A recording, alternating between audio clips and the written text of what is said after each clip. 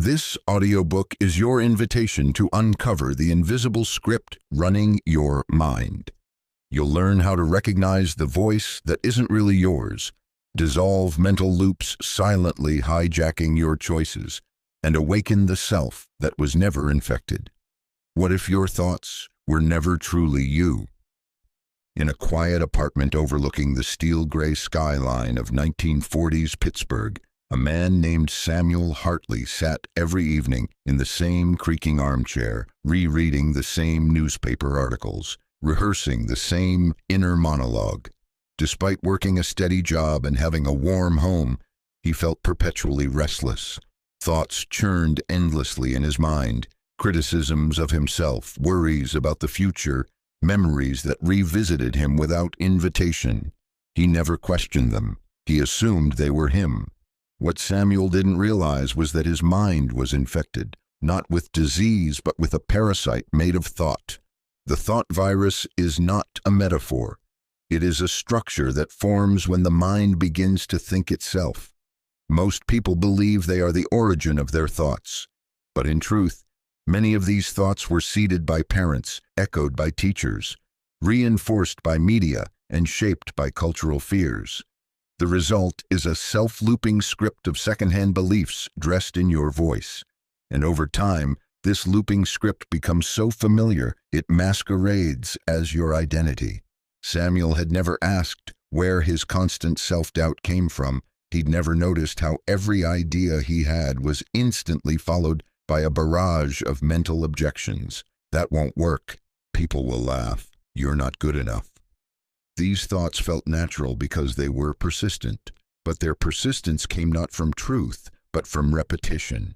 Just like a virus that survives by replicating itself, the thought virus depends on you not noticing it's there. One morning, Samuel stood at the train platform watching the fog roll in. For a rare moment there were no thoughts, just silence and the sound of wind against metal. That's when something strange happened. A thought appeared, as usual, but instead of following it, he watched it, just watched, and for the first time he didn't feel like the thought. He felt like the witness of the thought. The loop stuttered, something cracked. You see, the most dangerous thing about the thought virus is that it convinces you it is you. It takes the form of memory, identity, and personality. It loops so smoothly that it feels like background noise until that moment when awareness sharpens and you realize the noise has been writing your life. The beginning of liberation is noticing, not fighting the thought, not replacing it, but simply witnessing it without identification. When Samuel began practicing this daily, the inner monologue lost its grip. He still had thoughts, but they no longer carried the same weight. They were not commands. They were not truths. They were just echoes. The thought virus cannot survive in the presence of awareness. It thrives in unconsciousness, in distraction, in reaction. But when you stop and see it, truly see it, the loop begins to fray. And what's left is not silence, but space. Space in which something deeper can finally speak. You were never the voice in your head. You are the one who hears it. And that realization is the first antidote. In the winter of 1931, a young boy named Henry Wakefield stood at the edge of his father's study in Boston, listening through a cracked door as his parents argued about money. His mother's voice trembled, not from anger, but from fear. His father's tone was sharp, soaked in frustration and disappointment. The boy didn't understand the words, but he understood the feeling, and that feeling became the seed. Decades later, long after his parents were gone, Henry still woke with the same anxious pressure in his chest, even on days when nothing was wrong. He didn't know why, but the loop had begun. Thought loops do not start with thought. They begin with an emotional imprint, a repeated emotional experience in childhood. Fear, shame, rejection lays down a track in the psyche. Later, the mind tries to explain this track, to make sense of it, and in doing so, creates a thought. That thought circles back to the feeling, which reinforces the thought, which reactivates the feeling, and the loop is born. Most people believe their thoughts create their emotions, but more often, it is the unprocessed emotion that creates the thought. The original feeling, unresolved and unexamined, demands mental narration. So the mind supplies a story. I'm not good enough. The world is unsafe. People always leave. And because the body keeps producing the old emotion, the story seems true. The loop feeds itself day after day, thought after thought. Henry became a man who never felt safe in moments of success. When good things came, he waited for them to be taken. He sabotaged opportunities. He distrusted compliments, not because he wanted to, but because a loop had taught him that safety comes from worrying. It was a familiar pain, and the familiar always feels safe, even when it hurts. His nervous system had learned a pattern, and his mind wrote thoughts to match. You see, loops do not come from logic. They come from repetition. What is repeated becomes familiar. What is familiar becomes believable. What is believable becomes identity. And what becomes identity forms the lens through which all life is filtered. The original loop may be buried so deep you forget the moment it started, but your reactions to life will trace back to it like vines to a root. One evening, as Henry sat alone at his desk, he paused during a surge of anxiety and asked one simple question: where did this come from? Not, how do I fix it? Not, what's wrong with me? Just curiosity. That night he dreamed of his childhood study, the yellow lamp, the broken clock, and the soft trembling in his mother's voice.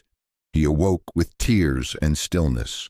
The origin was not in his thoughts, it was in his memory.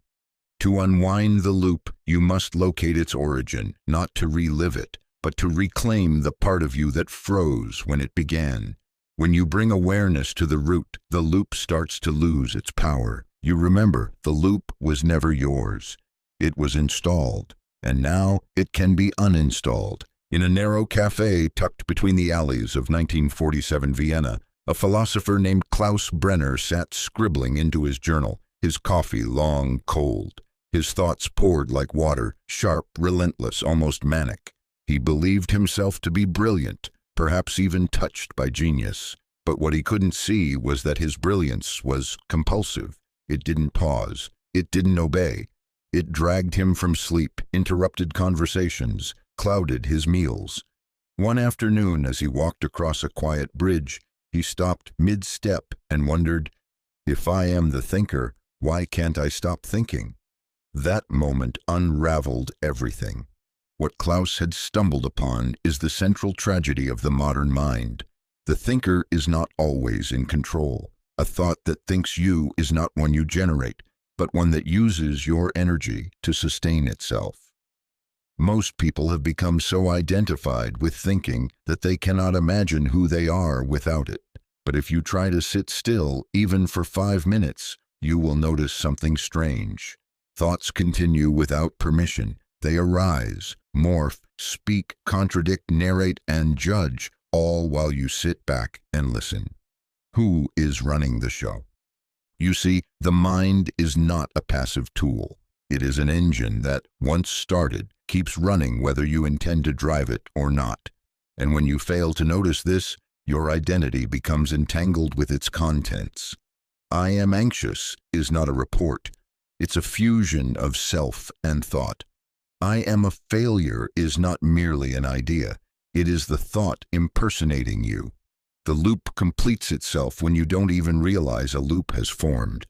Klaus began to notice the machinery. He would write a sentence and then question it, rewrite it, discard it, only to find the same sentence circling back hours later as if it had never left. It was as if something inside him was rethinking him. The thought had become an echo that looped itself, independent of his will. It felt alive, and perhaps, in a strange way, it was. Alive with the energy he unknowingly gave it. This is the haunting truth. Not all thoughts are chosen. Many are residual, mechanical, inherited. They think you. They use your voice, mimic your tone, disguise themselves as logic or memory. And unless you are deeply aware, you begin to live as the byproduct of your thoughts, not the source. The moment you begin to observe a thought instead of obeying it, you create space. And in that space, sovereignty is born. Klaus eventually stopped writing. He sat at the same cafe, not to think, but to witness. Thoughts still came, but they passed. They no longer took root. For the first time, he felt the difference between being the thinker and being thought. And he chose the former. The most dangerous thoughts are not the loud ones. They are the ones that whisper in your tone, the ones you never question, the ones that walk in wearing your name. But once you see the thought thinking you, the loop begins to dissolve. Because the moment you observe, you no longer are the thought. You are the awareness it cannot reach. In a small town on the edge of Wales in 1939, a girl named Eliza Vaughan would walk every morning past the butcher's shop, the schoolhouse, and the faded church bell that no longer rang. She was quiet. So quiet, in fact, that most mistook her silence for shyness. But inside, her world was never still. Thoughts she never chose whispered constantly in her mind. Be smaller. Don't speak too much. Don't be strange. Don't stand out. These weren't her beliefs. She didn't know where they came from, but they were always there, like distant echoes she couldn't turn off. Eliza had not invented these whispers. They had seeped into her from the world around her, from glances, from overheard remarks, from the way her teachers praised the girls who followed and dismissed the ones who dreamed, from the way her mother sighed when she asked too many questions. The world doesn't teach you with lessons. It teaches you with tone, with gesture, with repetition. And when you're young, the world doesn't speak in sentences. It speaks in whispers. Whispers that bypass the thinking mind and lodge deep in the nervous system. Thought loops often begin here, not with your voice, but with others' impressions of who you're allowed to be. Fit in. Be agreeable. Work hard, but not too loud. These messages are never explicit. They're absorbed, like ink into paper, until you believe them to be your own. And once internalized, the whisper becomes a loop. You repeat it to yourself, then you live it. Eliza didn't realize how much of her life was being shaped by these inherited whispers until the day her drawing was rejected at a local exhibition, not for its lack of beauty, but for its strangeness. One of the judges had said, "This isn't how a proper girl sees the world." That night, Eliza didn't cry. Instead, something inside her paused. She stared at her hands and thought, then maybe I'm not a proper girl. For the first time, the whisper didn't feel like hers. You see, the thought virus often starts with the world's whisper. A parent's scorn becomes the loop of self-doubt. A teacher's sarcasm becomes the loop of fear. A stranger's judgment becomes the loop of shame. These things never asked for your permission, but once inside, they speak in your voice. The first step to killing the loop is learning to distinguish the whisper from the truth. When Eliza returned to her drawing table, she didn't try to make her art more acceptable. She tried to make it more hers. She began asking, "Whose voice is this?" Each time her mind objected. Slowly, the whispers grew fainter. She didn't silence them. She simply stopped believing they were hers to begin with. You don't need to argue with the world's whispers. You only need to notice them, because once you hear them clearly, they lose the power to speak through you. What remains is your voice, strange, radiant, unapologetic, the one that was always there before the world taught you to whisper against yourself. In the crisp mornings of Depression-era Kansas, Thomas Yates rose before the sun to scan the horizon from the porch of his farmhouse. His boots were worn thin, and the cupboards inside held more dust than food. Yet even when the rains returned and the fields began to yield again, a strange feeling lingered in him, a silent panic that there would never be enough. Not enough grain, not enough warmth, not enough love. It followed him into prosperity, quietly poisoning every success with the whisper, "You could lose this any moment." He didn't realize it, but he was caught in the loop of lack. The loop of lack does not begin with absence. It begins with fear. It begins with a moment of not having something vital and the emotional scar it leaves behind. That fear becomes a lens. From that moment on, no matter how much life gives you, you see only what's missing. You could be surrounded by plenty and feel poor. You could be deeply loved and feel lonely. The loop doesn't respond to reality. It reshapes it. Thomas remembered the winter his father sold their last mule. He remembered the way his mother tightened her apron and pretended she wasn't hungry so the children could eat. That memory, though never spoken of, etched itself into his nervous system. It taught him that survival meant worrying, hoarding, preparing for disaster, and even as a grown man with a thriving harvest, he never tasted a meal without guilt. He didn't feel safe with abundance because the loop had taught him that safety only comes from anticipating lack. You see, the loop of lack is not cured by gain. In fact, it often grows stronger in success. Because with more to lose, the fear increases. The loop whispers that everything is temporary, that gratitude is naive, that comfort is the first step toward catastrophe. It keeps you alert, restless, on guard, never fully receiving what is already yours. One evening, Thomas sat at his kitchen table as his grandson played at his feet, drawing suns and flowers with crayons on scrap paper. The boy looked up and said, "Grandpa, do you think we'll always have food?" Thomas opened his mouth to respond and froze. In that moment he saw the loop jumping generations. He saw the inheritance of fear, and he knew he had to break it. The first step was daring to feel safe. Not because the world guaranteed it, but because he no longer wanted fear to be the architect of his mind. He began thanking his food before he ate. He left coins in the collection plate without clenching. He said yes to small pleasures without explaining them away.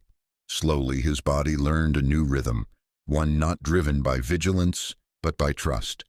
The loop of lack cannot be filled by more. It dissolves through enoughness, not the kind you measure, but the kind you decide. When you choose to feel whole in this moment, the virus loses its hook, because what you claim as enough becomes your truth, and truth is the loop's natural antidote. In the flickering candlelight of a boarding school dormitory in 1936 Edinburgh, a boy named Malcolm Reed sat hunched over his writing desk, anxiously reading a paper returned by his literature instructor. Scrawled in red ink at the bottom were the words, "You're not quite there yet." The phrase seemed harmless, even kind, but something inside Malcolm tightened. That night, and every night after, he began rewriting sentences in his head over and over, long after they were spoken or written. Each thought became a rehearsal for approval. Each silence felt like a rejection. He believed he was improving. In truth, he had entered the loop of the feedback lie. The feedback lie begins with a small betrayal, the moment when someone's opinion registers as evidence of your worth. It may come through praise that feels conditional, or critique that feels like truth. And once the mind accepts this setup, it begins outsourcing its sense of self.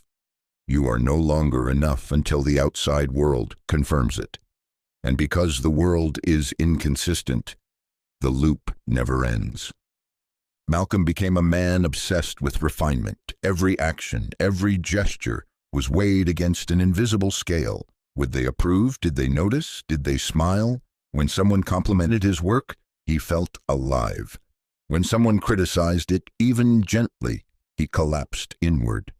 He had lost access to his own center. His value had been exported to the shifting winds of other people's reactions. The thought virus had disguised itself as self-improvement. You see, the most dangerous feedback is not the harsh kind. It is the kind that seems wise, subtle, reasonable, the kind that trains you to measure yourself by a moving target. You're getting better. That wasn't your best. Almost. These phrases form a mental contract. Who you are today is not enough, but with effort you might become enough. And so you chase. And so the loop forms. The feedback lie tells you that progress is found in the mirror of others. But what it hides is the price. dependency. The mind begins performing for approval, not from joy. You become an actor in your own life, waiting for applause that never lasts. Even success feels hollow because your reward is always external and always delayed. Malcolm eventually broke down in the middle of a reading. His voice shook, not from stage fright, but from exhaustion. He could no longer distinguish between his voice and the imagined voices of those who might judge it. That night, alone in his study, he read one of his old essays aloud, not to be heard, not to impress, but just to feel it. And for the first time in years, he felt moved by his own words. The loop began to weaken when he stopped asking how others would respond. He didn't need to stop caring entirely. He only needed to stop obeying. The truth is this: feedback is information, not instruction. You are not a reflection, you are a source. And once you return to that knowing, the loop cannot hold. Because when your truth no longer needs to be echoed, it finally becomes free.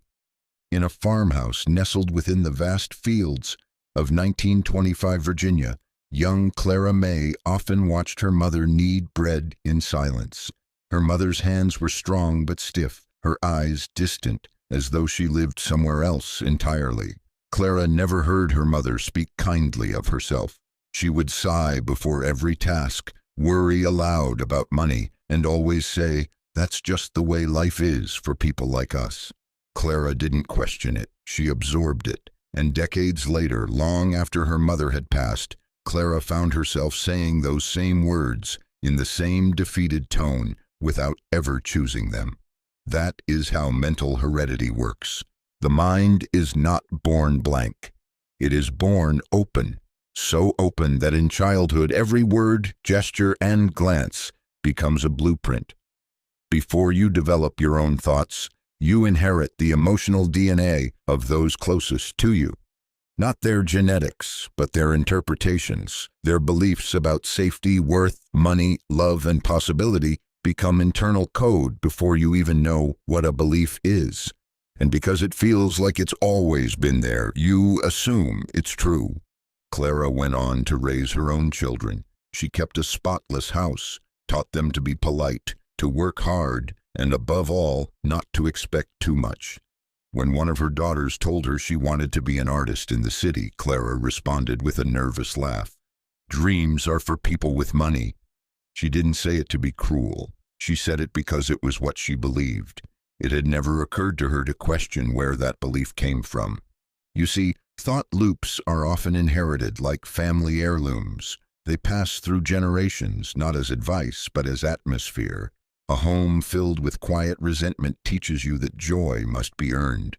A parent who panics about bills teaches you that abundance is dangerous. Even the way someone sighs when they look in the mirror teaches you how to see your own face. These loops don't come from you, but they live in you until they are named. Clara's awakening began one afternoon when her granddaughter, barely 5, muttered under her breath, "I don't think I can." She wasn't speaking to anyone, she was just playing with blocks. But the phrase struck Clara like thunder. It was her voice, her mother's voice, echoing again in another generation. The loop had jumped, and Clara could feel it in her bones. It had to end here. Mental heredity cannot be broken by effort. It is broken by awareness. Clara began writing down every phrase she said without thinking. Every belief that began with "people like us," every rule she obeyed but never questioned. And slowly she began to separate what was hers from what was passed down, what was true from what was trained. When you begin to trace your thoughts to their origin, you may find they are not yours at all. They are echoes, and once you hear the echo, you can stop repeating it. You can become the first voice in your line to speak a new truth. And that is how you rewrite the inheritance.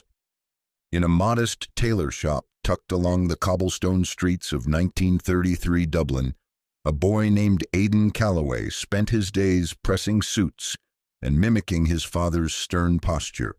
His father was a man of few words, a man who measured worth by precision and silence. Aiden learned quickly. Walk the way he walks, speak the way he speaks, never cry, never ask. Praise came rarely, but when it did, it was for how closely Aiden resembled the man who raised him. Without realizing it, he began to confuse imitation with identity. The imitation self is built not from authenticity, but from observation. As children, we learn who we are by who we believe we need to be. We study the responses of those around us. We watch who gets loved, who gets punished, who gets ignored, and slowly a mask begins to form, not because we are dishonest, but because we are adaptive. We don't choose this mask, we build it for survival. Aiden grew up to be a man others respected. He was meticulous, calm, reliable. But in moments of solitude, he would feel something hollow stir inside him, a faint longing, a question with no words. He tried to push it away, distract himself with work. But the feeling returned, especially when he looked in the mirror and couldn't remember the last time he made a decision that felt like his. You see, the imitation self is a performance so well rehearsed that you forget it's a performance at all. It imitates the traits that were rewarded, echoes the beliefs that were expected, and conforms to the rhythm of the world around it. But underneath it all lies a quieter truth, one that never needed to be shaped, only heard. One rainy afternoon, Aiden overheard his apprentice singing while sewing a seam, something he himself had once loved to do as a boy, before he learned that real men worked in silence. The melody unlocked a memory, his younger self, barefoot in the attic, humming while stitching doll clothes for his sister's tea parties. He remembered the joy, the color, the ease. And in that moment, the mask cracked, not with drama, but with breath. The imitation self isn't evil. It's just outdated. It was built in response to the world you once knew. But if left unexamined, it becomes a prison with velvet walls. You may gain approval, you may feel safe, but you'll also feel numb, disconnected from the raw current of your being. Aiden didn't burn his shop down or run away. He simply started small. He began saying no when he meant it. He listened to music while he worked. He laughed more. And over time, the real self, the one he thought was long gone, returned like an old friend, patient and unafraid. The moment you stop performing is the moment the truth returns, not as a shout, but as a whisper. You were never meant to be a copy. You were meant to be the original. And the world, it turns out, needs fewer masks and more of the real you. In a cramped tenement apartment on the Lower East Side of Manhattan, in 1928, a young boy named Elias kept a list of things to avoid. He didn't write it down. It lived in his body. Don't talk back. Don't stay out too late. Don't trust strangers. Don't stand too tall. His father, a shoemaker hardened by war and loss, rarely spoke in praise, but his eyes always narrowed when Elias made a mistake. The message was clear: stay small, stay safe. Over time, Elias didn't need reminders. The rules had installed themselves. Fear had become his internal operating system. Fear is the original code, not of the soul, but of the nervous system. It's ancient, mechanical, and efficient. It's how the body learns to survive long before the mind learns to think. You touch a hot stove and pain teaches you avoidance. But when fear comes not from fire, but from tone, from silence, from rejection, from unpredictability, it becomes something else entirely. It becomes programming, and the mind, like a machine, runs it automatically. Elias grew into a man who was always prepared for the job to fall through, for the partner to leave, for the door to close. He called it realism. Others called him cautious, but underneath the labels was a loop that never stopped running. If I expect the worst, I'll be safe from the fall. What he didn't realize was that the program meant he never truly rose. Fear had disguised itself as protection, but it had quietly become limitation. You see, the mind doesn't distinguish between real danger and remembered danger. Once programmed, fear fires the same way, whether there's a bear in front of you or a disapproving glance across the dinner table. The loop doesn't ask if the threat is real. It only asks, have we seen this before? If yes, the code runs. The body tenses, the breath shallows, the thoughts spiral, and the moment of presence is gone. One autumn morning, Elias was repairing a boot when a loud crash rang out in the alley. His body jolted, but there was no threat, just a garbage can overturned by wind. Still, the reaction lingered in him for hours. It was then, over coffee and silence, that he began to wonder, how many times have I obeyed fear that wasn't mine? How often has fear made my choices for me? To reprogram fear is not to erase it. It is to reassign it. Elias began to do small things that fear once warned against.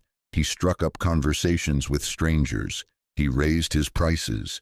He said what he meant without apology, not because he wasn't afraid, but because he was no longer willing to let fear be the default script. Fear will always knock. It is built into the system, but you get to decide whether it enters, whether it stays, and whether it speaks on your behalf. When you stop letting fear be the author of your decisions, you begin to write a different story, one where danger no longer comes from visibility, and safety no longer requires self-erasure. In the heart of 1930s Chicago, the streets were never quiet. Streetcars rattled, radios hummed from open windows, and in a crowded tenement on the second floor of a red brick building, Martha Klein kept a gramophone playing from Rise to Sleep.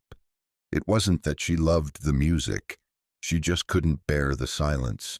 Whenever the needle scratched to an end, something inside her stirred, an unease, a pressure, a creeping presence of thoughts too loud to ignore. So she would reset the record, again and again. Most believed she just liked the noise. But Martha wasn't listening for music, she was hiding from herself. Noise addiction doesn't always come in the form of sirens or shouting. Sometimes it's the subtle compulsion to always have something, anything, playing in the background. The radio, the news, conversation, music, scrolling, even thought itself. Silence becomes threatening not because it is empty, but because in the absence of distraction, what's unresolved begins to speak. You see, noise is not just sound. It's stimulation. It's constant input that drowns out the voice underneath, the one you've been avoiding. And the more you avoid it, the more noise you seek. This is the loop.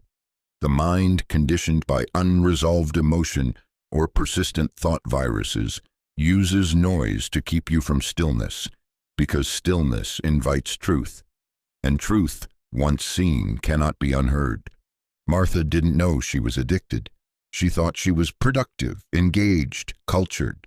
But when the power went out one stormy evening, the sudden quiet hit her like a wave. The room expanded. The furniture felt unfamiliar. Her heartbeat became audible, her breath loud. She paced. She tried to hum, but the thoughts came anyway. Thoughts about time wasted, about dreams she abandoned, about the gnawing sense that she'd lived her whole life one step away from herself. What she didn't realize is that this discomfort was not her enemy. It was the first sign of awakening. When you are addicted to noise, silence is not empty. It is full of all the things you have buried beneath distraction. And when the noise stops, the buried begins to rise. Martha began a ritual after that storm. Each morning, before turning on the radio, she would sit in silence for 5 minutes. At first, it was unbearable. Her mind clawed for escape, but gradually the noise inside began to soften. Underneath the static was something gentler, a whisper, a knowing, a sense of self not shaped by external input, but by inner presence. Addiction to noise is not about the sound itself. It's about what you're unwilling to hear. But once you sit with the silence, something miraculous happens. The mind stops shouting, the loop weakens, and beneath the habitual noise, the real voice, the steady, sovereign one, returns. When you stop filling every space with distraction, life doesn't get louder, it gets clearer, and in that clarity you'll discover the sound of yourself unfiltered, not as a broadcast, but as a still, luminous presence that has always been waiting for the volume to drop. In the amber-lit parlor of a small publishing house in 1938 Boston, Eleanor Shaw recited her life story for the third time that week. She was meeting a new editor, and as always, she shared the same tale: how she struggled through poverty, how her teachers dismissed her talent, how every success she'd earned had been clawed from the jaws of rejection. The editor nodded politely, but Eleanor wasn't telling him for his sake. She was telling it for hers. Again, not because she forgot it, but because she needed to remember it the same way. The details didn't change, but something inside her remained tethered to the narrative. She couldn't see it, but she was trapped in the compulsive self-story. The self-story is the invisible script the mind rehearses to explain who you are. It begins in childhood, built from moments that made you feel significant or small. Over time, these moments are edited, repeated, and stylized into a narrative that gives life coherence. But when that story becomes compulsive, when it overrides the present moment with a rehearsed identity, it stops being memory and becomes a prison. Eleanor's story was one of resilience, but beneath it lurked a hidden fear.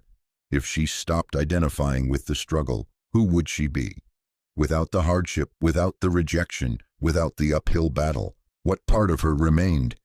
You see, the most gripping self-stories are the ones we survive. And because survival feels powerful, we begin to worship the wound that forced us to grow. The mind loops the story not because it loves it, but because it needs a consistent self to point to. I am this way because becomes the loop's anchor. The story gets told again and again, to new people, to the mirror in thoughts during quiet moments. It becomes armor, but that armor eventually rusts into identity. Eleanor's breakthrough came not from rewriting her story, but from falling silent one afternoon in her study. A letter had arrived from a reader who felt uplifted by her work, not because of her struggle, but because of her joy. The reader hadn't seen the pain in Eleanor's sentences. She'd seen light. That moment pierced something inside her. Eleanor sat still and wondered, what if I am more than what I overcame? You see, when the self-story becomes compulsive, it tells the past louder than it listens to the now. It decides how others see you before you meet them. It defines what you're capable of before you try. But the real you, the self beyond the story, is not bound by past events. It is spacious, changing, alive. To break the loop, you don't need to reject your story. You only need to stop performing it. Let the moment be unnarrated. Let the now speak for itself, because your truest self is not a sentence. It is a silence from which new stories are born. And in that silence, Eleanor found something more powerful than her past. She found a presence that didn't need to be explained, only lived. In the heart of 1940s Detroit, a machinist named Walter Green worked the night shift, tightening bolts and calibrating gears on the factory line. He was efficient, punctual, and deeply predictable. Every morning at 6 a.m., he took the same route home, stopped by the same diner, ordered the same coffee, and read the same column in the local paper. Walter called it routine, but it was more than habit. Without realizing it, he had become an algorithm, an unconscious sequence of behaviors and thoughts, running on autopilot. Beneath his stoic exterior, Walter was no longer choosing his life. It was being run for him by a silent program. The algorithm of you is the set of patterns, reactions, and expectations that you live by without knowing. It's not just what you do, but how you think, what you expect from people, how you judge situations, even the types of problems your mind loops back to when left alone. At first, these patterns feel like personality, but over time they become scripts, predictable, rigid, and self-reinforcing. What you do once becomes what you do always, and what you repeat becomes who you think you are. Walter believed he was in control, but every decision he made followed an unseen rule. When someone complimented him, he brushed it off automatically. When a stranger struck up conversation, he responded with suspicion. When offered a new opportunity, his instinctive thought was, It's not for people like me. He didn't argue with these responses. He obeyed them, not because he wanted to, but because they were embedded in the code. You see, the mind is a pattern recognition machine. It saves energy by predicting. And the more you repeat a response, the more the brain hardwires it. Eventually, the loop becomes so seamless that you forget there was ever a choice. You become reactive, not responsive, and your life narrows to the borders of your programming. One morning, a new hire named Teresa joined Walter on the line. She asked him why he always checked the same valve 3 times when 2 would suffice. He didn't know. No one had ever asked. That single question lodged in his mind.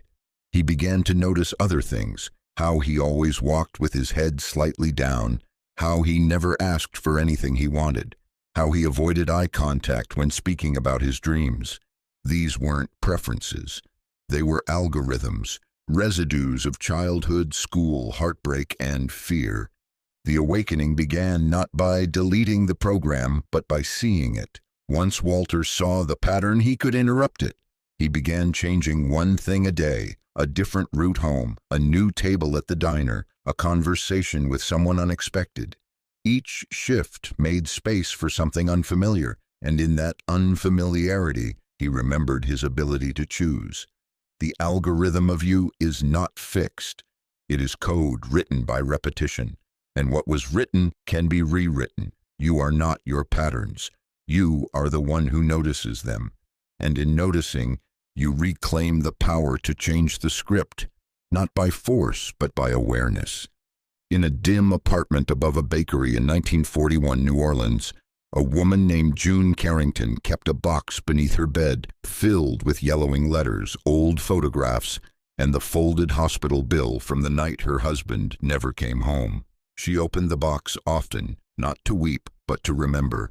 Everyone in her neighborhood knew her story. The brave widow, the survivor, the woman who never remarried, who wore black like a second skin. What they didn't know was that June had come to need her story, not because it healed her, but because it defined her.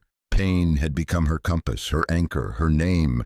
This is the hidden cost of suffering. When it goes unhealed, it starts to shape who you believe you are. You don't just remember what hurt you, you become the one who was hurt. And over time, identity fuses with injury.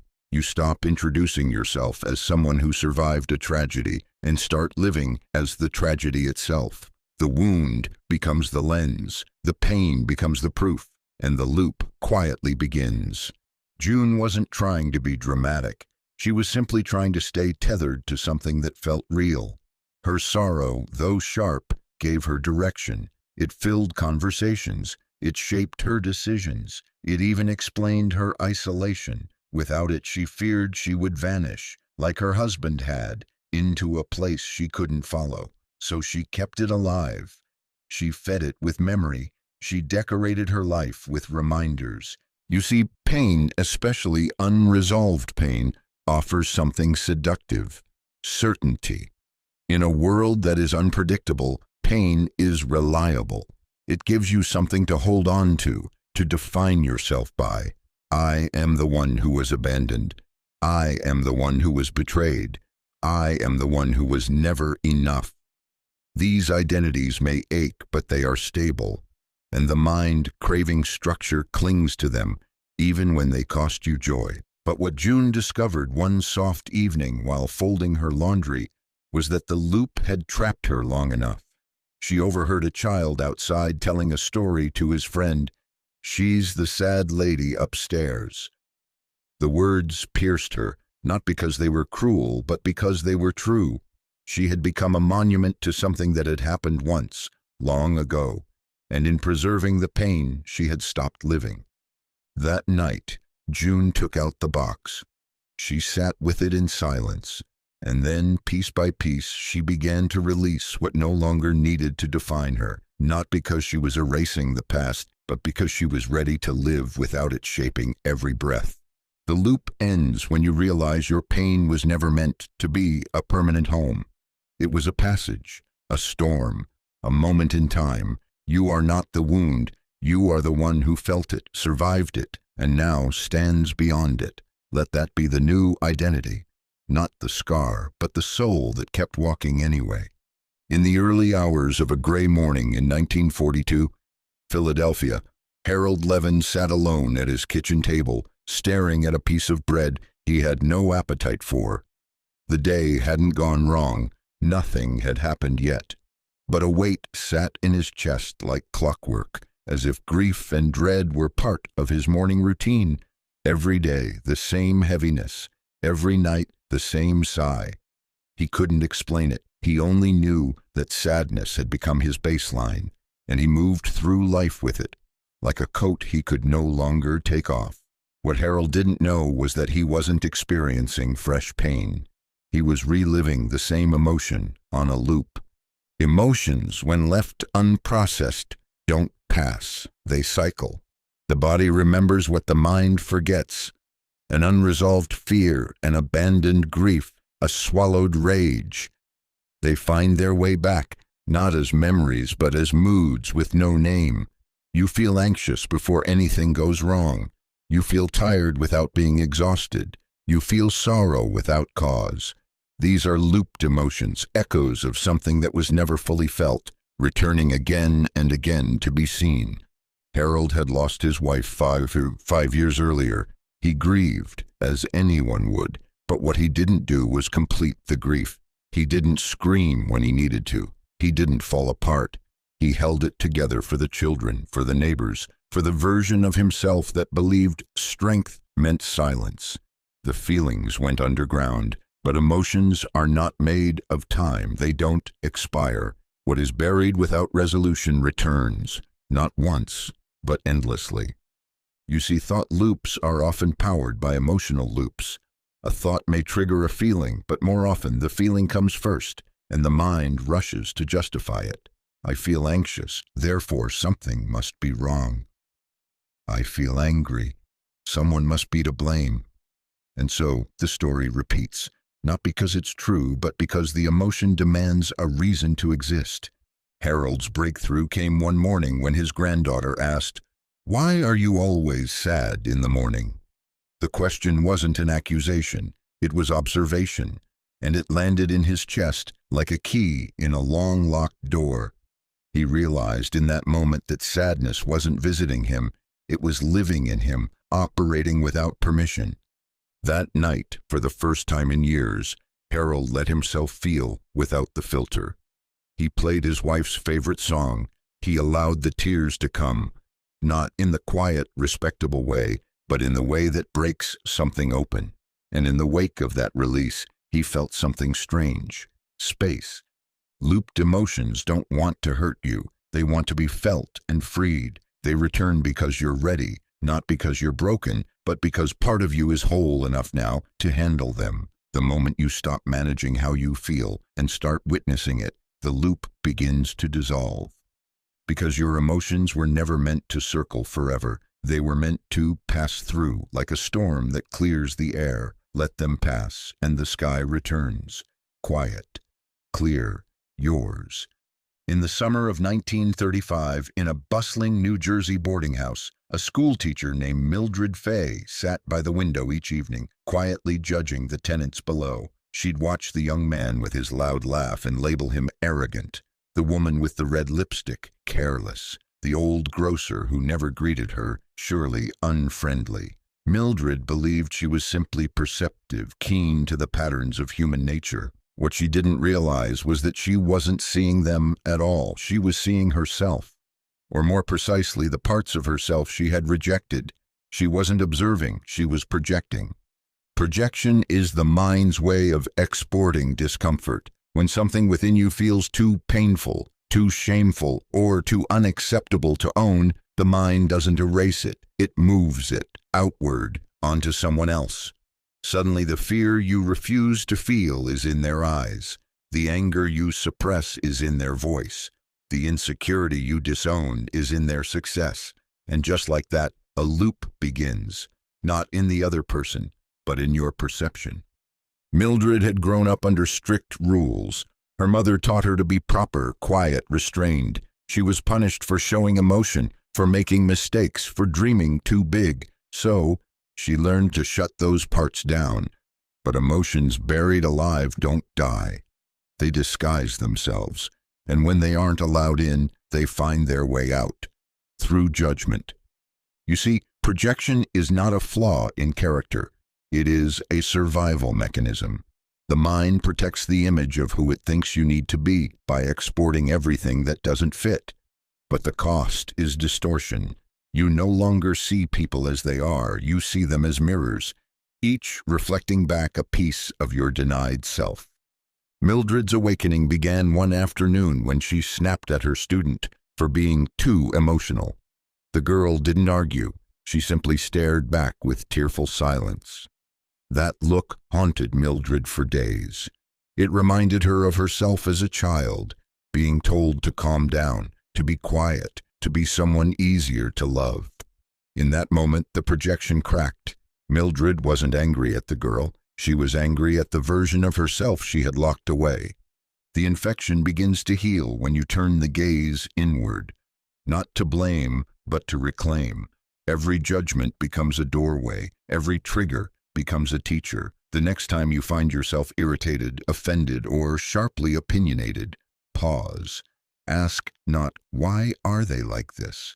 Ask, what part of me have I disowned that this person represents? Projection loses its grip when you welcome back what you've exiled. Mildred started small. She allowed herself to cry during movies. She spoke her opinions without rehearsing. She laughed loudly once and no one scolded her. Slowly, the others she once judged softened in her vision, not because they changed, but because her eyes did. The world isn't showing you what it is. It's showing you where you are. When you clean the lens, you don't just see others clearly. You finally see yourself. Whole, messy, radiant, finally returned. In the winter of 1932, in a fog-draped corner of Liverpool, a young man named James Langley stood backstage gripping a folded poem in his trembling hands. He had been invited to read at a local writers' gathering, but as his name was called, his thoughts turned against him. You're not ready. They won't understand. You'll stumble over your words. He wasn't just nervous. He was spiraling. And instead of walking toward the podium, he slipped out the side door and into the street. The poem never left his pocket. What James didn't know was that he wasn't responding to the present moment. He was caught in the self-doubt spiral, a thought loop designed to keep you small. Self-doubt is rarely about now. It pretends to be a rational voice, assessing your abilities, weighing consequences. But in truth, it is memory disguised as foresight. Somewhere in your past, you were criticized, dismissed, humiliated, or ignored. That pain encoded itself as protection. Don't speak too loudly. Don't try too hard. Don't risk being seen. Over time, that protection became a reflex. Now every time you move toward expansion, the spiral activates. James didn't lack talent. What he lacked was trust in himself. Every time he neared a moment of visibility, his mind would flood with imagined failure. And the more he obeyed those thoughts, the stronger they became. That's the trap. Self-doubt feeds on avoidance. Each time you step back from the edge of growth, the spiral tightens. It reinforces the illusion that safety lies in staying unseen. You see, the spiral is not linear. It loops.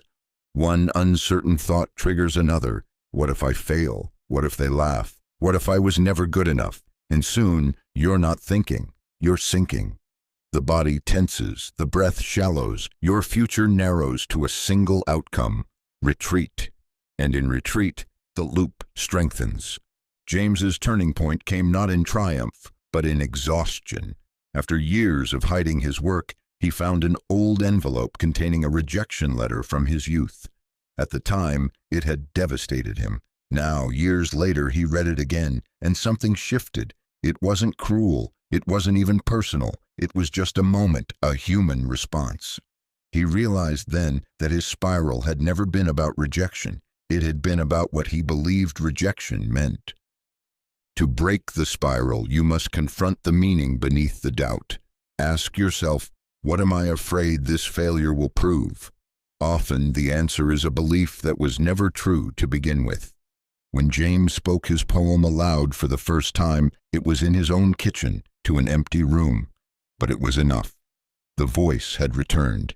Self-doubt is not humility. It is memory dressed as warning. You do not need to silence it. You only need to stop believing it. Every time you act in spite of it, the spiral loosens, and eventually it unravels completely, revealing not a fault in you, but a forgotten strength waiting to speak. In the quiet hours of dusk in 1944, San Francisco, a man named Gerald Monroe sat at his writing desk, eyes open but unfocused. He wasn't writing, he was thinking, obsessively. His mind looped through grocery lists, half-finished arguments, worries about the war, the weather, the meaning of life. Even in sleep, the thoughts followed him, disguised as dreams, replaying scenes and imagined futures. Gerald wasn't solving anything. He wasn't growing wiser. He was stuck in a storm of thought. And the strange part was he didn't want it to stop. He was afraid of what silence might say. Most people believe they think because they choose to, but the truth is, thought often continues without invitation. It runs like a machine that no one turned off, because no one knew how. The reason you can't stop thinking is not because you are flawed. It's because thought has become your identity. If there's no thought, who are you? Gerald was a learned man, respected for his intellect, but the same mind that earned him recognition became his prison. He noticed he couldn't sit still without narrating the moment. He couldn't walk through a park without categorizing trees, composing sentences in his head, arguing both sides of invisible debates. The mind, once a tool, had become the master, and he obeyed it, not because he loved the noise, but because it felt like home. You see, thinking is not the problem.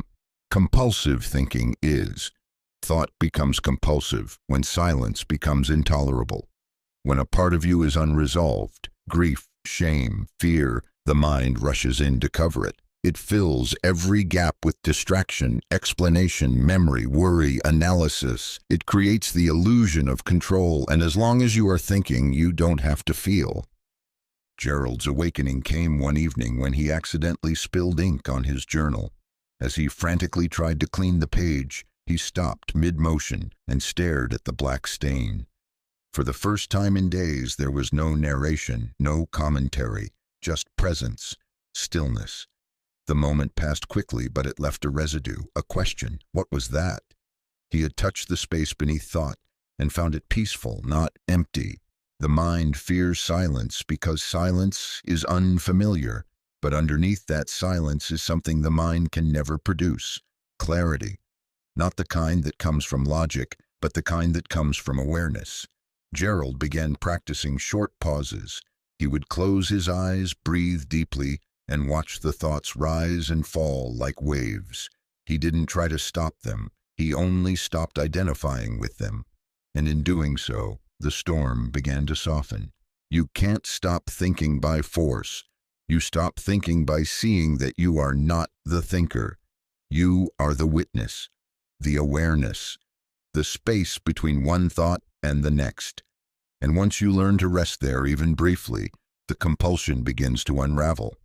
Because thought only controls you when you forget you have the power to watch it pass, like clouds through a wide, empty sky. In a dusty train station in 1937, Missouri, a man named Franklin Tate sat beside his suitcase, reading a telegram he'd nearly memorized. It was a rejection, his fourth that month. The words were simple, almost kind.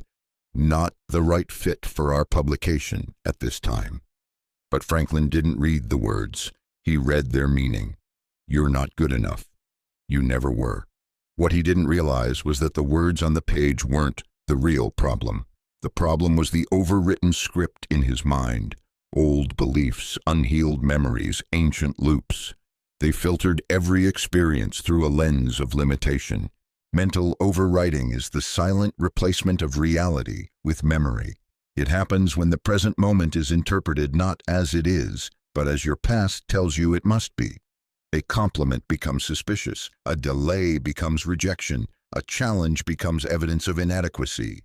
The event is neutral, but the mind, programmed by old wounds, rewrites it instantly, layering over it with assumptions and emotional residue.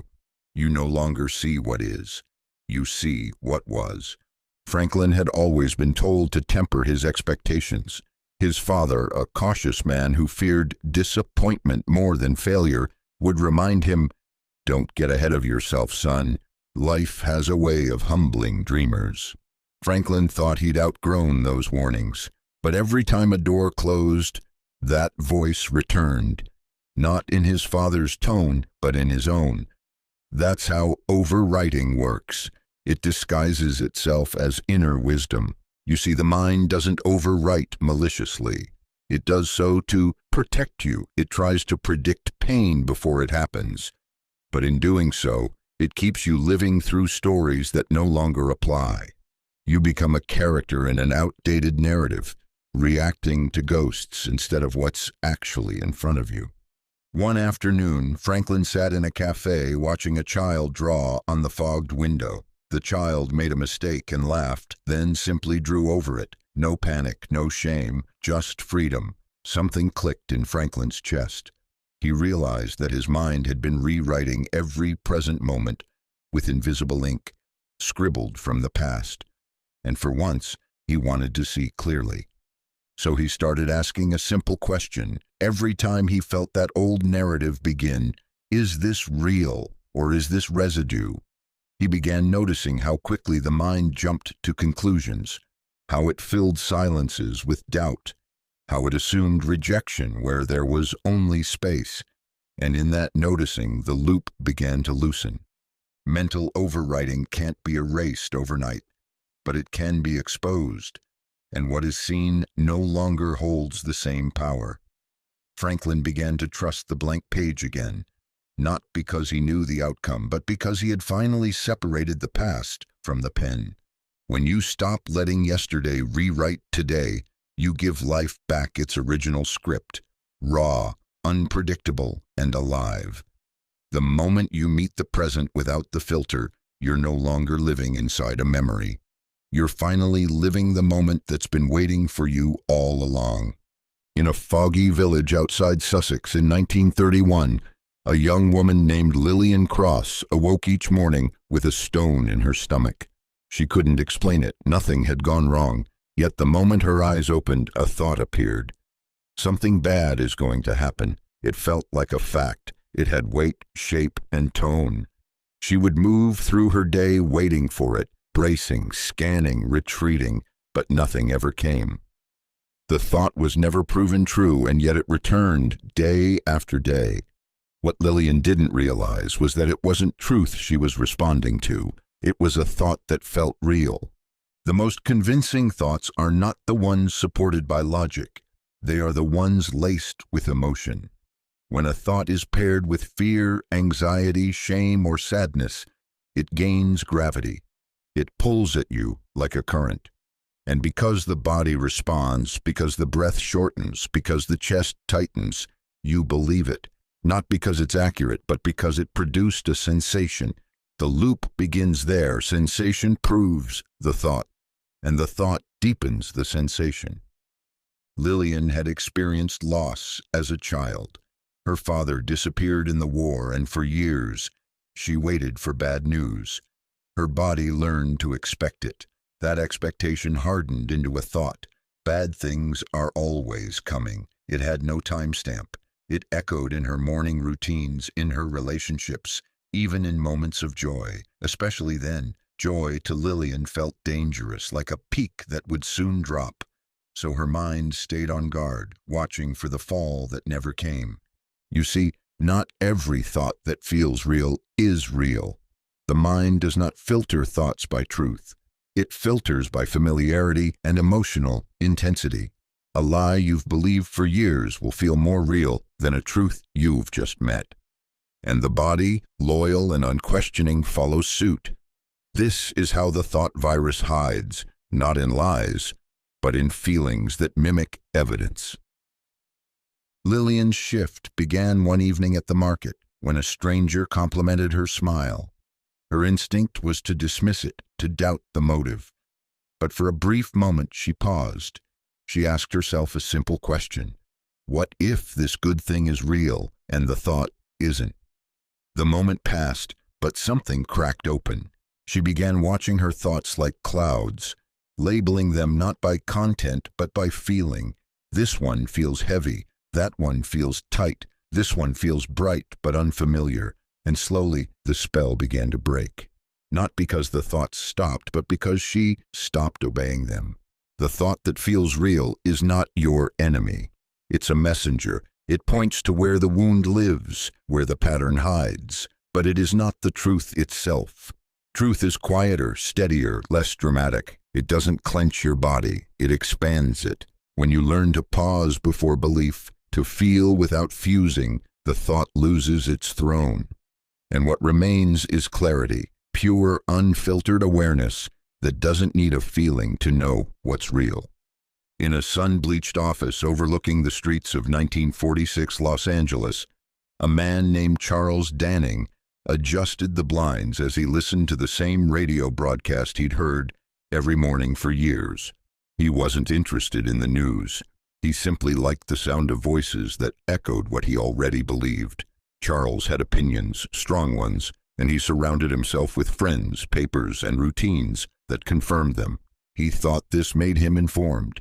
In reality, he was trapped in something far subtler than ignorance. He was living inside a mental echo chamber. A mental echo chamber doesn't look like a prison. It looks like safety. It looks like consistency. It feels like certainty, but it's built on repetition. Thoughts that loop because they are never challenged, never questioned, never disrupted. These loops form walls around the mind, not made of truth, but of familiarity. And once inside, it becomes hard to tell the difference between what's real and what's merely repeated. Charles didn't realize he had stopped learning. Every time he encountered a new idea, his mind rejected it before it could even enter. That doesn't make sense. That's not how things are. People like me don't think that way. His thoughts weren't evolving. They were circling, and because he kept hearing them, they felt true. You see, the echo doesn't just reflect, it reinforces. The mind loves reinforcement. It craves predictability. So it scans the world not for what is new, but for what agrees. It curates your reality, feeding you thoughts that match your history, your wounds, your fears, your long-held beliefs. And soon, everything you think seems confirmed by everything you see. But this isn't confirmation, it's containment. The echo chamber often begins as protection. When Charles was younger, he had voiced an idea in school that was mocked. It left a scar, so as an adult, he built a world that never mocked him again, but in doing so, he silenced growth. He no longer heard the thoughts that could free him, only the ones that padded the walls. One afternoon, his niece came to visit. She spoke openly, curiously, about things he'd never considered. He scoffed. She smiled and asked, "Uncle, when was the last time you changed your mind?" The question stunned him. He couldn't answer. He hadn't changed his mind in years. That night, in the silence of his room, her words echoed louder than his thoughts ever had. You see, the only way to escape the echo is to invite disruption, not chaos, but contrast, to seek voices that challenge you, to ask yourself, what if I'm wrong? Not because you are, but because freedom lives on the other side of the question. Charles didn't dismantle his echo chamber overnight, but he began opening windows, reading different things, listening more than defending. And as the chamber cracked, the world expanded. Mental echo chambers keep you comfortable, but truth rarely arrives in comfort. It comes as friction, as surprise, as a voice that doesn't sound like yours, but helps you finally hear. In the smoky kitchen of a Brooklyn brownstone in 1948, Margaret Ellis stirred her tea in silence, lost in thought. The day had gone as usual, her husband reading the paper, the children arguing over breakfast, the neighbors exchanging their rehearsed greetings. Everything appeared normal. But something inside her didn't feel normal. It felt fragile, like the air before a storm. As the spoon clinked against the side of the cup, she realized she couldn't remember the last time she'd made a decision that was entirely her own. And just like that, a crack appeared, not in the cup, not in the room, but in the story she had lived by for decades. The first crack doesn't shout. It whispers. It arrives as a quiet discomfort. A pause before a sentence you've said 1,000 times, a question you can't answer with the usual script. It might come in the middle of a routine. It might look like restlessness, irritation, or the sense that something doesn't quite fit anymore. But beneath the surface, something far deeper is happening. Your programmed life is beginning to glitch. Margaret had lived by the rules her mother taught her. Be agreeable, stay busy, don't expect too much. She'd kept a clean house and a full calendar. On the outside, she was successful, but inside, her days blurred together, shaped by obligation and invisible expectations. The thought virus had kept her locked in a loop. This is just what life is. But the crack, the first crack, had now opened, and once it does, the loop can never seal perfectly again. You see, thought viruses rely on certainty. They depend on routine, repetition, and unquestioned identity. But the moment you see even a sliver of possibility beyond the loop, the system starts to falter. Not because you've overthrown it, but because you've noticed it. The first crack is not a rebellion. It is a revelation. For Margaret, it began with small defiance. She didn't make the bed one morning. She sat on the porch with her tea instead of rushing through chores. She began reading again. Not cookbooks, but poetry. These changes didn't look like a revolution, but inside they were tectonic. She was no longer living only by habit. She was beginning to live by awareness. The crack widens with every conscious act. Every time you choose silence over noise, presence over performance, curiosity over compliance, you make room for something new to enter. And in that space, the old code begins to fall apart. Margaret didn't leave her family or abandon her life. She simply stepped back into it with different eyes. She asked questions where she once obeyed. She paused where she once pushed. And slowly, a new self began to emerge. Not louder, not bolder, just truer. The first crack is sacred. It means the illusion is starting to tremble. It means you are waking up, not to destroy the life you have, but to finally inhabit it, fully, freely, as yourself. In the stillness of a late autumn morning in 1933 Prague, a man named Victor Haas sat alone in a public square watching pigeons circle above the tram lines. He wasn't in a hurry. He wasn't thinking of where to go next. For the first time in weeks, his mind felt quiet. He noticed the curve of light on a window pane, the rhythm of a child's footsteps, the warmth of his breath in the cold air. And then a thought came, you should be doing something productive. But instead of reacting, Victor just noticed it. He didn't argue. He didn't believe it. He simply watched it come, hover, and pass. That moment marked the beginning of his awakening as the silent observer. Most people live as if their thoughts are facts. A thought arises and it is obeyed, believed, followed, resisted. The mind offers a command. Hurry up, you're not good enough, something's wrong. And the body tenses, the emotions flare, the loop begins. But what if you didn't respond? What if you just observed? The silent observer is not a character. It's not a new identity to put on. It is what's always been present beneath the noise. The part of you that never changes, no matter what thoughts come and go. You've seen this part before in brief flashes, watching yourself get angry, hearing your voice as if from outside your body, noticing a worry and suddenly wondering, why am I thinking this again?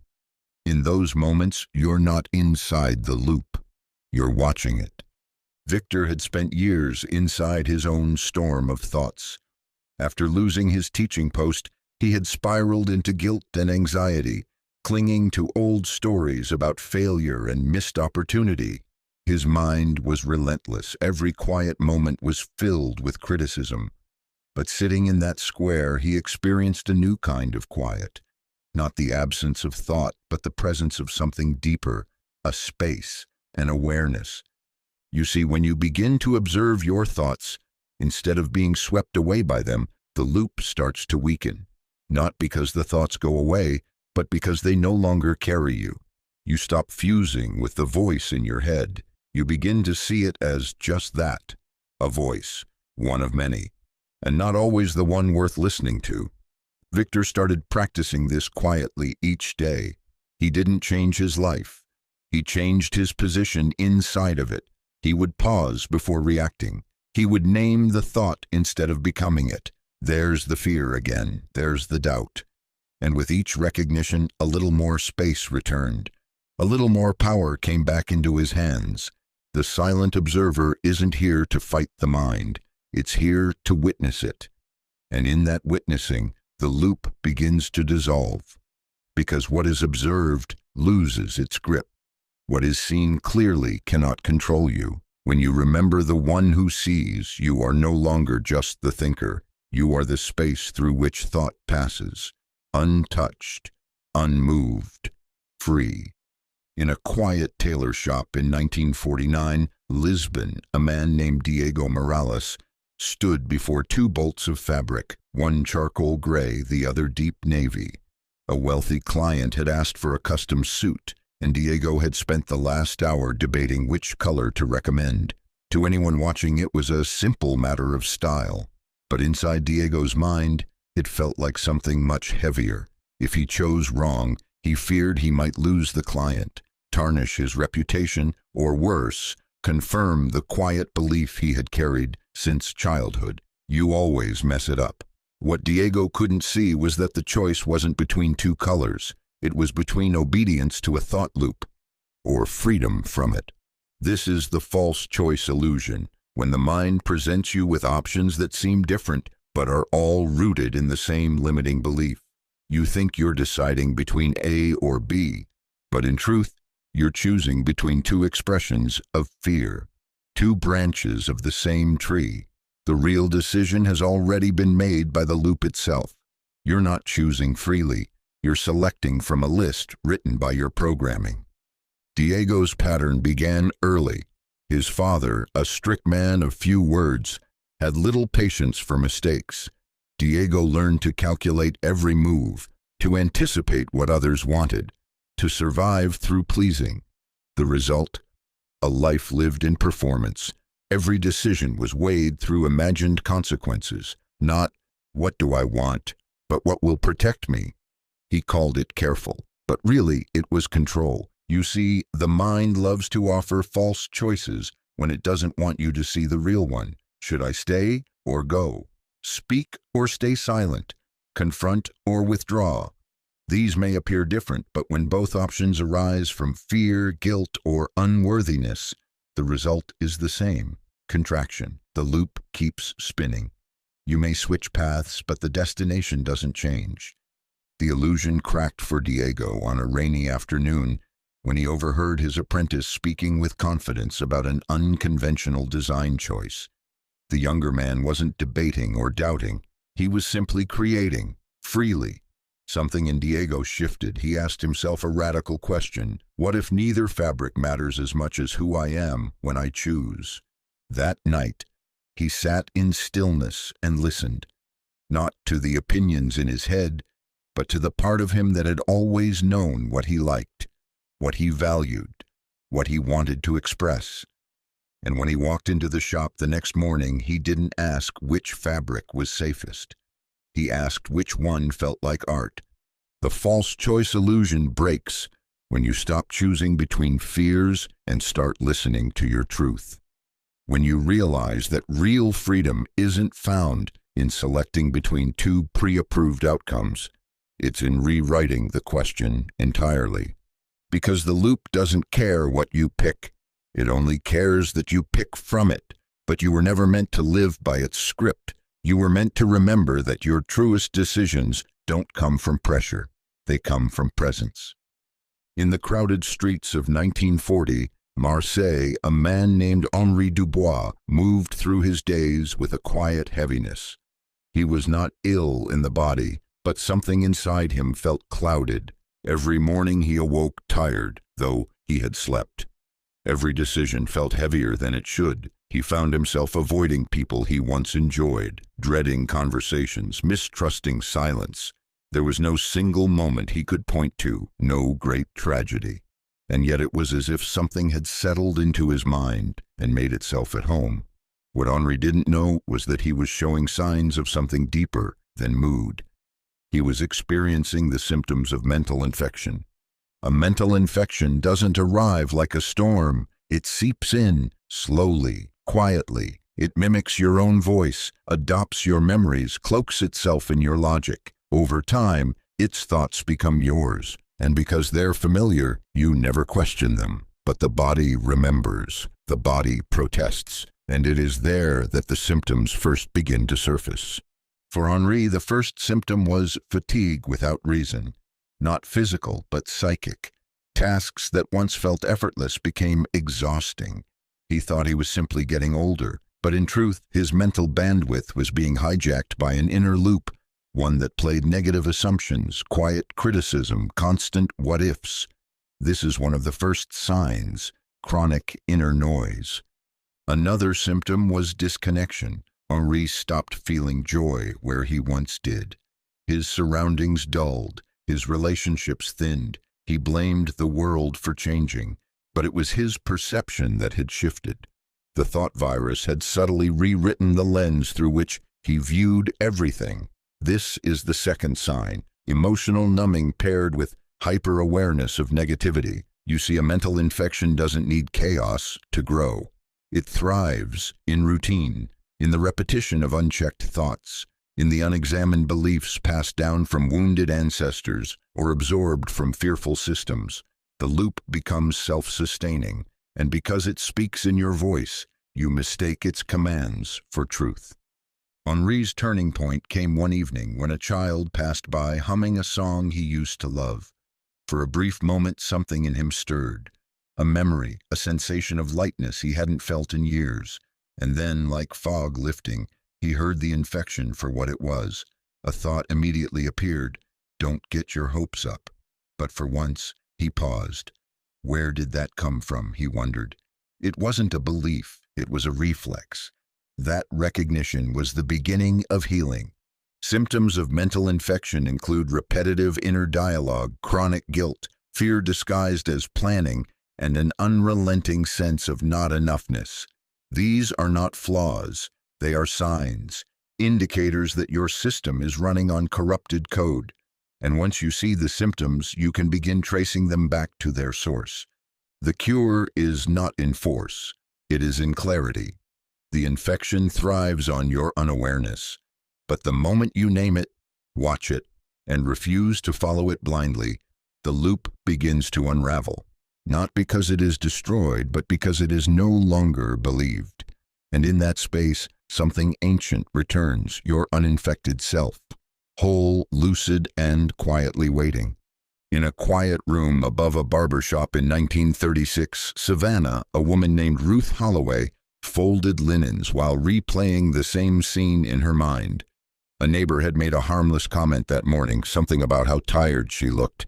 And yet, hours later, Ruth still felt her chest tighten every time she thought of it. It wasn't the words that haunted her, it was the feeling they unleashed.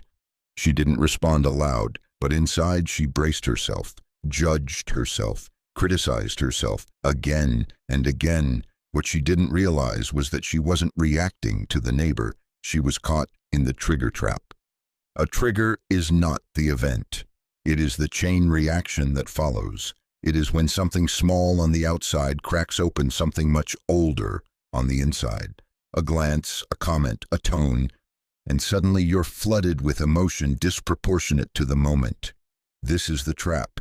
The mind convinces you that what's happening now is the cause, but really, the event is just a match. The fire was already waiting. Ruth had spent her childhood with a mother who measured love in perfection. A misplaced button, a wrinkled collar, and she'd be met with silence or sharpness. Over time, Ruth learned to anticipate disapproval. Her nervous system encoded it. So when someone said she looked tired, it wasn't just a remark, it was confirmation of an old fear. I'm not enough. The loop activated, not from malice, from memory. You see, the trigger trap isn't about the person or the moment. It's about the meaning you assign to it. And that meaning comes from old wounds. The mind, always scanning for patterns, connects present cues to past pain. And because it feels so immediate, you believe the emotion is about what just happened. But it's rarely that. It's about what's never been resolved. Ruth's turning point came during an unexpected moment of stillness. She sat on the back porch, hands wrapped around a mug of tea, watching the laundry sway on the line. A breeze passed. For the first time, she asked herself, what if it wasn't the comment? What if it was what the comment reminded me of? That simple shift changed everything. Triggers are messengers. They point to the parts of you still waiting to be seen, still aching to be released. The trap is not the feeling, it's the belief that the feeling is caused by now. But when you pause, when you breathe, when you trace the emotion instead of obeying it, you begin to disarm the loop. Ruth began writing down her triggers, not to avoid them, but to understand them. With each one, she asked, where have I felt this before? And in doing so, she gave voice to parts of herself that had been frozen in time. The trigger trap breaks when you stop blaming the moment and start exploring the message. Because beneath every strong reaction is a softer truth. And that truth doesn't want to control you, it wants to set you free. In the quiet hours before dawn in 1945, Berlin, a man named Otto Kessler sat at his kitchen table, staring into his untouched coffee. The war had ended, yet in his mind it had not. He heard the distant whistle of trains, the shouting on cobbled streets, the silences that stretched between the news and the knock at the door. No one around him spoke of those years anymore, but Otto relived them daily, not by choice, by habit. He would drift backward without meaning to, trapped in memory, watching the same scenes play out with new regrets, new questions, new versions of what he could have done. Otto wasn't in the present. He was time traveling. Mental time travel is one of the subtlest forms of thought looping. It doesn't feel like a mistake. It feels like reflection, like understanding. But beneath its surface lies a trap. The mind returns to the past or leaps into the future under the illusion of control. It replays conversations, reimagines choices, or tries to predict outcomes, not to heal or prepare, but to avoid the discomfort of now. Otto believed he was processing his memories, but in truth, he was rehearsing them. The same images, the same doubts, the same internal dialogue. If only I had said something, if only I had left sooner, what if it happens again?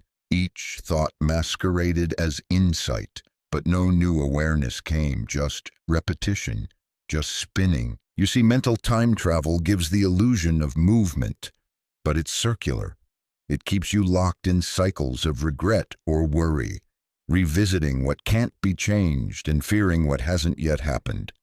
The loop isn't fueled by curiosity, it's fueled by pain, by the mind's refusal to sit in the quiet unpredictability of the present moment. One morning, Otto walked through the market square and saw a child laughing, chasing pigeons. The simplicity of it struck him, how fully the boy was here, in his body, in this second. Otto felt a pang, not of envy, but of remembering. He had once known that kind of presence, and he realized that his mind had become a museum, well curated, deeply familiar, but entirely built from what had already passed. The shift began when Otto stopped asking the same old questions. Instead, he asked, "What is here now that I'm missing?" He began to notice how often his thoughts pulled him away from the moment, how a sound could trigger a memory, how an empty calendar could spark anxiety about the future. But rather than following the thought, he paused. He breathed. He returned. Mental time travel isn't a flaw, it's a pattern, and patterns can be interrupted, not with force, but with awareness. You don't need to stop the thoughts. You only need to notice that you've left. Then, gently, come back. Because life is never happening in the replay or the preview. It is always happening here, in the breath, in the light, in the silence that asks nothing of you except to stay. In the dim hallway of a boarding house in 1939 Vienna, a woman named Helena Strauss stared at herself in a cracked mirror. She had paused to adjust her coat, but now found herself locked in place, examining her reflection not for appearance, but for answers. Do I look confident? Do I look tired? Do I look like someone who's worth anything at all? The questions came uninvited, but they came daily. What Helena didn't realize was that she wasn't really seeing herself. She was seeing a projection, her thoughts, her doubts, her wounds, layered onto her image like dust on glass. The mirror test is not about physical mirrors. It's about how you see yourself in every reflection the world offers, how you interpret glances, respond to silence, decode compliments, and filter rejection. It's the unconscious evaluation you perform every time you walk into a room or recall a memory. The question isn't, who am I? It's, what do they see? And if the answer is shaped by loops of shame, fear, or insecurity, you'll find judgment everywhere you look, even in your own eyes. Helena had grown up with a mother who rarely looked her in the face. Praise was withheld, criticism delivered with surgical precision. Over time, Helena began to measure herself not by what she loved, but by what others approved of. Her mirror wasn't glass, it was the reactions of the people around her, and what she saw in those reflections shaped who she thought she was. You see, the mirror test reveals the gap between how the world sees you and how your mind tells you it does. It shows you the stories you've silently agreed to live by. If someone praises you and you feel uncomfortable, the test has begun. If someone critiques you and it confirms an old belief, the test continues.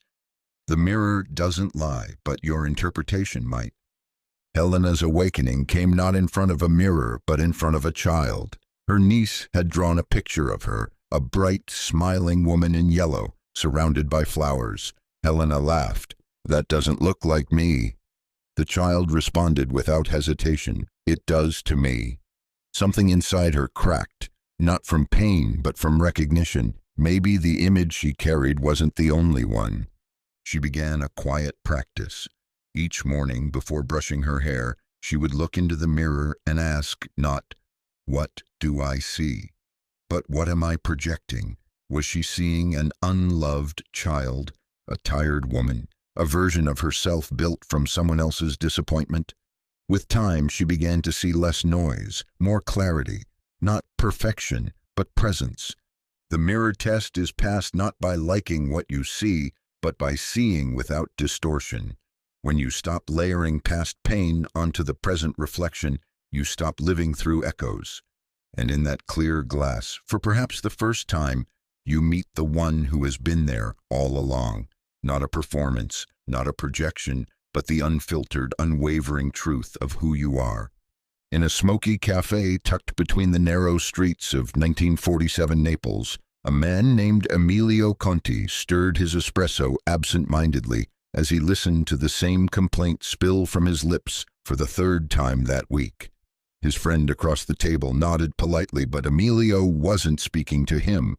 He was speaking to the loop inside him, a familiar monologue about how the world never gave him a fair chance, how other people always seemed to win, how he could never quite get ahead. The words sounded true. They felt automatic.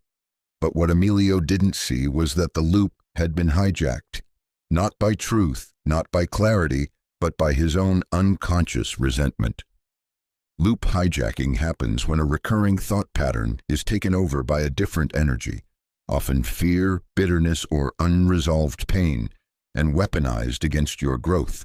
What once began as a coping mechanism becomes self-sabotage. The loop no longer protects you. It imprisons you. And the worst part is you think you're just being honest with yourself.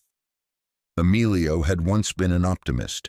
In his early 20s, he spoke with bright plans, big ideas. But after a string of failures and betrayals, his inner voice began to shift. Instead of dreaming, it started defending.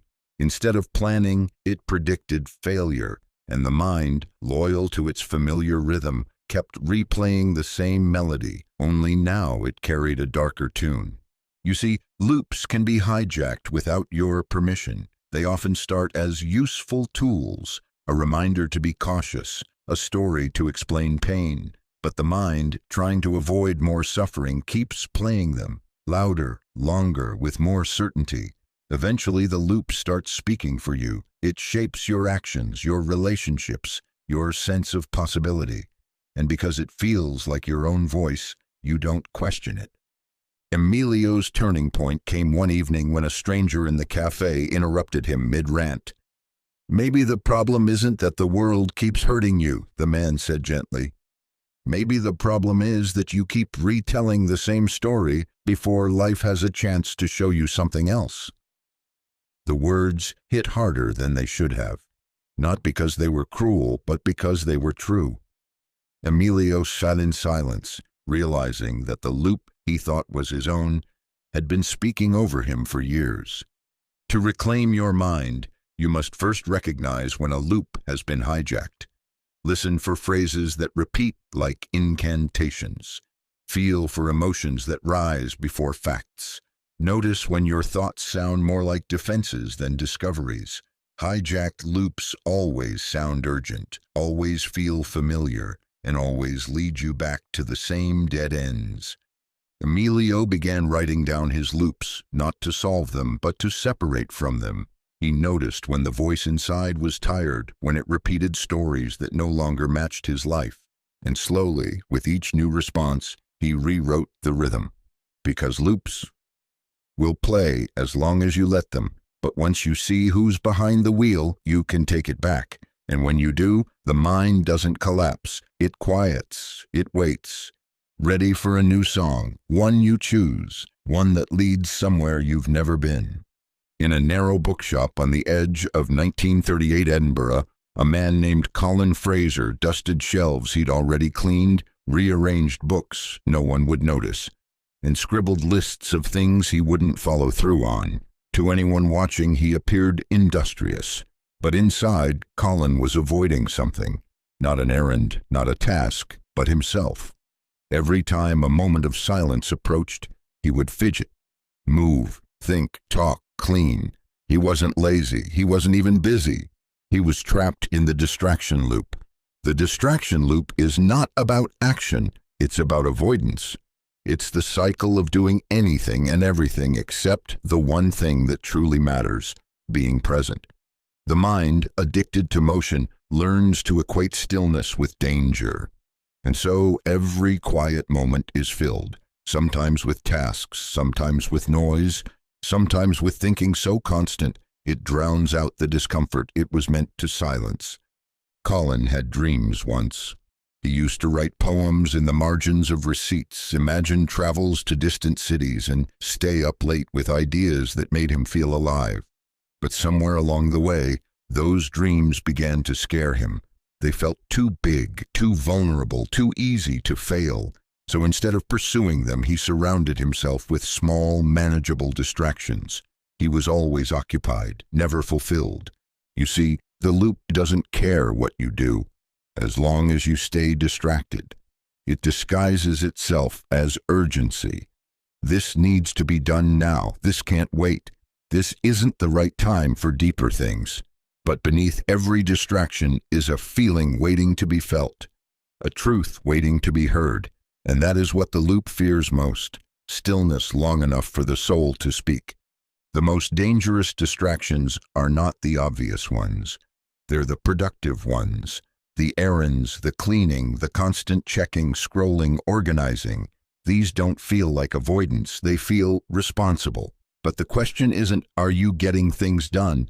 The question is, what are you using those things to avoid? Colin's breakthrough came one rainy evening when the electricity went out. No light, no noise, no work to distract him. He sat in the dark with only his breath and the ticking of the old clock behind the counter. Something inside him stirred, a thought, a line of poetry he hadn't finished years ago. It floated back, as if it had been waiting in the silence. And in that moment, the loop lost its grip. He began carving space into his days, small stretches of time with no distractions, no tasks, no input, just presence. At first it was uncomfortable, but slowly it became sacred. The distraction loop dies in stillness, not because stillness is dramatic, but because it is honest. And in that honesty you remember what you've been running from was never failure, never chaos. It was the truth of what you truly want, what you were always meant to do. And that truth doesn't demand action. It waits quietly, patiently, for you to stop long enough to finally listen. In a quiet tailor studio in 1942 Brussels, a woman named Elise Moreau worked diligently on a silk dress for a client she would never meet.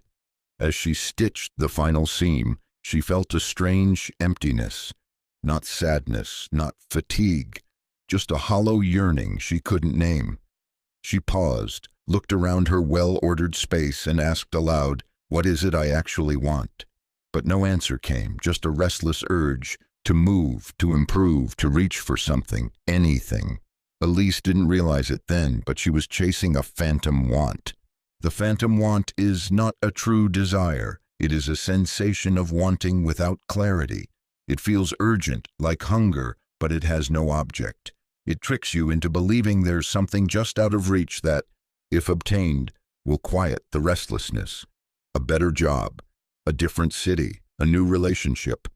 But once you arrive, the feeling returns. And so, you chase again. Elise had followed that feeling her whole life. She'd changed careers, redecorated her flat 3 times in a year, joined book clubs she didn't care about, and considered moving to Paris more than once. Each decision felt like the answer at the time, but soon the same old pull would return, whispering, "This isn't it. Keep looking." You see, the phantom want doesn't arise from the soul. It arises from the loop, the mental program that says something is always missing, and the missing thing is always somewhere else. It tells you that arrival is one decision away, one improvement away, one version of yourself away. But it's a lie. The feeling isn't pointing to what you want. It's distracting you from what you haven't yet felt. For Elise, that truth surfaced one night in silence. The radio had broken, the rain tapped softly on the windows, and she sat in her chair with no task at hand. The usual itch returned, the need to plan, to change, to improve something. But instead of following it, she closed her eyes and asked again, "What is it I actually want?" And this time she stayed long enough in the question to hear something quieter than craving. She didn't want more clients, she didn't want more beauty. She wanted to be still, to feel enough, to stop chasing. The phantom want had been covering a deeper need, the need to belong to herself again. The loop ends when you stop reacting to the pull and start listening to the root. The next time you feel restless, don't ask, "What should I do?" Ask, "What have I not allowed myself to feel?" The answer will come not as a plan, but as a soft recognition of a truth you already know. Because your real desires don't scream, they don't rush. They wait patiently beneath the noise of chasing. And when you finally sit still long enough to meet them, you realize you were never meant to hunt for your life's meaning. You were only meant to stop running from it. In a piano lounge tucked beneath a hotel in 1940s Montreal, a man named Julien Rousseau played slow, haunting melodies to an audience that rarely clapped. He never showed it, but with each song, his eyes would search the room for some sign, a nod, a smile, anything to say he was good enough. Some nights he left feeling light, uplifted by a compliment from a passing guest. Other nights he left hollow, haunted by silence. Julien believed he was simply passionate, devoted to his craft. But in truth, he was caught in the loop of validation. The loop of validation is one of the most seductive traps of the mind. It convinces you that your worth must be confirmed from the outside, that you are only as good as the praise you receive, the attention you attract, the approval you earn. It doesn't always scream. Sometimes it whispers, Did they notice you? Did they like it? Are you enough now? And because it's tied to something real, your desire to be seen, it feels honest. But it isn't. It's a loop, and it never ends. Julian had learned this early. As a boy, his father rarely spoke unless it was to correct. But the few times he received praise, when he played the right notes, when he stood up straight, he felt a warmth he would spend years chasing. His adult life became a performance, not just on stage, but everywhere. He smiled the right way, spoke the right way, shaped his days around earning silent nods of approval from people who weren't even watching. You see, the loop doesn't care about truth. It only cares about response. You could speak your heart and feel empty if no one claps. You could shrink your truth and feel powerful if someone praises you. Validation becomes a drug, short-lived, unreliable, and deeply addictive. It rewires your motivation. You stop doing things because they matter. You start doing them because someone might notice. Julian's shift came one cold night when the lounge was nearly empty. He played anyway, not to impress, but to soothe himself. No one applauded, but as the final note hung in the air, he felt something unusual: peace. For the first time, he wasn't waiting to be seen. He had seen himself. That moment stayed with him like a flame in the dark. Breaking the loop doesn't mean rejecting appreciation. It means detaching your worth from it. Julian began asking himself before every performance, would I still do this if no one clapped? If the answer was yes, he played with freedom. If the answer was no, he paused, not to quit, but to realign. The loop of validation weakens when you shift your gaze inward, when you become your own witness, when the applause in your mind grows louder than the silence in the room, because the truth is, you were never meant to live in reaction. You were meant to live in expression, and expression is its own reward. No permission, no performance, just presence. In a quiet theater workshop in 1934 Budapest, a performer named István Varga rehearsed a scene for the 15th time. Every gesture, every pause, every tilt of his head was deliberate, designed not to reflect truth, but to elicit applause. Outside the theater, it was the same. At dinner parties, he'd become the charming one. At cafes, the intellectual. At home, the dependable son. No matter the role, he performed it with precision. But when he looked in the mirror at night, he often felt like a marionette strung together by invisible hands. He didn't know the term, but he was deep in the loop of mental puppeteering. Mental puppeteering is what happens when your identity becomes shaped entirely by the reactions and expectations of others. Your words, movements, even your tone are no longer organic. They're strategic. You're not expressing, you're adapting, performing, predicting, hoping to pull the right string to make others feel safe, impressed, pleased, or quiet. Over time, it feels less like living and more like managing perceptions. István's early life had trained him well. His mother had unpredictable moods. A wrong word could lead to hours of silence. A right one might earn a rare smile. So he learned to watch closely. Her tone, her eyes, the air in the room.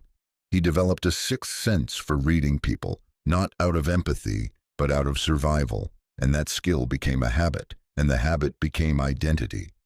You see, puppeteering doesn't start as manipulation. It starts as protection. It starts with a child learning that honesty is dangerous, that certain emotions must be hidden, that certain truths must be softened to keep the peace. But the cost is immense.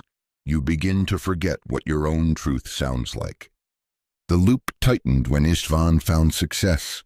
People praised his charm, his eloquence, his ability to fit in anywhere, but he began to notice something strange. He felt exhausted after every interaction, not from the doing, but from the adjusting. He couldn't remember the last time he had spoken without filtering it through 5 imagined reactions first. His turning point came during a rehearsal when he forgot a line and, for once, laughed. The director laughed too. No correction, no consequence, just presence. That moment hit him harder than any critique ever had. It showed him something vital. The world didn't collapse when he let go of control. To break the loop of mental puppeteering, you must first notice where you are tailoring yourself to be liked, not to be true. You must learn to pause before adjusting. Ask, is this how I really feel, or how I think they need me to feel? With each honest word, each unfiltered laugh, each moment of stillness when you resist the urge to perform, the strings begin to fall away. Because you were never made to dance for approval. You were made to move with authenticity. And the more you let your body, your voice, and your presence flow from within, not from scripts, the more life begins to feel real again. Not rehearsed, not strained, just yours. In a modest classroom on the outskirts of 1937 Chicago, a young teacher named Daniel Rowe stayed late after school, scribbling lesson plans and setting new goals for his future. First, he wanted a promotion, then to publish an educational book, later to open his own school. He believed in ambition, he believed in progress. But what Daniel didn't notice was that with every achievement, the satisfaction lasted less and less. No matter what he reached, another goal immediately took its place. He wasn't chasing success. He was running from stillness. Beneath each goal was a hidden loop whispering, not yet, not enough, not you. The hidden loop behind goals is subtle. On the surface, it looks like motivation, like vision, like purpose. But underneath, it's often driven by a quiet fear, the fear of worthlessness without momentum. You don't set the goal to grow. You set it to escape the discomfort of being still. The mind, conditioned to equate value with effort, creates a constant feed of objectives, not to serve your soul, but to distract it.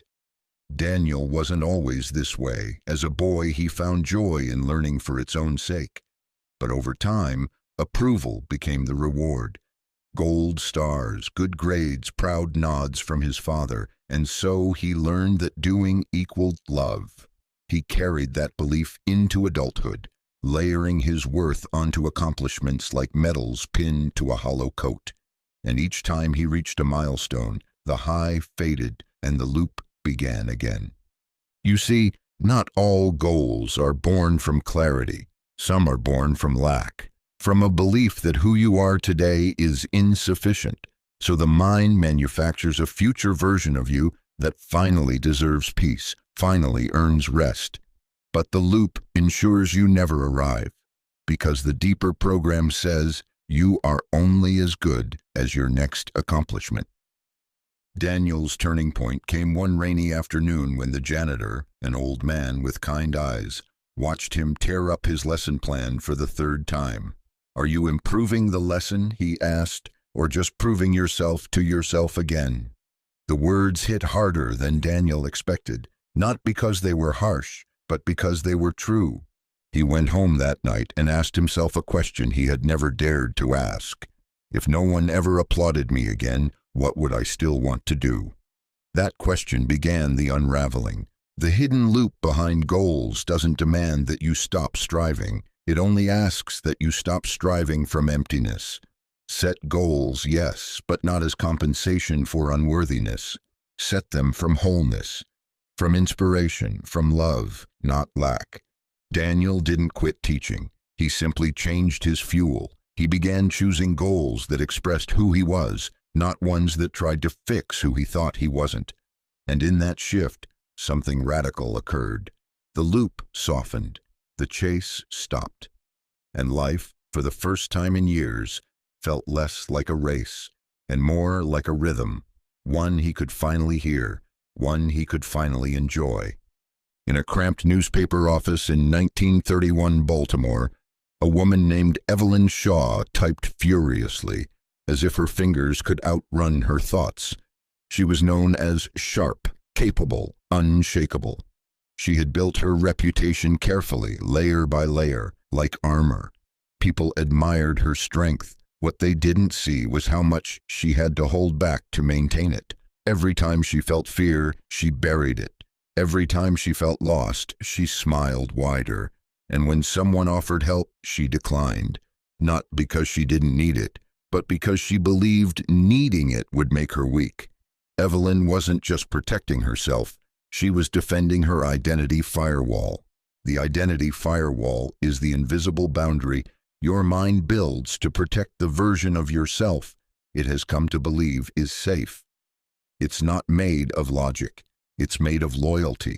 Loyalty to an identity you've built to survive, to belong, to be seen. And while it once served a purpose, it eventually becomes a prison. Anything that threatens this identity, vulnerability, change, unfamiliar success, is automatically rejected by the firewall, not because it's dangerous, but because it doesn't match the story. Evelyn's firewall had been programmed early. Her mother often called emotion a distraction. Her father praised stoicism. So Evelyn learned to equate composure with value. Over time, this became her identity, the competent one, the strong one, the one who never needed. And every time life offered her a chance to soften, to stretch, to evolve, her firewall flared. She would rationalize, retreat, return to the version of herself that had always been enough. You see, the identity firewall isn't loud, it's subtle. It shows up when you avoid new opportunities because they feel off, when you reject compliments that don't fit your self-image, when you sabotage relationships that reflect a version of you you're not ready to believe in. The firewall filters experience not for truth, but for consistency. Evelyn's awakening came during a moment of silence, not crisis. She was helping a junior writer revise an article when the young woman looked at her and said, "You always seem so sure of yourself. I hope I can be like that someday." Evelyn smiled, but the words rattled her, not because they were unkind, but because she realized she wasn't sure. Not really. She was just practiced. That night, Evelyn stared at herself in the mirror and asked a question she'd never allowed. Who am I if I'm not always strong? The question didn't destroy her. It freed her. Slowly, she began letting cracks appear, saying, "I don't know," asking for help, admitting when something hurt, not to fall apart, but to finally come together. The identity firewall begins to fall when you allow yourself to outgrow the version of you that once kept you safe. When you stop defending who you've been and start listening to who you're becoming. Because the real you is never threatened by change. Only the persona is. And once the persona fades, what's left is not weakness, it's truth. And truth, unlike identity, needs no defense. In the candlelit kitchen of a boarding house in 1943 Boston, a man named Thomas Riley paced in small circles, glancing at the clock every few minutes. He had sent a letter the day before, an important one, to a woman he cared for deeply, but now his mind wouldn't let him rest. What if she misunderstood? What if she's upset? Should I write again? Should I explain more? He didn't know it, but he was performing a ritual, not with candles or chants, but with thought. A ritual of reassurance. The reassurance ritual is the mental loop you enter when your mind demands constant confirmation that everything is okay. It's the need to double-check, to replay conversations, to scan facial expressions, to revisit decisions long after they've been made. It often disguises itself as responsibility, care, or attentiveness, but beneath it lies fear. Fear that something is wrong and that you will not survive it unless you get certainty now. Thomas wasn't obsessed with the letter. He was obsessed with being safe from the unknown. He had learned early that the unexpected was dangerous. His childhood home was full of unpredictable moods and sudden consequences. So his mind developed a method. Anticipate, worry, confirm, repeat. Reassurance became his self-soothing, but like any ritual based on fear, it only worked for a moment, before the doubt returned stronger than before. You see, the reassurance loop is never satisfied. Each answer leads to a new question. Each sense of relief decays into a fresh panic. Why? Because the loop isn't fed by reality. It's fed by anxiety. It's not looking for truth, it's looking for relief. And because relief is temporary, the loop survives. Thomas's turning point came during a casual conversation with a colleague. The man mentioned he had once sent the wrong letter to the wrong person entirely, and nothing terrible happened. Thomas laughed, but the story haunted him, not because of the mistake, but because of the calm acceptance. How could he let it go so easily? The answer, Thomas would later realize, was trust, not in outcomes, but in his own ability to handle them. He began to notice the rituals, how he reread the same sentence 5 times before sending it, how he checked doors twice, how he asked, "Are you sure?" even when he already knew the answer. And in that noticing, the loop began to lose its power. Breaking the reassurance ritual doesn't mean you stop caring. It means you stop negotiating with fear. You stop feeding the loop with more thinking, more checking, more explaining. Instead, you pause. You feel the discomfort without reacting to it. You let the anxiety rise and fall without running from it.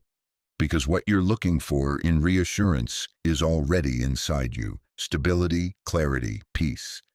But you can't reach it by circling your fears. You reach it by standing still in them, and when you do, something miraculous happens.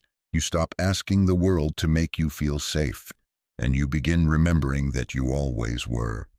In a small cottage near the windswept coast of 1941 Cornwall, a woman named Beatrice Langley sat by the fire with her knitting and a mind she couldn't quiet. As she moved the needles, a voice inside her whispered familiar phrases: "You're falling behind.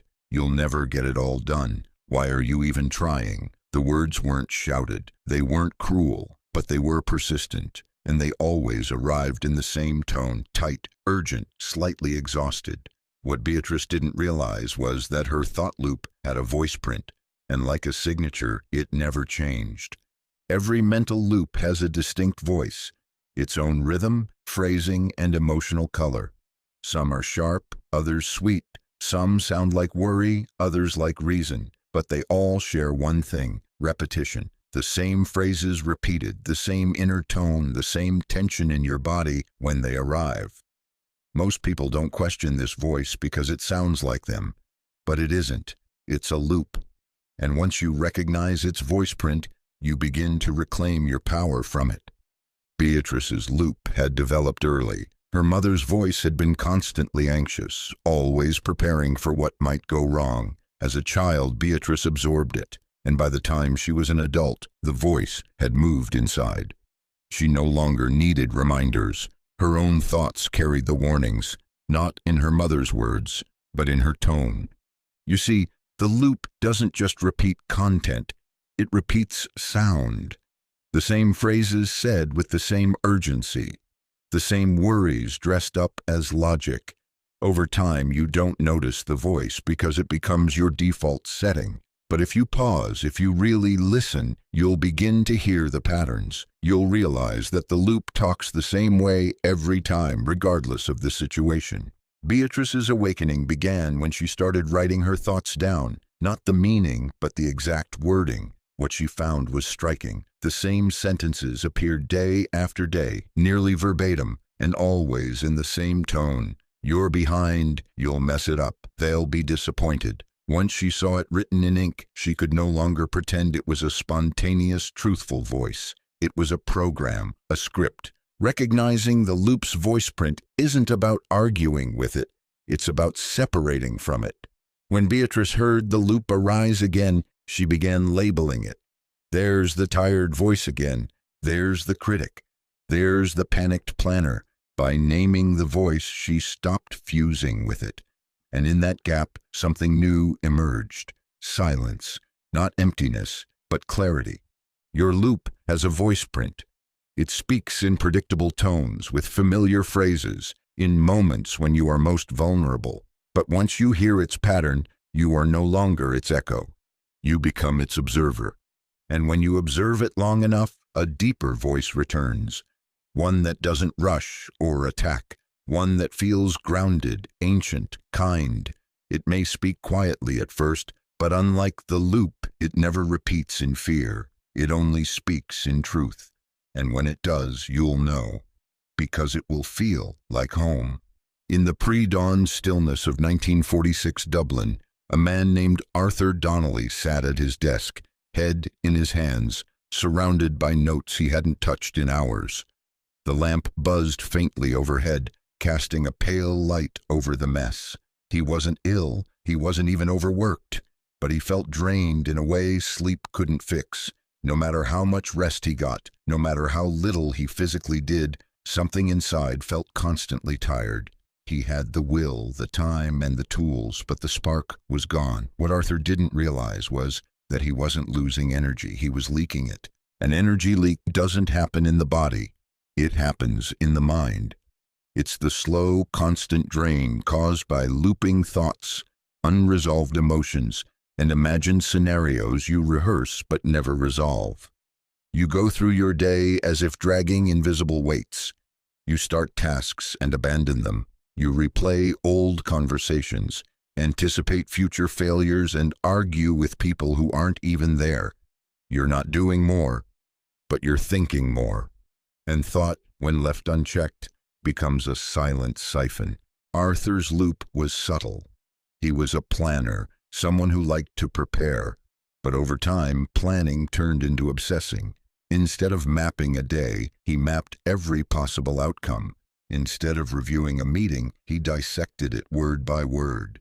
He thought he was being responsible, but what he was really doing was leaking energy into moments that didn't exist. You see, the mind isn't built to hold infinite tabs open. Each loop, each what if, each mental rehearsal keeps a channel open, demanding energy, emotion, attention. And because these loops rarely close on their own, they compound. You can wake up from a full night's rest and still feel like you've run a marathon before breakfast, not because of what you've done, but because of what you've carried. Arthur's shift began one morning when he noticed how often his thoughts ended in tension. He'd think about a project and feel a knot in his chest. He'd remember a past mistake and feel shame settle behind his eyes. None of it was happening now, but his body didn't know the difference. It responded as if it were, and that's when he understood. Every unfinished thought, every unprocessed feeling was costing him more than time. It was costing him life force. To stop the leak, you don't need to fix everything. You need to notice what you're still carrying. Arthur began closing loops, journaling his thoughts, finishing incomplete tasks, forgiving mistakes that no longer needed punishment. He practiced the radical art of mentally logging off from moments that weren't his to hold anymore. The mind is loud, but the leak is silent. It doesn't cry for help, it just keeps taking, until you stop and reclaim your energy by returning to this moment where nothing is leaking because nothing is missing. And in that stillness, you begin to refill, not with more thoughts, but with presence, with peace, with the power that was never gone, just scattered, waiting to be called home. In a weather-worn farmhouse in 1935 Vermont, a woman named Lydia Whitmore sat on the edge of her bed, staring at the faded photograph of her late husband. It had been years since his passing, but the ache still flared fresh whenever she touched the frame. More than grief, it was the stories that followed. You should have done more. You pushed him too hard. If you had been better, maybe he'd still be here. The thoughts came automatically, as if they were hardwired into her body. They didn't feel like opinions, they felt like facts. But what Lydia didn't realize was that these weren't new thoughts. They were old memories being recycled by a loop, because the thought virus feeds on memory. The thought virus is not sustained by current reality. It survives by pulling from the past, by replaying scenes, reviving emotions, reinterpreting events until they suit the loop's narrative. You're not just thinking, you're remembering. And not just remembering, you're re-experiencing. Memory becomes the fuel and thought becomes the fire. Together they burn through the present moment and drag you back into stories you already lived but never fully left. Lydia's memories weren't false, but they weren't neutral either. Her mind, infected by guilt and self-doubt, had edited them over time. The soft conversations, the shared laughter, the moments of tenderness had been trimmed away. Only the regrets remained. And because those regrets returned with such intensity, they felt truer. That's the trick of memory. Emotion distorts detail, and the thought virus uses this distortion to validate itself. You see, memory isn't just what happened, it's how you felt about what happened, filtered through years of mental commentary. And the loop doesn't look for accuracy, it looks for agreement. If your current belief is, "I'm not enough," your mind will dig through the archives until it finds something to confirm it. A harsh word, a missed opportunity, a look you misinterpreted years ago. It doesn't matter if the moment is resolved.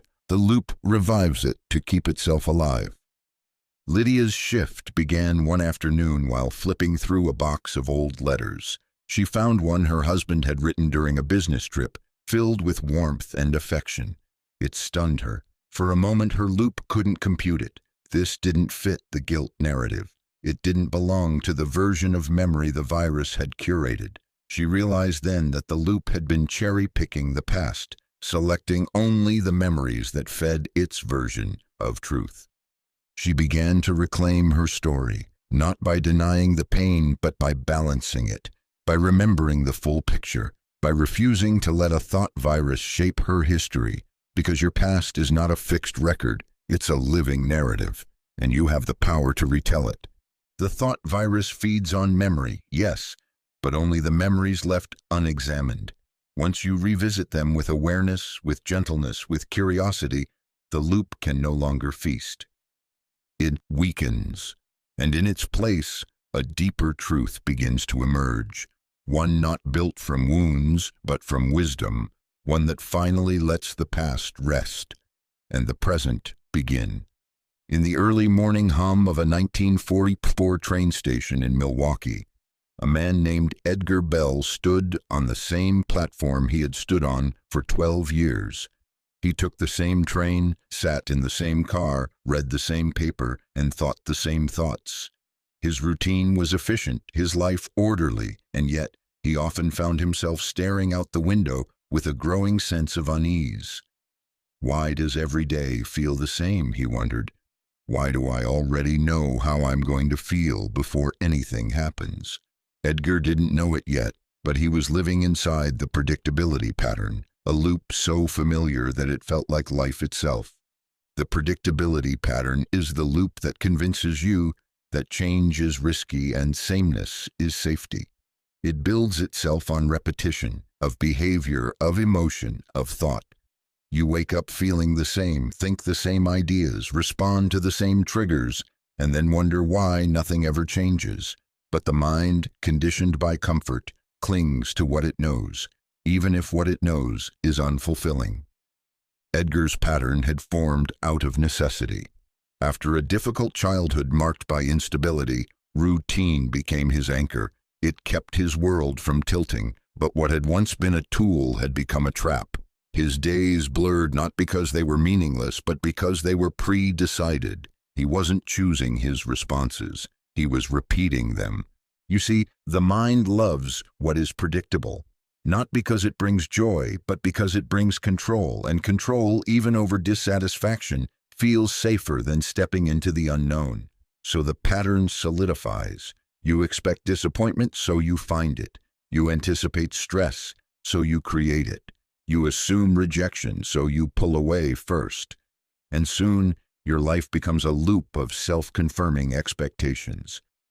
Edgar's awakening came not through a dramatic event, but through a minor disruption. One morning, the train was delayed. Instead of the paper, he looked around.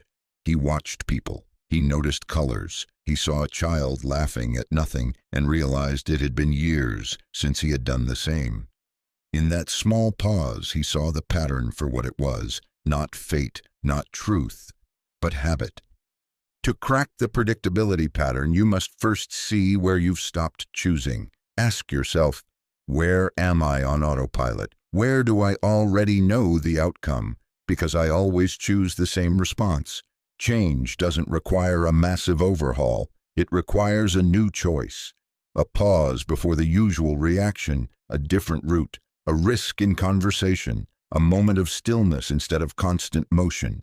Edgar began changing just one thing each day: a new seat on the train, a different breakfast, a phone call instead of silence. And slowly, life began to respond, not with chaos, but with freshness, possibility. The loop of predictability isn't broken by force. It's broken by awareness, by the quiet rebellion of doing something new again and again until aliveness returns. Because life doesn't wait at the end of the pattern. It waits just beyond it. One new moment away. In a quiet bookshop on a rainy corner of 1948 Portland, a woman named Clara Jensen stood before the self-improvement shelf, running her fingers across worn spines she had read more than once. Titles about growth, discipline, confidence, abundance. She owned them all. She underlined passages, took notes, repeated affirmations daily, and yet something was stuck. Despite all the insight, she still doubted herself, still felt anxious, still fell into the same pattern she'd promised to break. Clara wasn't lazy, she was diligent. But she couldn't see that the loop had simply evolved. Her self-help had become self-maintenance.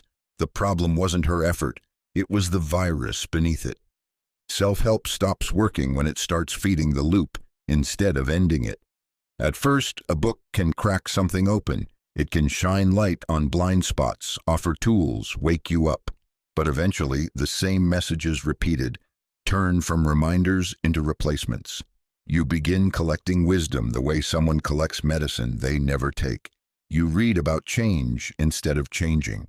You repeat truths you haven't yet embodied.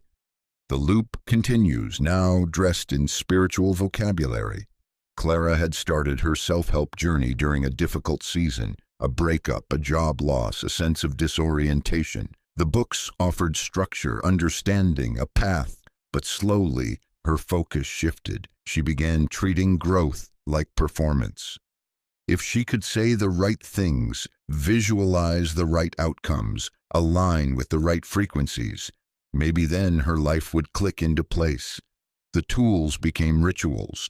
The rituals became armor, and under the surface, nothing moved. You see, the mind is clever. Once it realizes you're onto its patterns, it doesn't surrender. It adapts. It turns healing into a task. It turns mindfulness into a checkbox. It turns the idea of transformation into a performance to manage. The loop doesn't care if you read spiritual books or dwell in despair. It only cares that you keep spinning. And if your new identity is the person who is always working on themselves, the loop has found a new mask to wear. Clara's shift came unexpectedly. One afternoon, she skipped her routine. No journaling, no affirmations, no new teachings. She sat in silence by the window and drank tea with no intention of becoming better. For the first time in years, she stopped reaching, and something softened. She didn't feel healed. She felt here. The truth is, self-help stops working when it becomes self-avoidance, when you use growth to escape your rawness, when you consume inspiration faster than you can digest it. Real change is not in what you know. It's in what you're willing to feel, sit with, release, and live. Clara didn't stop reading. She stopped seeking. She began letting wisdom work through her, not just sit on her shelves. And in doing so, the loop of becoming fell away. Because you were never meant to keep fixing yourself. You were meant to remember that beneath the fixing, the striving, the stories, something whole was always waiting. Quiet, steady, enough. In a quiet apothecary tucked behind a brick alley in 1932 Charleston, a man named Elias Ford arranged jars of herbs with mechanical precision. Every day followed the same rhythm. Open the shop at 7, sweep the floor twice, arrange the displays by color, and check the ledger before noon. It brought him comfort. It brought him order. But beneath the surface, Elias felt something he couldn't name. A heaviness, a staticness, a sense that his life was running on a track he hadn't laid, repeating the same thoughts, the same reactions, the same emotions. What Elias didn't know was that he was stuck in a mental pattern. And the key to freedom was not more effort, but a single deliberate interruption. The pattern interruption principle is simple. A loop can only continue if it goes unchallenged. Thought loops, emotional spirals, and behavioral ruts all depend on repetition. They thrive on predictability. But if you do something, anything, unexpected, the loop stutters. And in that gap, awareness returns. Elias had developed his patterns for a reason. Years ago, a personal tragedy had fractured his world, and routine became a kind of shield. Predictability felt like safety, but over time it became a cage. His days became mirrors of each other. His thoughts repeated in cycles. Be careful, stay busy, don't get too hopeful. These weren't conscious choices. They were autopilots, and every day he obeyed them, the cage got stronger. You see, the mind is efficient. Once it finds a route, it will repeat it endlessly, especially if that route avoids pain or uncertainty. But efficiency is not aliveness, and healing does not come from doing the same thing better. It comes from stepping off the track, even if just for a moment. Elias's turning point came one morning when a child burst into the shop chasing a paper kite. The kite tangled in the shelves, scattering jars and laughter. Elias stood frozen. His first instinct was to scold the child, clean up, restore the order. But then he paused.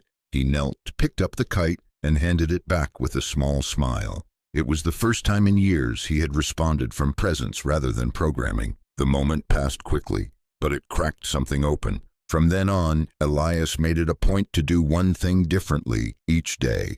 Nothing grand, just enough to disrupt the loop. He walked a new route to work. He left a task undone. He asked someone a question he normally wouldn't. These small acts created openings, tiny breaks in the pattern where choice could return. The pattern interruption principle is not about chaos. It's about reawakening. When you step outside the expected, even briefly, you remind your system that you are not the loop. You are the awareness beneath it. And from that awareness, a new pattern can emerge. One chosen, not inherited. Elias still ran his shop, but he no longer lived on rails. He moved with intention, and in the quiet spaces between habit and choice, he found something he had lost long ago: freedom. The kind that begins not with change, but with a single conscious pause. In a candlelit reading room tucked above a chapel in 1933 Boston, a retired professor named Lawrence Benton sat in his worn leather chair, reviewing old journal entries. As he read his own handwriting, he felt strange. The words were angry, defensive, desperate to prove something. They were his, but somehow they didn't feel like him. It was as though he was observing the echo of a younger man still trapped in a battle that had ended years ago. And in that moment, without trying, Lawrence experienced something rare: a conscious disidentification. The conscious disidentification is the moment you see a thought, a belief, a reaction, not as you, but as something you're experiencing. It's not dissociation, it's clarity. It's stepping back far enough from your inner dialogue to notice, this is not me. This is a pattern. This is a program. This is a thought I've mistaken for truth. And in that pause, the grip of the loop begins to weaken. Lawrence had spent much of his life tangled in identity. He was a scholar, a thinker, a man of high standards. When he made mistakes, he berated himself. When he succeeded, he feared losing what he'd gained. His identity had become fused with performance. Every doubt, every fear, every mental spiral felt personal, like a flaw in his very being. The voice in his head wasn't just a voice, it was who he thought he was. You see, the mind doesn't distinguish between thought and identity unless you train it to. The thought says, I failed, and the body flinches, believing it. The thought says, I'm not enough, and the soul contracts. But these are not truths. They are passing weather, stories, reflexes, echoes of moments long past. And the moment you step back and see them as objects in awareness, not the center of it, you begin to reclaim your true self. For Lawrence, the shift became a practice.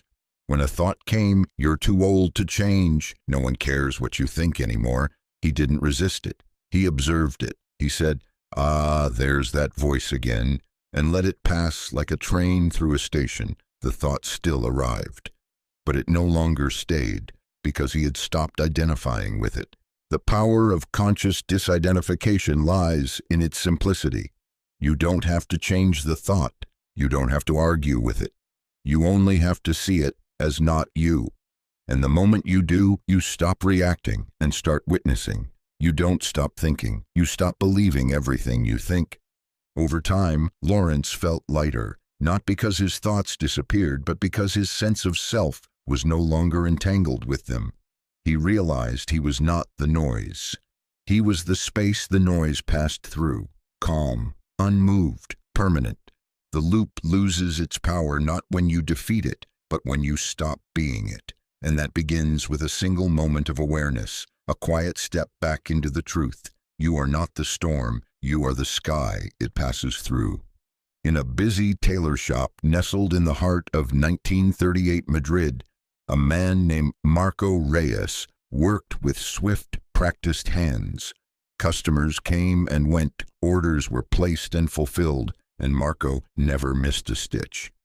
But one morning, while threading a needle, he dropped it, and for a brief moment just stood there, watching the thin silver sliver on the floor. The hum of conversation faded, the scissors stopped moving, and the shop held its breath. That pause, though accidental, felt holy. In that silence, Marco experienced something rare, a moment unclaimed by thought, a sacred pause. The sacred pause is the deliberate break in the loop. It's not about stopping the world. It's about stopping within the world, interrupting the mechanical pace of your reactions, your habits, your inner commentary. It doesn't require hours of meditation or days of solitude. It requires one breath, one moment, one choice to not continue the next thought automatically. Marco was a man of discipline. He lived by the clock, by the ledger, by the unspoken promise to always be useful. But beneath the rhythm of his routine was a mind that never stopped. Each task bled into the next. Each moment was occupied, measured, controlled. He believed this was the price of order, but the truth was he had forgotten how to feel life as it happened. You see, the mind thrives on momentum. Once it starts, it doesn't like to stop. A single irritation becomes a full day of tension. A fleeting doubt becomes a spiral of insecurity. We don't even notice it because we're inside it, pulled forward by inertia. But the sacred pause is the moment you remember you can stop. You can drop the thread, the argument, the panic, and just be. Marco began practicing something unusual. Every time he felt overwhelmed by a mistake, a customer's complaint, a racing thought, he would pause. Just for 5 seconds, he would close his eyes, feel the breath rise and fall, and say silently, "This moment is enough." Then he would resume. That simple act, repeated gently, rewired his entire rhythm.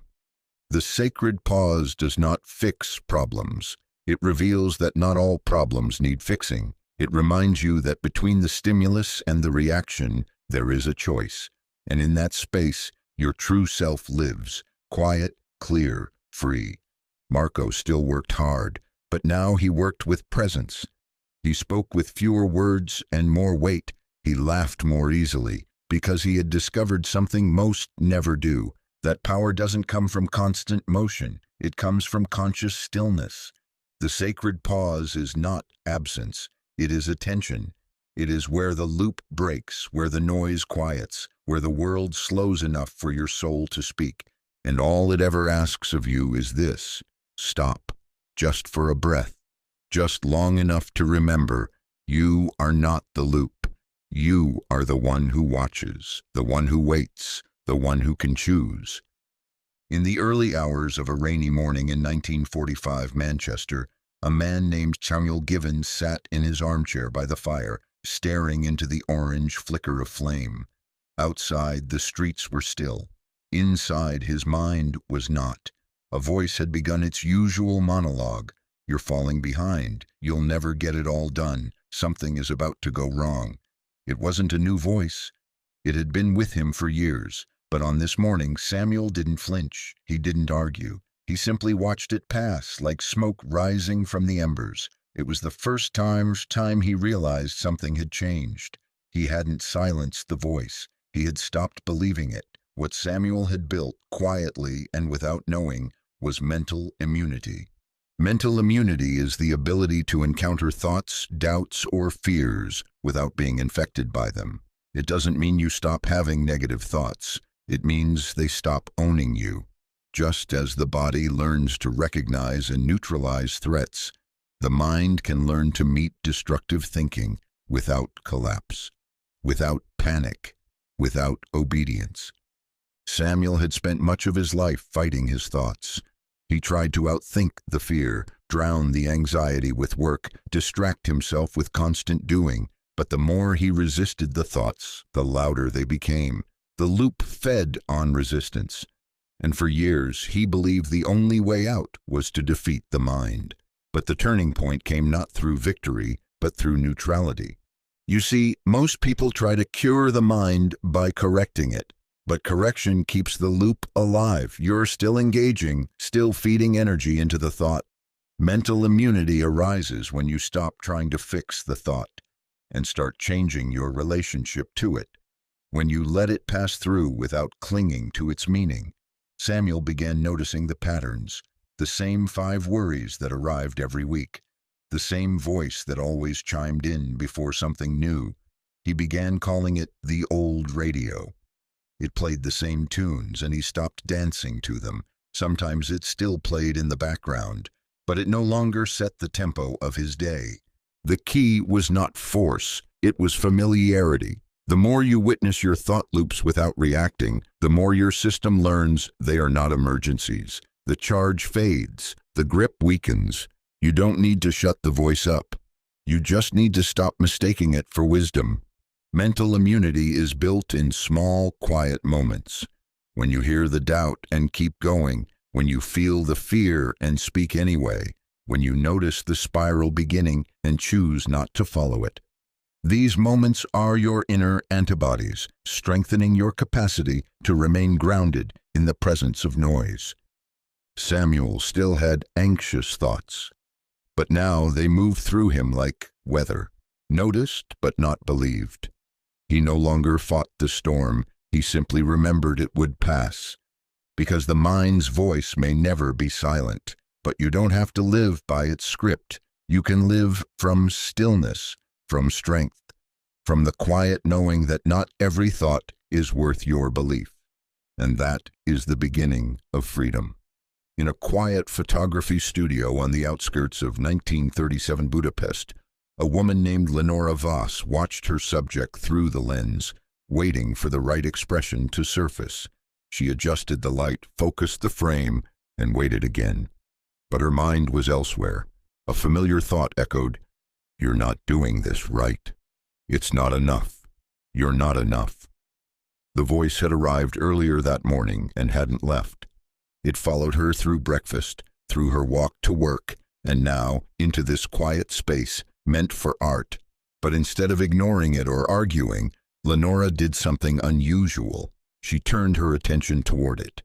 That moment marked the beginning of her discovery, the reverse attention method. Most of the time when an uncomfortable thought appears, we instinctively pull away. We distract ourselves, fight it, push it down, or cover it with new thoughts. But this reaction only strengthens the loop. What you resist, you energize. The loop continues not because the thought is powerful, but because your avoidance gives it fuel. The reverse attention method is the practice of doing the opposite. Instead of turning away from the thought, you turn toward it. Not to believe it, not to analyze it, but to observe it fully, to become so present with the thought that it loses its ability to act in shadow. Lenora sat back in her chair and listened, not to the content of the voice, but to its tone.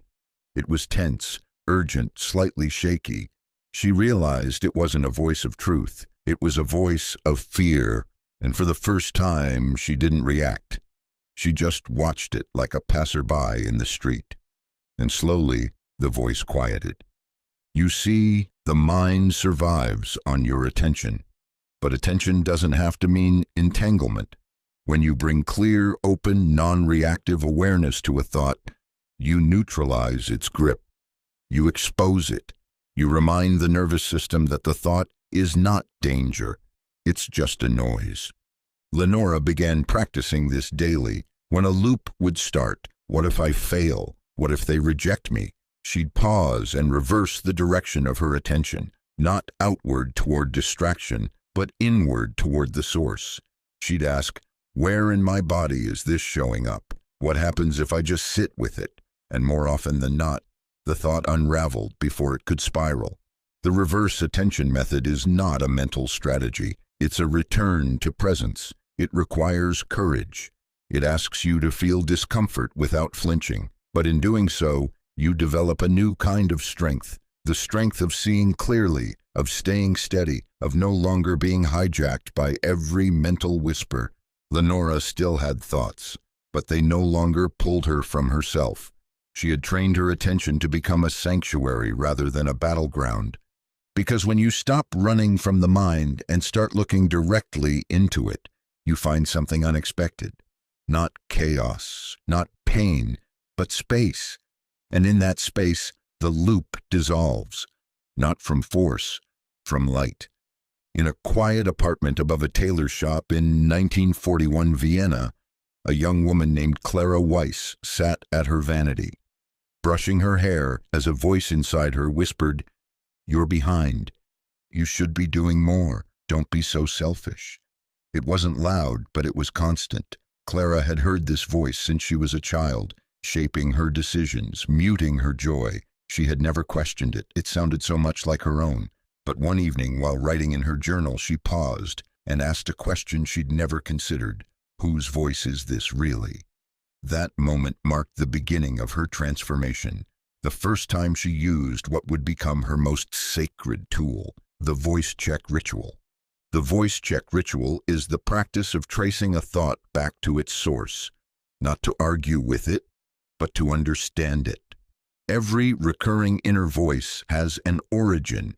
Some come from parents, teachers, religion, culture, or old wounds.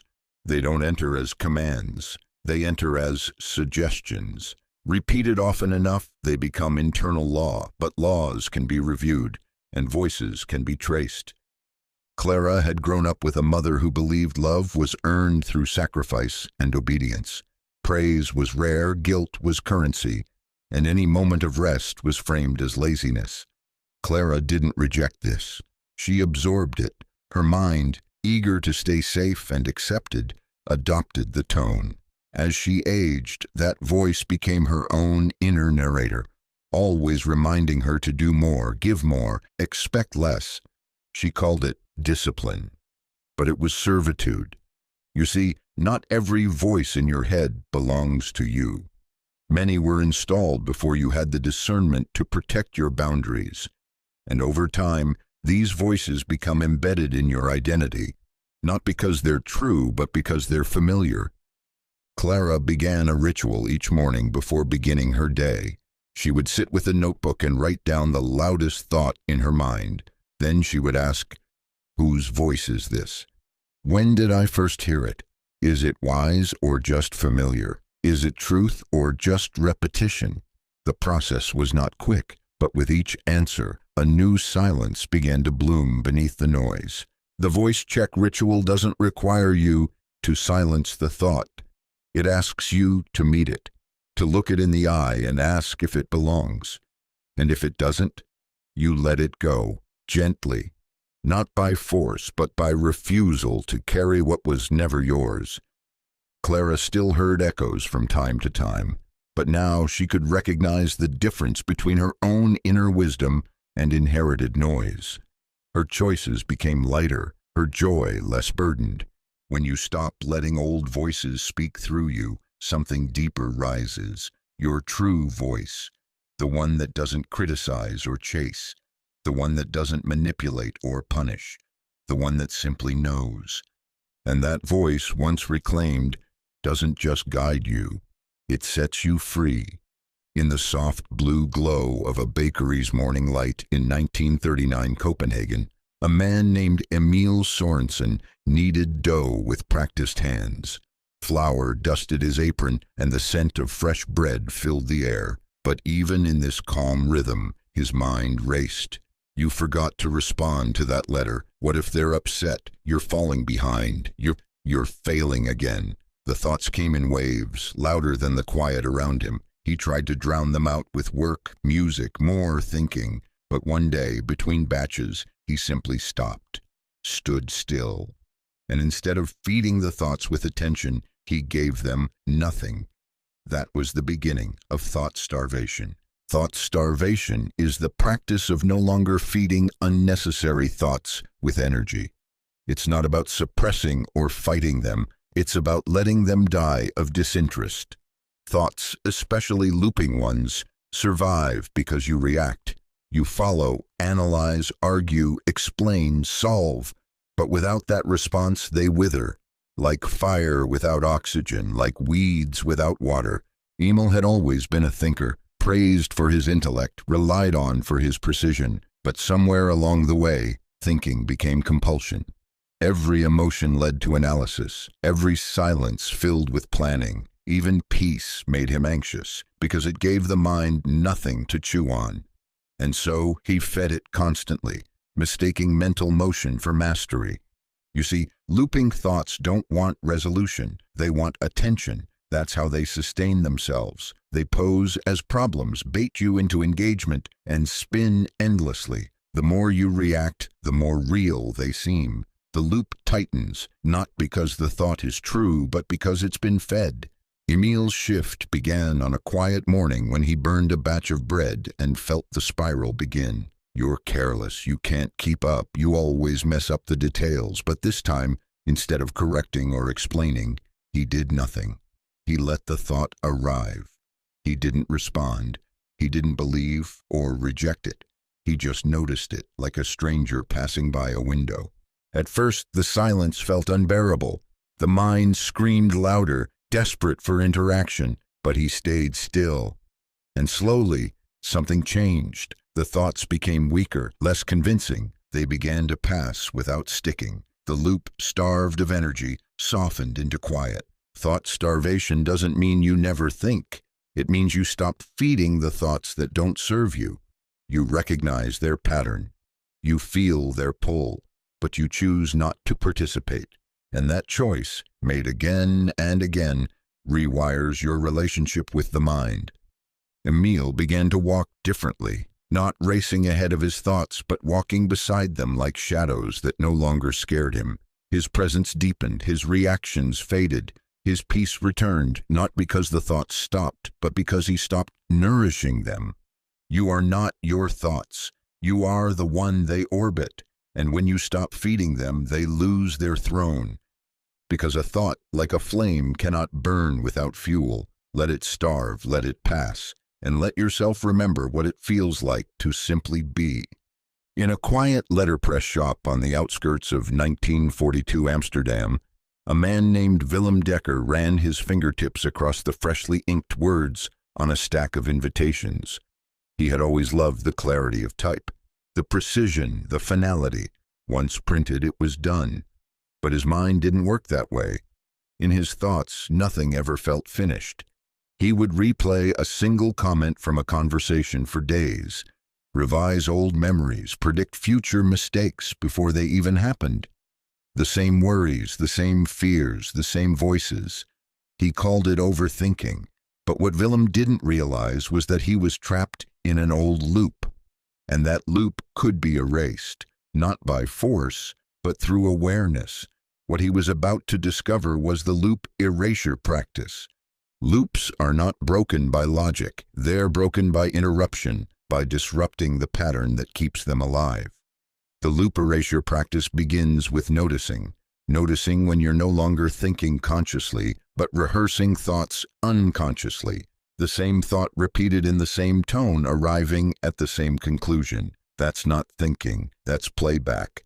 Willem had been carrying one loop in particular for years. You'll always be too much for some people and not enough for others. He didn't remember where it started. It didn't matter. It had become a background hum in his life, influencing how he spoke, how he worked, how he held back. But one day, as he sat in his shop staring at a misaligned print, he heard the thought again. And instead of accepting it, he wrote it down. The loop erasure practice begins here. Capture the thought, not to fix it, but to freeze it. When you see it written, you separate from it. It becomes an object, not an identity. Once it's on the page, Willem did something different. He rewrote it, not with positivity, with possibility. He didn't write, "I am enough."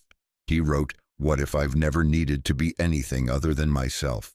You see, the loop only survives when it's accepted as truth.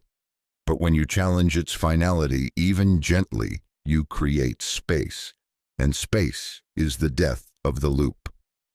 Willem made it a daily ritual. He'd catch a looping thought, write it down, then rewrite it. Not to convince himself of a new truth, but to interrupt the old one. Not with affirmation, but with curiosity. What else could be true? Who would I be without this belief? With each question, the grooves in his mind softened. The loop erasure practice isn't about deleting the past. It's about disarming the program. Every thought is a suggestion, not a command. When you begin to rewrite them, not with certainty but with gentle doubt, the mind loosens its grip. Willem still printed clean lines with perfect spacing, but inside he no longer demanded such rigid order. His mind had room to breathe, and the thoughts that once felt like stone now felt like ink, changeable, erasable, free. Because when you rewrite the script, you reclaim the pen, and the loop, no matter how old, begins to fade. In a small dance studio on the outskirts of 1936 Prague, a woman named Annika Toman practiced alone, barefoot on a worn wooden floor. There was no music, only the sound of her breath and the occasional creak beneath her steps.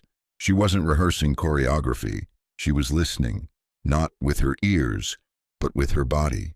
She moved slowly, deliberately, feeling each motion rise, not from thought, but from instinct. After years of being consumed by anxious loops and internal noise, Annika had found something profound, a way to drop beneath the mind.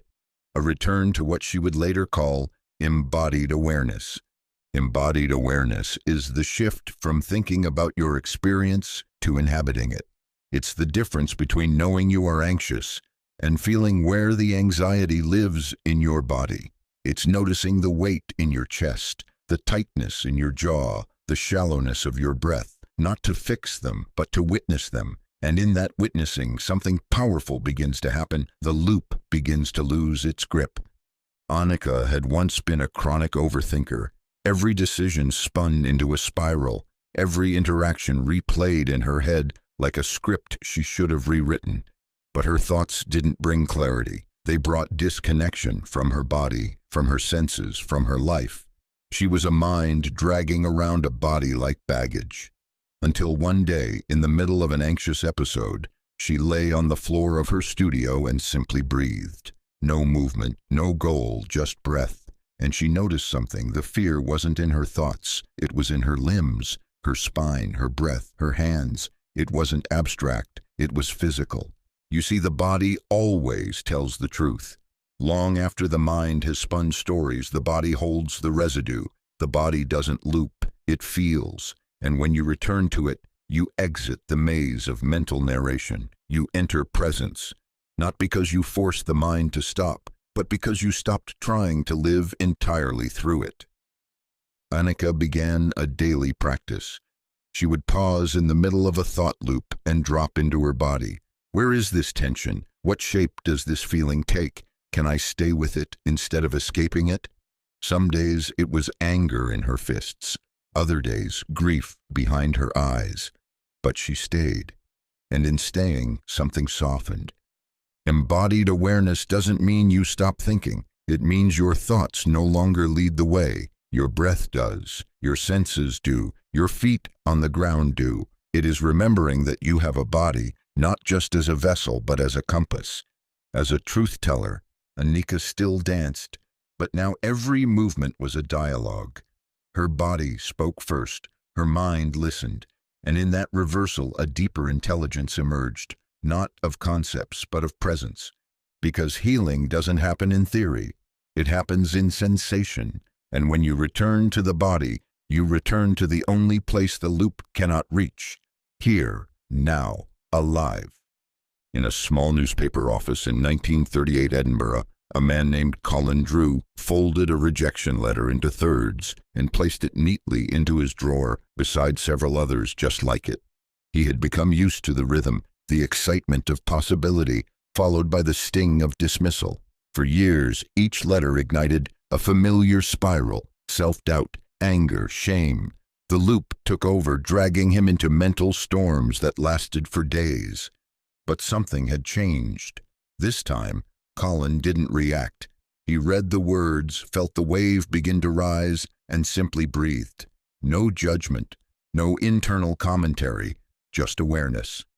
He had unknowingly stepped into a new practice, neutral response training. The neutral response is not indifference, it's not apathy. It's the ability to witness a trigger, external or internal, without collapsing into it. It's the gap between reaction and presence. It is the decision to observe rather than obey. Most people live in a state of instant response. A glance becomes a story.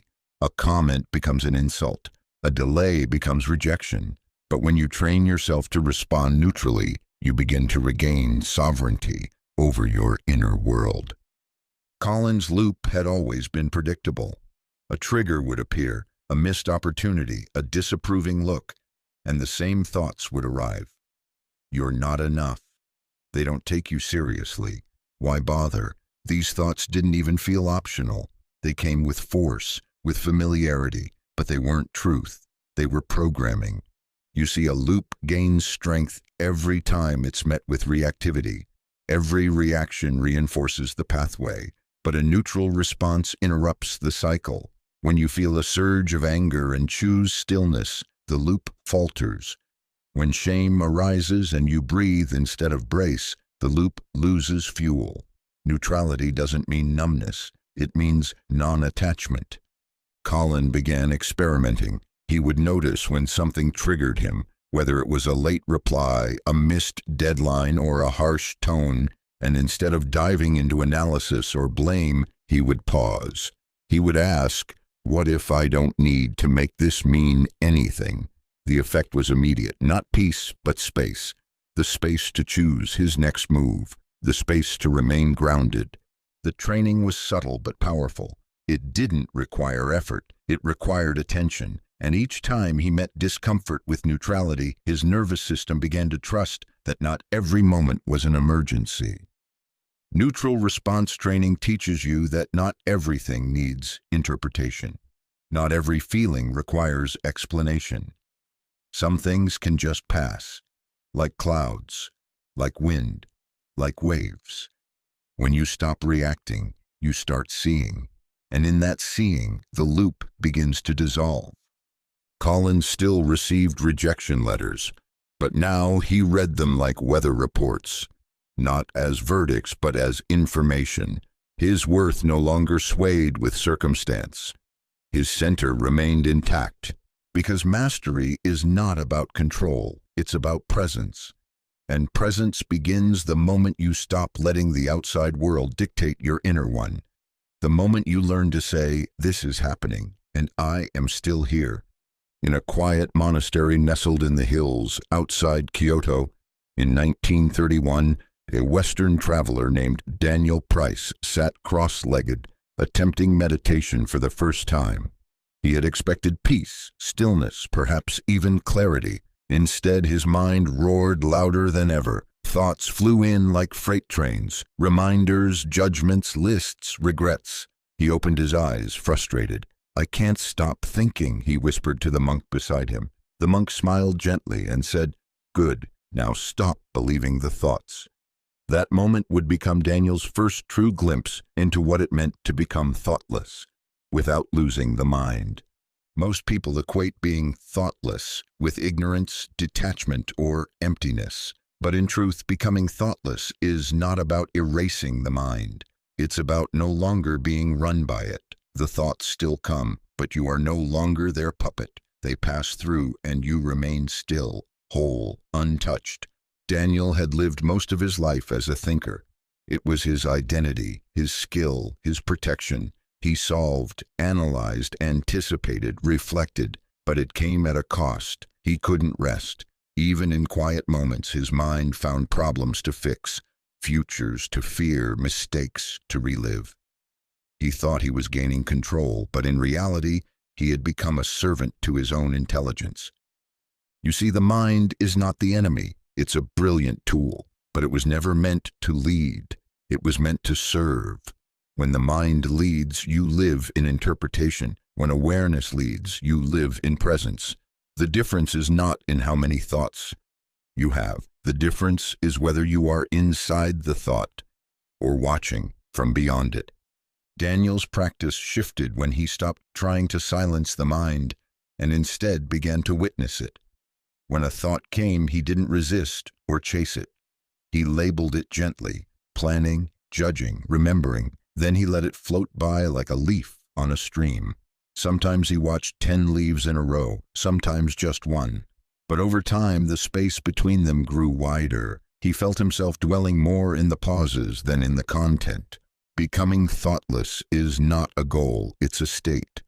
It arises naturally when you stop feeding every thought with meaning, when you don't treat them as threats or truths, just passing weather. The mind doesn't disappear, it softens.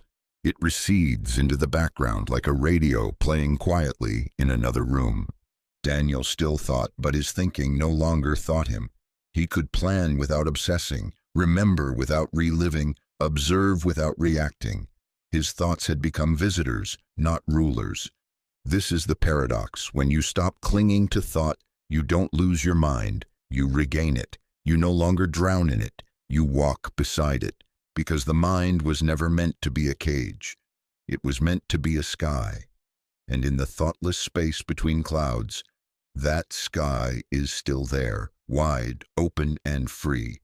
Always waiting, always yours. In a modest art studio overlooking the rooftops of 1935 Florence, a woman named Elena Moretti stood in front of a canvas she could no longer touch. For days she had tried to paint, but nothing felt right.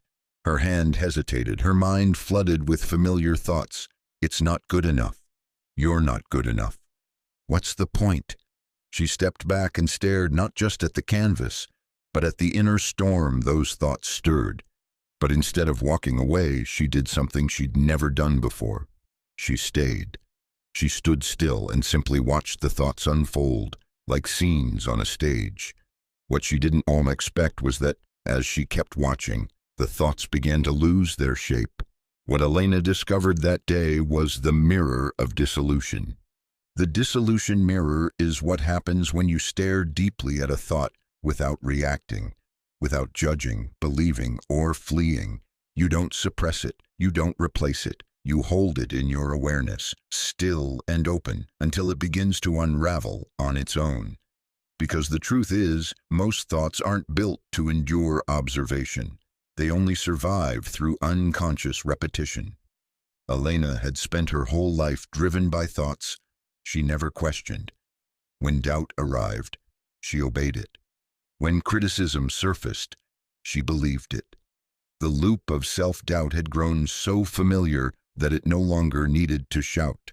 It whispered, and she followed. But the day she stood in front of her canvas without flinching, she caught it in motion. You're failing again, the thought said, but instead of bracing or explaining, she simply said inwardly, there it is. And then she did nothing else. She watched. You see, when you do not engage with a thought, it loses its gravity. The energy that fuels it, your reaction, vanishes. The thought, no longer fed, begins to dissolve. Like mist in the morning sun, it was never as solid as it claimed to be.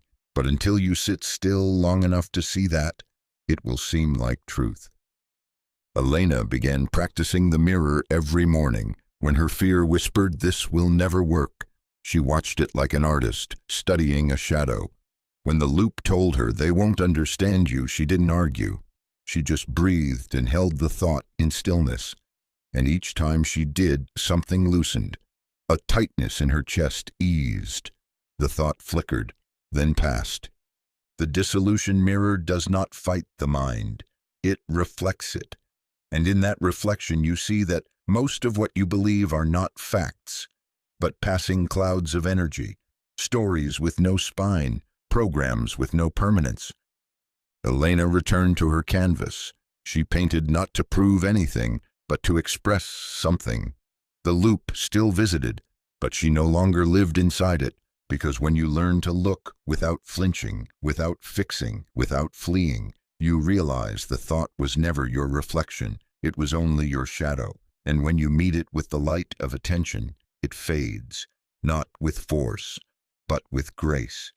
In a smoky Paris cafe in the spring of 1934, a man named Henri Duval sat alone at a corner table, his hands trembling slightly as he gripped his teacup. He had just received a letter, an opportunity to showcase his architectural designs to a prestigious firm, but instead of excitement, dread filled his chest.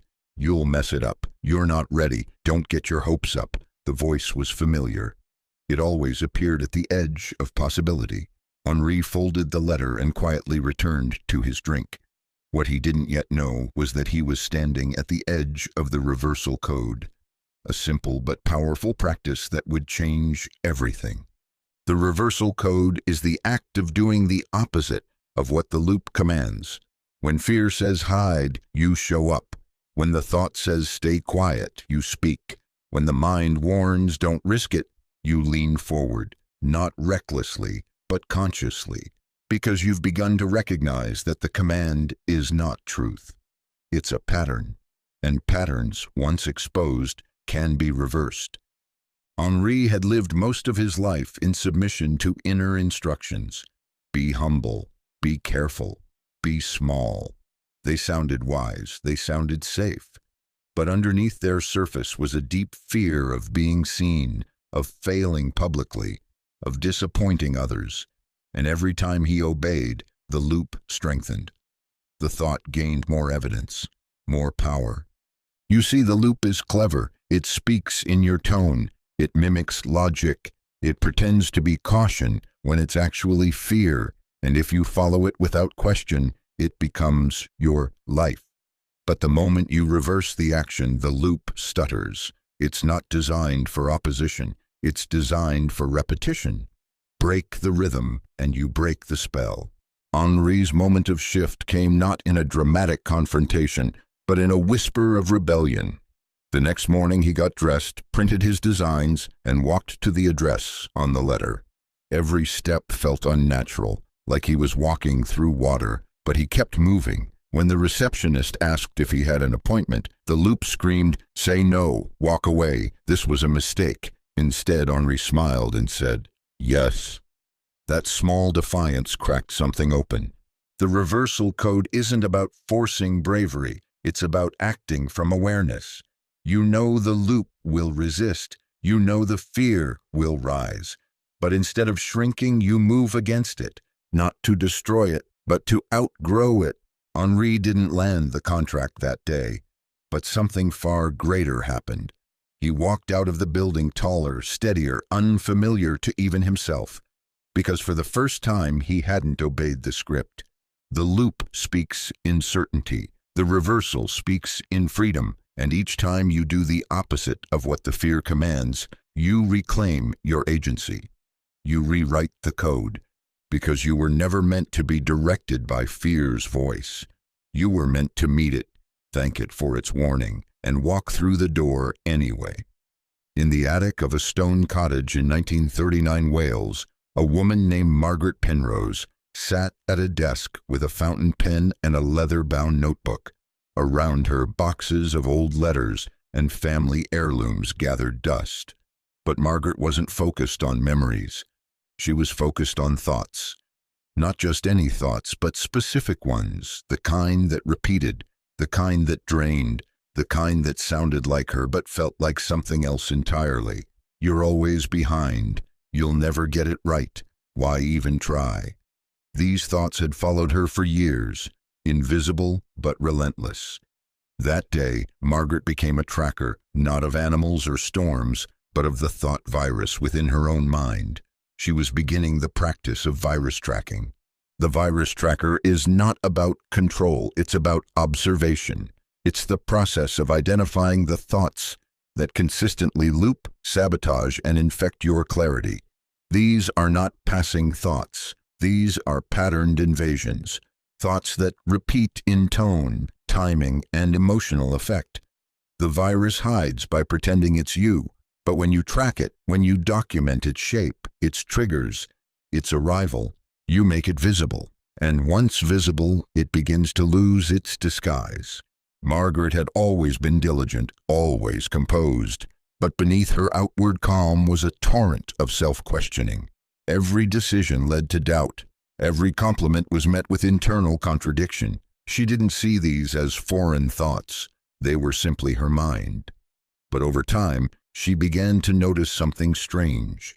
The same doubts arose in the same words, often in the same voice, especially when she stood on the edge of something new.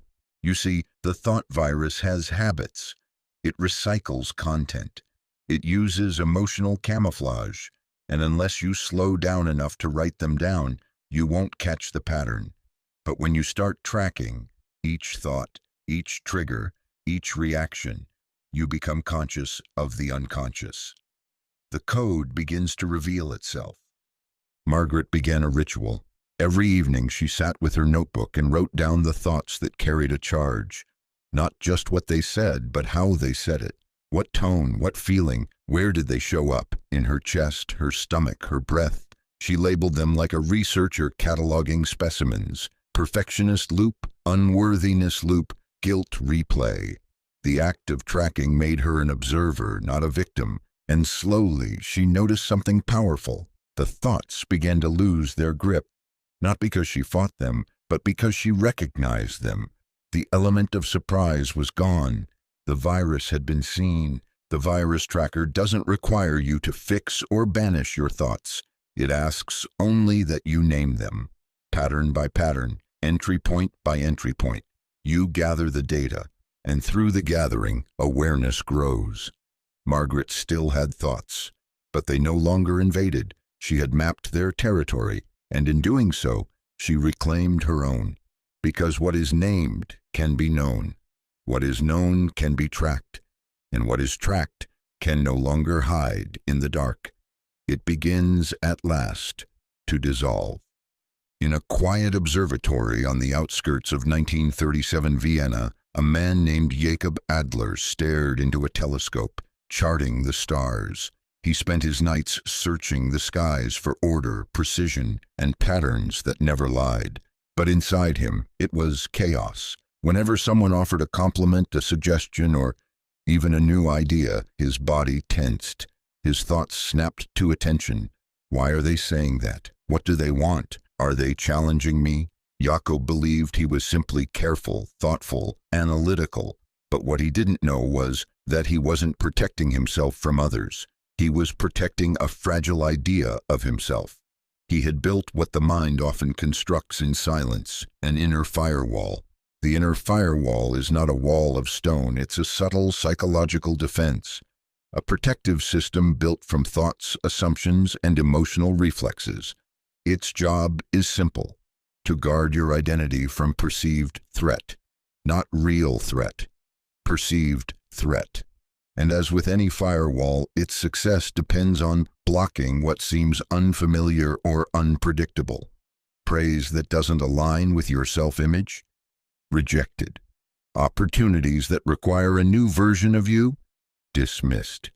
Feedback that doesn't match your story? Filtered out. Jacob had been told from a young age to be the smart one, the careful one. His value was tied to being right, being composed, being steady. Over time, anything that poked at this identity, even love, even joy, even success, felt dangerous. His mind, like well-written code, rejected anything that didn't match the schema. The firewall protected him from disruption, but it also protected him from growth. You see, the inner firewall isn't trying to harm you. It's trying to preserve the version of you that once felt safe.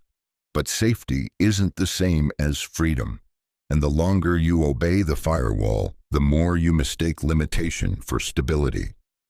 Jacob's breakthrough came during a conversation with a younger colleague who suggested a different way to interpret a celestial alignment. Jacob's first instinct was to shut it down, to reassert control. But then something unusual happened.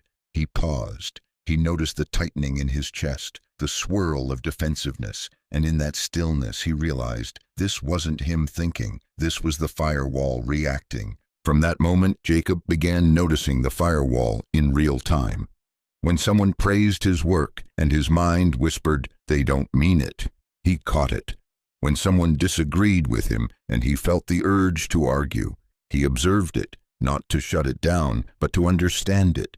He began asking himself, what part of me feels threatened? And slowly, the firewall softened. The inner firewall can't be torn down with force, but it can be dissolved with awareness, with curiosity, with the gentle practice of letting new data in even when it challenges your sense of self. Jacob still charted the stars, but now he welcomed questions. He allowed uncertainty, and in doing so, he found something far more expansive than security. He found growth. Because when the firewall drops, life gets in, and what enters doesn't break you. It builds you into someone freer, wider, and finally ready for everything waiting beyond the boundary. In a small cabin tucked in the snow-covered woods of 1943 Ontario, a man named Elias Munro sat beside a crackling fire, a blank journal on his lap. He had tried everything to quiet the unrest within him: long walks, cold baths, endless books on self-mastery, but still he felt like a pot with a sealed lid, trembling at the edges. Thoughts spun in circles.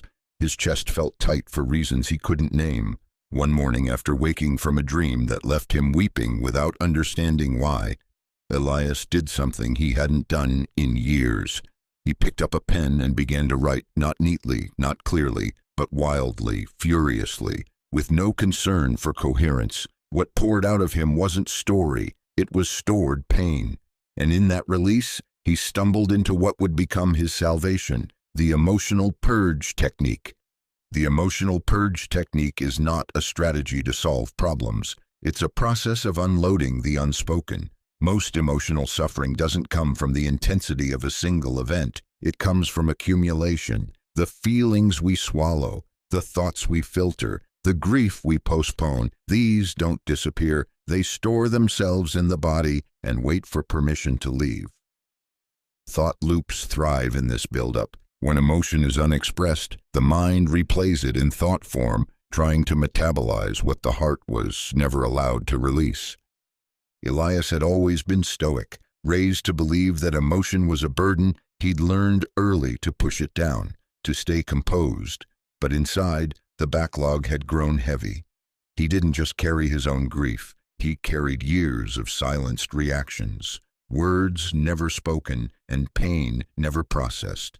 His thoughts weren't noisy because he was overthinking. They were noisy because his emotions had no other way to speak. You see, when feelings are unexpressed, they borrow the mind's voice. They become obsessive worries, irrational fears, irrational guilt. But these aren't mental issues. They're emotional ones disguised as thoughts. And until you let the feelings leave the body, the mind has no peace. The emotional purge technique is simple. Sit, breathe, and let it out. Cry without explaining, write without editing, scream into a pillow. Move your body without choreography. It doesn't have to make sense. It just has to move. Because movement is how emotion completes its cycle. Elias began writing every morning, not to reflect, but to release. Some days it was pages of rage. Other days, wordless grief. He allowed himself to feel what he had refused for years. And in those messy, trembling pages, he found something sacred, not perfection, but relief. The thoughts slowed, the tension loosened. He didn't feel fixed, he felt clearer. The emotional purge doesn't need a story, it needs space. When you stop holding it together, even briefly, what's buried can rise and pass. Because healing doesn't happen when you think your way through pain. It happens when you let pain speak in the language it understands. Raw, honest, unfiltered expression. Let it out, and the mind, for the first time in years, can finally rest.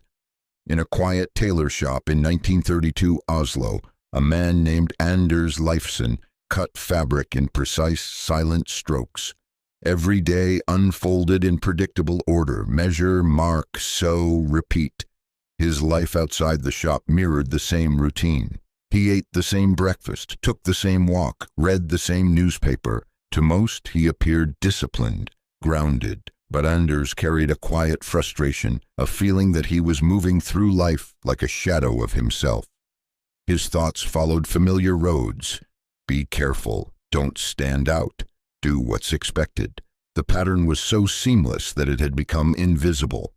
That was until one morning he put the scissors down mid-stitch and walked out without explanation. He didn't know why. He just knew the pattern had to break. That spontaneous act became his first step into conscious disruption. Conscious disruption is the deliberate act of doing something that breaks your habitual mental or emotional rhythm, not recklessly, not destructively, but purposefully, with the intention of interrupting the loop. Most thought loops survive not because they're strong, but because they're familiar. They follow the same emotional cues, the same environments, the same tones and triggers. You don't notice you're repeating yourself because your life is designed to reinforce it. Anders had never questioned the structure of his days. It brought safety, predictability, but it also numbed him. The same thoughts arrived every morning: low-grade dread, quiet self-doubt, the need to stay invisible. His mind was on autopilot, and because nothing disrupted the program, the loop kept running. You see, your mind is a creature of rhythm. It doesn't care if the rhythm is painful. It only cares that it's predictable. And if your thoughts, habits, and emotions are all synchronized to the same old song, the loop will never break itself. You have to step in. That morning, when Anders left the shop, he did something strange. He took a train to the next town. No plan, no list, no reason. He wandered the streets, talked to strangers, sat in a cafe he'd never been to. He didn't feel transformed. He felt disoriented. But that disorientation was the medicine. For the first time in years, his system didn't know what would happen next. And in that space, something new could enter. Conscious disruption doesn't mean chaos. It means interrupting the trance of repetition. Wearing a color you never wear, saying what you usually hold back, turning left instead of right, speaking last instead of first.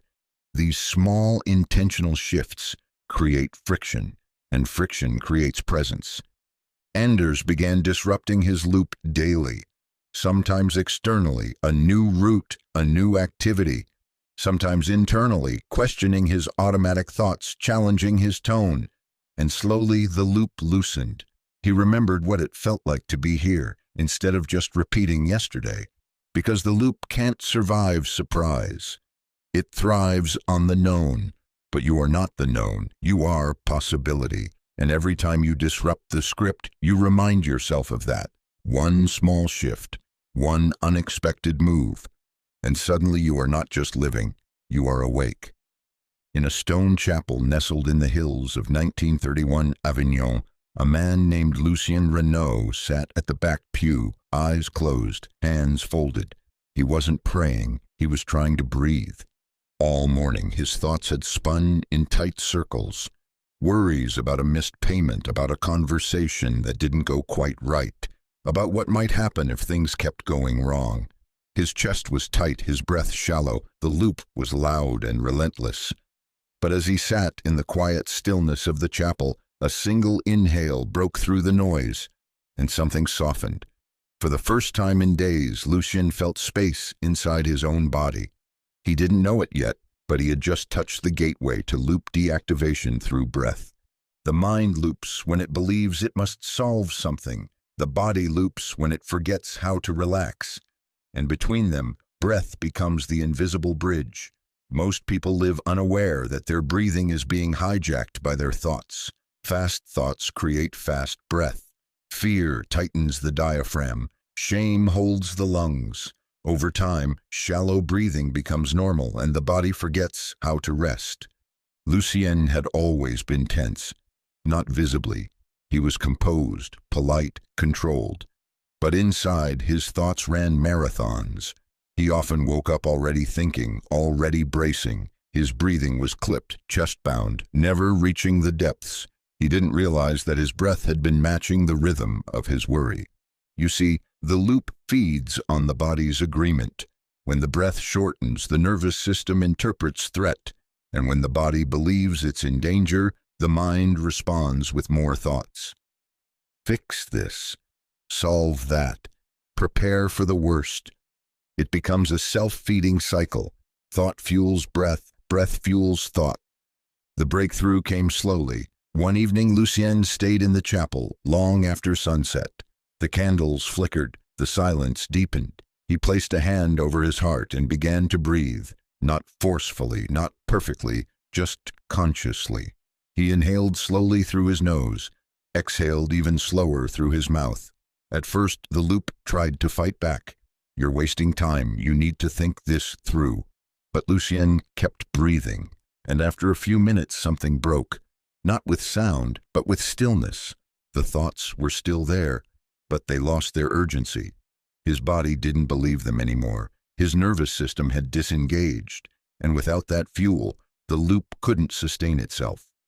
Loop deactivation through breath is not about controlling your mind. It's about calming your body. When you guide your breath, you guide your state. A longer exhale tells the brain, we're safe.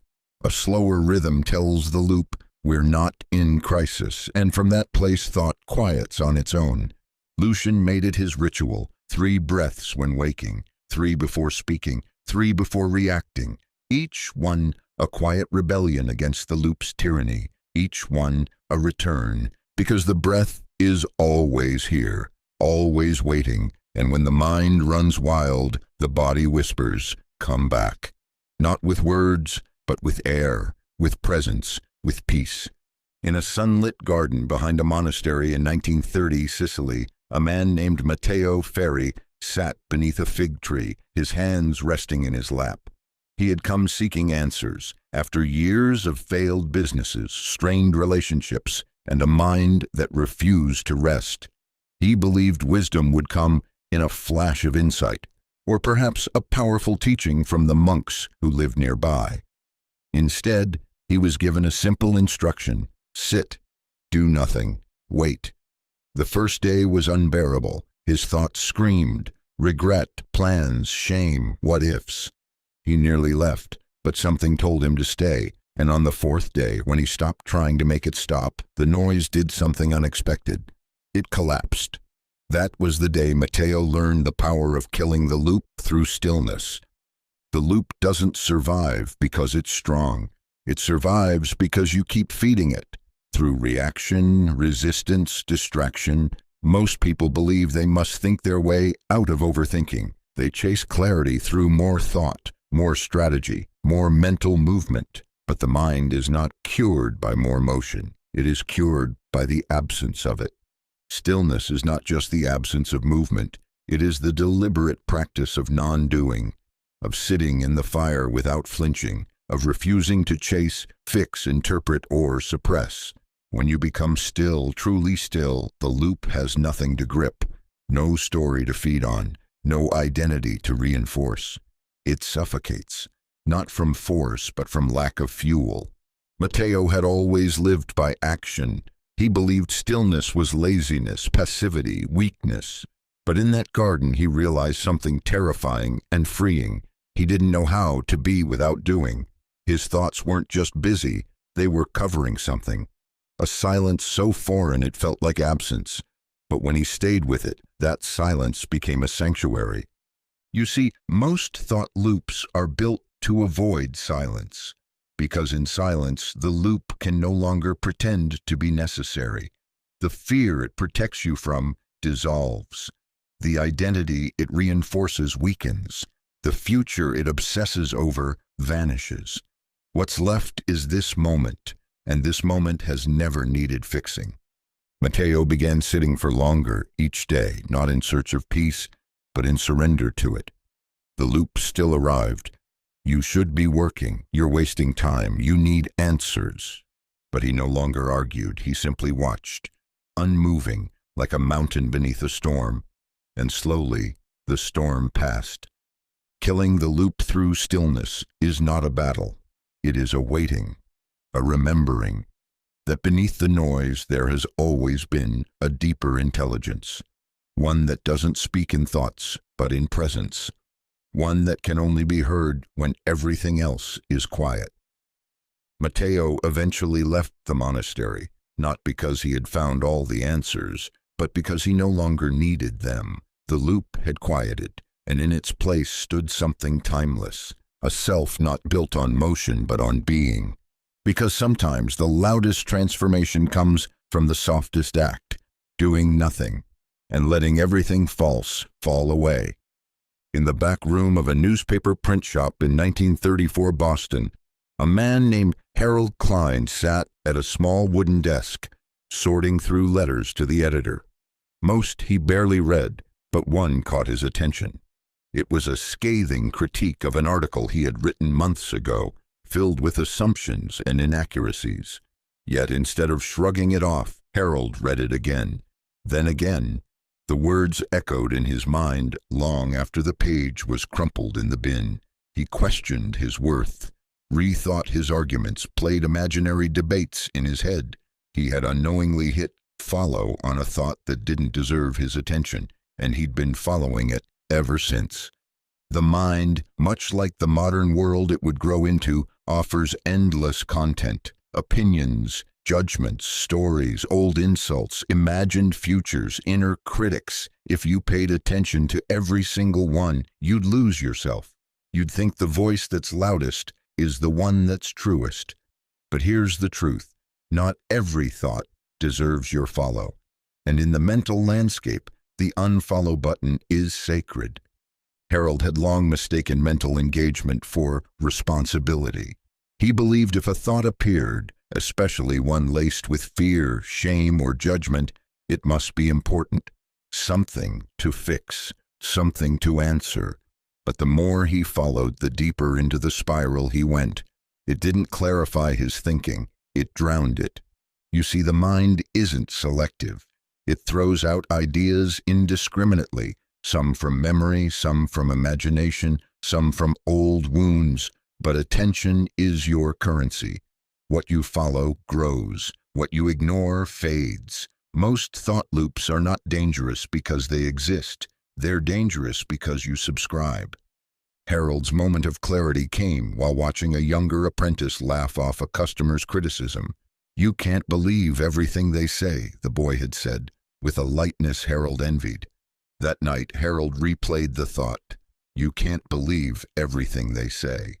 Then a deeper one followed, "You also can't believe everything you say." He began practicing his own internal unfollow.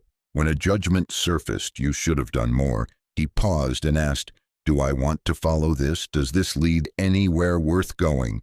If not, he let it go. No argument, no justification, just the silent click of inner disengagement. The unfollow button isn't avoidance, it's discernment.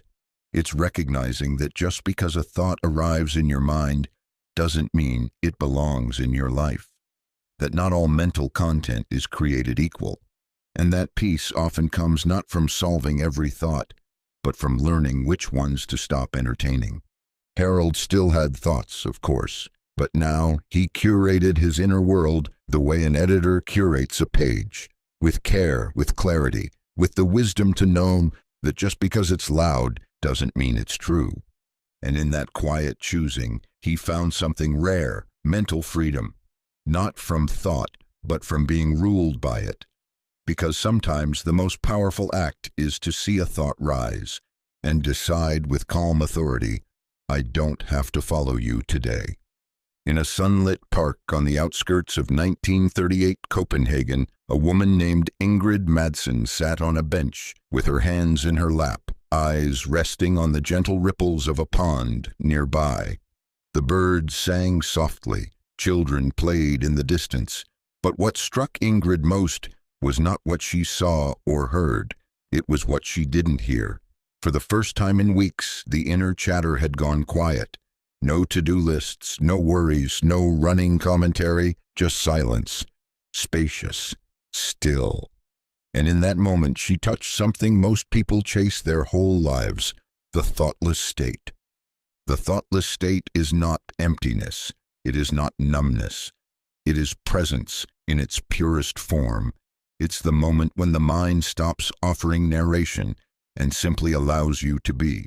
It doesn't come from force. It cannot be willed into existence.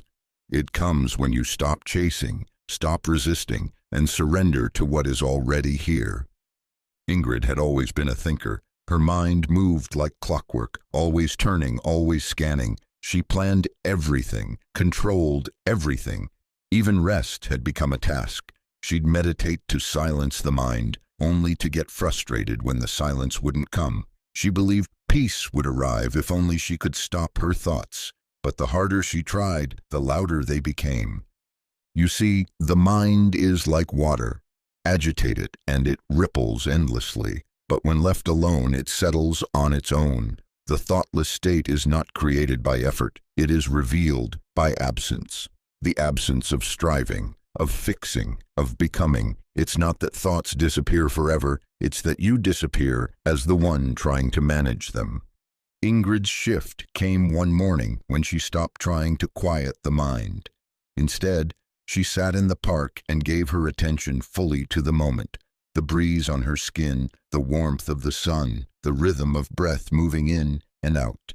She didn't push the thoughts away. She just stopped holding them, and they began to fall like leaves from a tree. The thoughtless state can't be understood through analysis. It can only be experienced.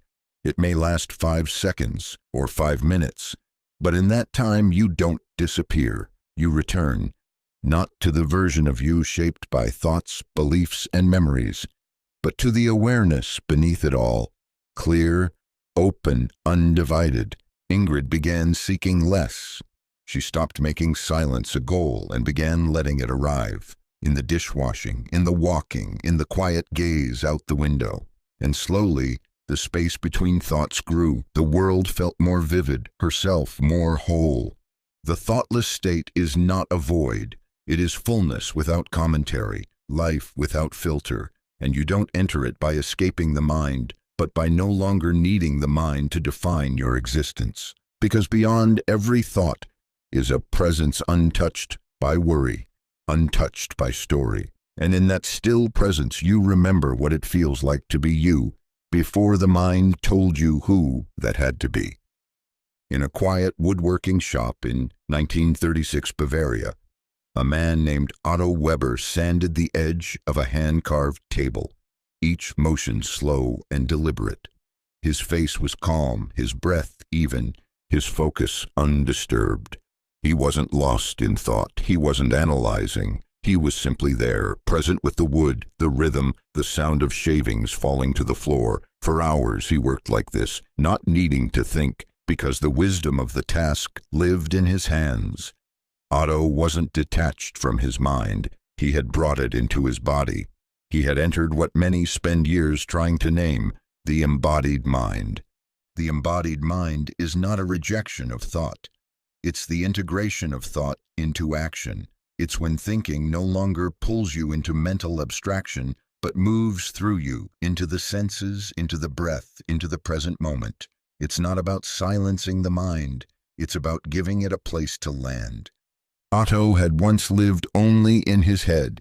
In his early years, before he took over the family shop, he was a bookkeeper, sharp, efficient, respected. But his thoughts consumed him. Numbers became obsessions. Small errors led to sleepless nights. His body was always tense, his breath shallow. He had a brilliant mind, but it was detached from the rest of him, hovering above like a storm without grounding. You see, most people live with a disembodied mind. The head spins and the body obeys. There's little awareness of sensation, of breath, of posture. The body becomes transportation for the mind's agenda, but the mind without embodiment becomes unanchored. That's when loops form. That's when anxiety sets in. Because thinking was never meant to float. It was meant to move through you. Otto's transformation didn't come from retreat or philosophy. It came from movement. After leaving bookkeeping, he returned to the workshop his father once ran. The tools were familiar, the tasks repetitive, but as he shaped wood, something shifted. His mind quieted, not by suppression, but by expression. His thoughts translated into action. His focus deepened. His body softened. He wasn't escaping thinking. He was completing it. The embodied mind is built in moments where awareness meets the body. When you feel the breath as you speak. When you notice your feet as you walk. When you move not from tension, but from presence. It's how wisdom travels from idea to instinct. It's how insight becomes art. Otto began applying this to everything. He spoke more slowly. He chewed with awareness. He noticed when his shoulders tensed and released them without needing a reason. And the more he did this, the less his thoughts overwhelmed him, not because they stopped, but because they found a home, a rhythm, a place to flow. You don't need to kill thought to find peace. You need to invite it into your body. Let it breathe, let it move, let it dissolve into presence. Because when your mind and body finally sit at the same table, the noise fades, and what's left is not just thought, but felt truth, lived truth. A mind finally at home in the flesh. In a candlelit study in 1939 Stockholm, a woman named Astrid Nyström sat with a half-finished letter and a mind full of hesitation. She had written the same sentence 3 times, each version more cautious than the last. The message she wanted to send was clear, but the voice in her head kept rewriting it. Don't say too much. Keep it safe. You'll regret this. She sighed and stared out the window, wondering why it always felt this way. What she didn't realize was that she wasn't just writing a letter, she was brushing against the edge of an old path. A mental trail she had walked so many times, it had become a trench. But what she was about to discover was this. You can step off that path. You can carve a new one. This is how new mental pathways are created.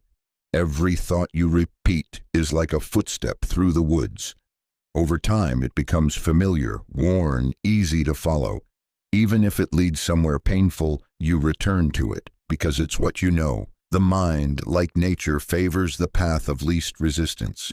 And so you think the same thoughts, feel the same emotions, make the same choices, not because you must, but because you haven't yet built another way. Astrid's loop had been built early. A quiet childhood, a family that praised silence over expression. She learned to stay small, to keep her truth locked away, and with each repeated thought, stay quiet, don't be too much, play it safe. A pathway was carved deeper into her mind, so deep it felt like truth. You see, thought loops don't just live in the mind, they live in the nervous system, in muscle memory, in tone, in breath. But the beauty of the brain is this. It's plastic. It can change. The same way you walked the old path 1,000 times, you can begin walking a new one. One thought at a time, one response at a time. Astrid's shift began the day she wrote the sentence she had always wanted to write, and didn't delete it. She sent the letter, not with confidence, but with trembling defiance. And when nothing terrible happened, when no punishment came, something in her mind paused. Perhaps there's another way, it whispered. And so she took another step. Creating a new mental pathway isn't about repeating affirmations or forcing positivity. It's about choosing a different response again and again until the mind begins to trust it. At first, the new path feels awkward, unfamiliar, but over time it becomes more traveled. The weeds clear, the footing strengthens, the mind begins to favor it. Astrid began speaking more honestly, Not loudly, but clearly. Each moment of truth-telling, each brave pause, laid another brick in the new path. The old thoughts still called to her, but she no longer followed. She had somewhere else to walk. Because your mind is not a fixed map, it's a field. And with each choice, each breath, each act of awareness, you carve a new trail, one that leads not to the past, but to the self you're becoming. One step at a time, one thought at a time, until the new path becomes the only one worth walking. In a quiet library in 1933, Lisbon, a woman named Rosa Almeida traced her fingers over the spine of a poetry book. She loved language, the way it captured meaning, painted emotion, bent time. But lately, words had become a burden. Her mind never stopped speaking, narrating, anticipating, judging. Even in moments of stillness, she found herself lost in commentary. What does this mean? What should I do next? What if I said the wrong thing? Rosa's life was filled with language, but none of it brought peace. One morning, while watching sunlight filter through the windows, she realized the words in her head weren't hers. They were rehearsals, scripts, past and future. But nothing was being said now. That realization became her doorway to something different. The language of now. The language of now isn't spoken in thought. It's experienced in sensation, in breath, in being. It's not about explaining what's happening. It's about inhabiting it. Most people live in constant mental translation. The moment arises and the mind immediately converts it into language. This is good. This is bad. This reminds me of.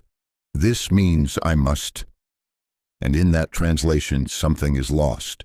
The immediacy, the aliveness, the truth of what's unfolding. Rosa had been translating her life for so long that she forgot what it meant to feel without narrating. Her mind was a tireless interpreter, running ahead of her experiences, assigning them meaning before she had time to live them. And every interpretation led her further from the moment. You see, thought is not evil, but thought about the present is not the present. It's a version of it, a copy. The real moment cannot be captured in language. It can only be entered. The language of now doesn't use words. It uses awareness. Rosa began to practice something new. Whenever she felt herself drifting into mental commentary, she paused and asked, "What is happening right now?" without description. Her feet on the floor, the warmth of the tea in her hand, the hum of silence, not as concepts, as experience. At first it felt empty, unimpressive, but slowly she began to notice the richness within that simplicity. Without the layer of thought, the present moment shimmered. Time slowed, her body softened. There was no need to explain what was happening, because nothing was missing. The language of now is not loud. It doesn't insist. It whispers. And it's always available beneath the narration. All it takes is a shift in attention, from thinking about life to being inside life. Rosa didn't abandon language, but she no longer let it lead. She let it follow, let it rise from stillness, not override it. Because the most honest thing you can say is the thing you don't need to say at all. It's in the breath you feel, the light you notice, the self that appears when the story stops. And that self doesn't speak in words, it speaks in presence, the most fluent language of all. In a weathered observatory overlooking the coast of 1932 Marseille, a man named Julien Moreau adjusted the eyepiece of his telescope, tracking the slow drift of constellations across the night sky. He was trained to study movements without interfering, to record without reacting. But what he couldn't yet see was that the greatest observation wasn't happening through the lens. It was happening inside his own mind. For years, Julien had been ruled by his thoughts, fears, doubts, harsh internal commentary. He believed them, obeyed them, and identified with them. Until one evening, as he noted the position of a distant star, a strange thought passed through his mind. "You're wasting your life." But instead of reacting, he paused. He didn't argue, he just observed. That pause marked the beginning of a shift. The moment Julien stepped into the observer's authority, The observer is not a voice. It is not a mood. It is not a role. It is the silent awareness behind all mental activity, the presence that watches the thoughts come and go without becoming them. Most people live inside their thoughts, wrapped around every opinion, every fear, every old memory. But the moment you realize there is something within you that can see a thought without being it, you discover something astonishing: the power to choose what you follow. Julien had spent most of his life as a servant to thought. When the voice said, "You should be ashamed," he obeyed. When it said, "They don't like you," he withdrew. When it said, "You'll never change," he nodded quietly. It wasn't just a voice. It was law. But from that night on, he began to notice the thoughts like passing clouds. He listened not with belief, but with curiosity. You see, the mind has momentum. It builds patterns through repetition, but it only has power when you believe the thoughts without question.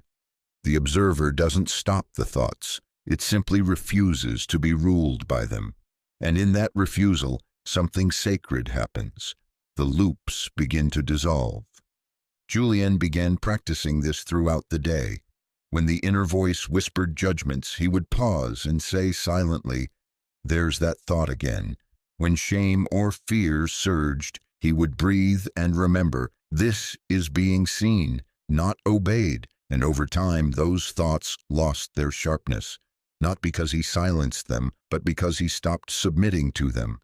The observer's authority is not dominance, it is presence. It's the gentle stance of one who no longer reacts from habit, but responds from awareness. It's choosing not to argue, not to resist, not to fix, but to see. And seeing alone is often enough. Julien still had thoughts, but now he had space. Now he had choice. And in that space, life no longer felt like a storm to survive, but a sky to witness. Because you are not the noise. You are the one who hears it. And the one who hears it holds the only real authority, the quiet, sovereign power to decide what comes in and what quietly passes through. In a small glass conservatory nestled behind a home in 1935 Sussex, a woman named Evelyn Hart watered her violets with trembling hands. It wasn't the plants that made her anxious. It was the silence after an argument with her sister that lingered in her chest like smoke. The words spoken hours ago continued to stir her emotions: guilt, sadness, confusion. She replayed the scene in her head, trying to decipher whether she had done something wrong, hoping, aching for her sister to say something kind, something soothing. But as the hours passed, Evelyn remained tethered to someone else's reaction, unable to find her center. What she didn't realize was that her emotional state had been outsourced. She had given it away without knowing. What she was about to rediscover was the quiet art of reclaiming emotional sovereignty. Emotional sovereignty is the ability to feel without being controlled. It is the reclaiming of your emotional world from the hands of others, from their tone, their words, their silence, their stories. Most people live as emotional satellites, orbiting the moods and behaviors of those around them. A compliment uplifts. A look wounds, an opinion defines. But when your inner state depends on outer conditions, you are no longer sovereign. You are reactive. You are owned. Evelyn had never been taught that her feelings were hers to lead. She grew up walking on eggshells, learning to attune herself to other people's needs, absorbing their anger, shrinking under their disappointment. She mistook sensitivity for weakness, empathy for submission. Her heart was wide open, but her boundaries were porous. And so her emotions weren't hers, they were reflections. You see, emotions are information, but when they're shaped entirely by external events, they become reactions rather than expressions. The loop begins. Someone says something, you feel something, and instead of pausing, you assume the emotion is true, that you are the emotion, that it owns you. And in that moment, your sovereignty slips away. Evelyn's shift came in the middle of her garden. She knelt in the soil, tears in her eyes, overwhelmed again by a silence that wasn't hers. She whispered aloud, "I don't have to wait for someone else to make this okay." The sentence shocked her with its clarity. It was not defiance, it was remembrance, that her inner state belonged to her and no one else. She began reclaiming her emotions, one moment at a time. When sadness came, she named it without blame. When anger flared, she asked what truth it pointed toward, and when guilt whispered, she questioned its origin. Not every emotion was hers to keep. Reclaiming emotional sovereignty isn't about detaching, it's about discerning, feeling fully without fusing blindly, letting emotions pass through you rather than define you. Evelyn still loved deeply, but she no longer gave away her peace for a nod, a word, or approval. Her heart still opened, but her center stayed grounded, because you are not here to feel for others, you are here to feel with wisdom. And when your emotions rise from your own truth, not their silence, not their tone, you return to the throne of your inner world, quiet, steady, free. In a small photography shop along the cobblestone streets of 1934 Vienna, a man named Klaus Richter adjusted a customer's portrait in the window display. He was known for his careful framing, his polite manner, and his ability to say the right thing at the right time. But when Klaus returned home each evening and sat alone in his apartment, he often replayed the words he'd said that day, not out of pride but out of uncertainty. Was that what they wanted to hear? Did I sound too proud, too soft? Did I match the mood?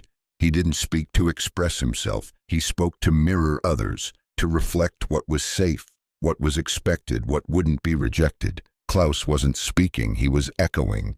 Speaking without echo is the art of using your voice without needing it to be approved, mirrored, or validated. It is expression for the sake of truth, not performance, not compliance, not protection. Most people speak not from center, but from calculation. Will this be received well? Will it offend? Will they still like me? And so the voice is bent, softened, shaped, until it no longer feels like yours. Klaus had learned this early. As a child, his father would grow quiet when angered, his approval inconsistent. Klaus adapted. He listened closely. He became a mirror reflecting what he thought others needed him to be. And while this skill helped him navigate the world, it quietly erased his own voice. Every time he withheld a truth or reshaped a sentence to avoid discomfort, his authenticity dimmed. He wasn't lying, but he wasn't living honestly either. You see, the loop of echoing begins subtly. You say what keeps the peace, what fits the room, what sounds smart or agreeable. And over time, you forget what you sound like when you're not performing. Your voice becomes a tool for acceptance rather than revelation. Klaus's shift came during a conversation with an old friend who asked, "But what do you think?" It was a simple question, but one he hadn't been asked in years. Not what he observed, not what he repeated, but what he truly believed. He didn't have an immediate answer. That silence startled him. He began listening differently, not just to others, but to himself. He paid attention to the moment when a thought arose but was edited before being spoken, the pause where his truth was measured, diluted. And slowly he began reclaiming his tone, not by being loud, but by being real. Speaking without echo doesn't mean being blunt, it means being rooted. It's letting the words rise from your center rather than the room. It's speaking even when you're not sure how it'll land, but knowing you're aligned within. Klaus still adjusted his photographs with precision, but his conversations changed. They became slower, braver, simpler, because when he spoke, it wasn't to be approved, it was to be true. And in that truth, the echo stopped. And for the first time, his voice didn't bounce back. It stood, alone, honest, enough. In a quiet watchmaker's studio in 1937, Geneva, a man named Emil Barth adjusted the gears of a delicate pocket watch with practiced hands. He worked in silence, focused, present, unbothered. But the moment he set the tools down, his mind began to turn. You forgot something. You didn't do enough today. What if you lose the next client? The thoughts came fast, commanding his attention, dragging him into imagined futures and rehearsed failures. Emil had mastered the precision of tiny mechanisms, but inside his own head the gears spun wildly. He had become the servant of something he thought he controlled. What he didn't yet realize was that thought was never meant to rule him. It was meant to serve him. Thought, when used properly, is a tool, not a tyrant. Most people live under the rule of their minds, not because the mind is malicious, but because it's been untrained. A brilliant tool left unattended becomes noisy, bossy, relentless. It tries to help but forgets its place. The result? A loop, a storm, a mind that comments on everything and questions every decision long after the moment has passed. Emil had once believed that thinking was solving, that the more he thought, the safer he'd be. The more he anticipated, the more prepared he'd feel. But he began to notice that thinking didn't always bring clarity. Often it brought more confusion. He wasn't using thought. Thought was using him.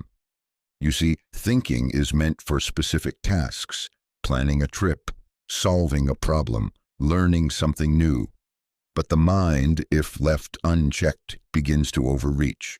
It narrates your life without pause. It invents stories. It judges, predicts, rehearses. It becomes a tyrant, one that speaks in your voice, so you rarely question its authority. Emil's moment of change came late one evening when he dropped a small spring on the floor and, instead of panicking, simply knelt and found it in silence. In that moment of presence, no thought interrupted, no voice warned, just breath, light, movement. It was then he realized thinking wasn't always necessary. In fact, it often got in the way. He began a quiet practice, noticing when thoughts were useful and when they weren't. He'd ask himself, is this thought helping me or is it hurting me? If it helped, he kept it. If not, he let it pass. Over time, Emil learned to use thought like a craftsman uses a tool, with care, with purpose. He no longer let the mind run at will. He gave it jobs, then set it down. When a problem was solved, he didn't keep solving it in his head. When a memory arose, he let it pass without building a story. Thought became lighter, quieter, honest, because thought is not your enemy. It is your servant, but only if you remember who's holding the tool and who's holding the power. Let the tyrant rest. Pick up your mind like a pen, a wrench, a compass. Use it, then put it down, and return to the silence that needs no fixing at all. In a lantern-lit studio in 1939, Kyoto, a calligrapher named Hiroshi Sato dipped his brush in ink and paused before making the first stroke. He wasn't afraid of the paper. He was afraid of the voice inside that whispered, "This won't be good enough." It was the same voice that spoke when he made mistakes, when others watched, when silence stretched too long. Hiroshi had come to see his mind as something dangerous, unpredictable, intrusive, unkind. For years he tried to fight it, tame it, silence it. But one afternoon, while watching his own reflection ripple in a nearby koi pond, he realized something. The mind wasn't the enemy. It was a mirror, and the monster he thought he saw had always been a reflection. The mind as mirror is a profound shift. Most people fear their thoughts because they believe they come from somewhere dark and uncontrollable. But thoughts are not monsters. They are mirrors, reflecting your inner state, your hidden wounds, your unspoken fears. They are not proof of failure. They are evidence of what is waiting to be seen. Hiroshi had believed for years that a quiet mind was the sign of peace. But what he really needed was a kind relationship with his mind, not a battle against it. Every harsh thought, every loop, every doubt wasn't an attack. It was a signal, a flicker of something buried. The mind was showing him where healing was needed, not where he was broken. You see, a mirror cannot distort unless the surface behind it is bent. Thoughts appear distorted when we refuse to accept what they reflect. A fear that feels irrational, it points to an old wound. A judgment that arises uninvited, it reveals a part of you that has yet to be accepted. The mind is not attacking you, it's illuminating you. Hiroshi began to approach his thoughts differently. Instead of arguing, he asked, "What are you showing me?" Instead of flinching, he looked. When a thought said, "You're not enough," he asked, "Where did I learn that?" And just like that, the monster faded. The mirror stayed. The practice was subtle but powerful. Each time Hiroshi watched a thought arise without fusing with it, he created space. Not to escape, but to see more clearly. Some thoughts were echoes of his father's voice. Some were old disappointments repackaged as caution. But all of them, every single one, was trying to point him home. The mind will never be silent forever, but it doesn't need to be feared. It needs to be met, witnessed, honored not as a judge, but as a reflection of your inner world. And as your relationship with that world softens, so too does the mirror. Hiroshi still practiced calligraphy every morning, but now, when the ink didn't flow right or a mistake appeared on the page, he smiled. He no longer saw failure. He saw a mirror. And through that reflection he saw himself more clearly, not broken, not unworthy, just human, and finally at peace with the voice that once felt like a monster. In a stone-walled monastery tucked high in the Pyrenees, a man named Elias Navarro sat cross-legged in a meditation hall, surrounded by the hush of early morning. For months he had sought one thing, to silence his mind. He had read books, repeated mantras, followed the breath with unwavering focus. And yet the thoughts still came, loud, clever, persistent. "This isn't working. You're not doing it right. It'll never be quiet." But one morning, as the wind rustled through the trees outside, Elias realized something. Silence wasn't the absence of thought. It was the absence of identification with it. That was the beginning of his new way of being, his silent mind manifesto. The silent mind is not a mind that has no thoughts. It is a mind that no longer makes thoughts the centerpiece of awareness. Most people believe peace comes when the mind goes blank, but in truth, peace comes when the mind no longer commands your attention. When thoughts are allowed to rise and fall like distant church bells, noticed but not followed. Elias had always tried to control the mind. He thought silence was a reward he had to earn through discipline, effort, and restraint. But the more he tried to suppress the noise, the louder it became. What he discovered in the monastery was a deeper truth. The silent mind is not built through force. It is uncovered through surrender. You see, silence is not created. It's revealed. It's always been there underneath the commentary, the planning, the judgment. It's the stillness between thoughts, the space between breaths, the gentle awareness that hears the mind but doesn't bow to it. Elias began observing his thoughts without resistance. A worry would arise. He wouldn't fix it. A memory would surface. He wouldn't relive it. He simply noted, there it is. He didn't chase it, argue with it, or try to replace it with a better thought. And in doing so, a new voice emerged. Not a thought, but a tone, a sense of vastness, a quiet that wasn't hollow, but full. The Silent Mind Manifesto is not a doctrine, it's a devotion, a way of living rooted in presence. It says, I will no longer worship the noise. I will no longer define myself by thought. I will listen, but I will not obey. I will return to the breath, the moment, the now, again and again until silence becomes my home. Not because thoughts disappeared, but because I no longer followed them into darkness. Elias still had thoughts, but now they passed like birds across a sky he no longer tried to cage. Some days the sky was clouded, other days it was clear, but the sky never changed. And that sky, vast, calm, eternal, was where his life truly began. Because the silent mind is not an achievement, it's a remembering. That underneath every storm of thought is a stillness that never left. And when you live from that stillness, the world softens, the self returns, and peace is no longer something you chase. It is something you become. In a sun-drenched atelier in 1936 Paris, a designer named Colette Moreau stood before an empty dress form, hands still, fabric untouched. Orders lined the wall, Sketches were scattered across her work table, but Colette didn't move.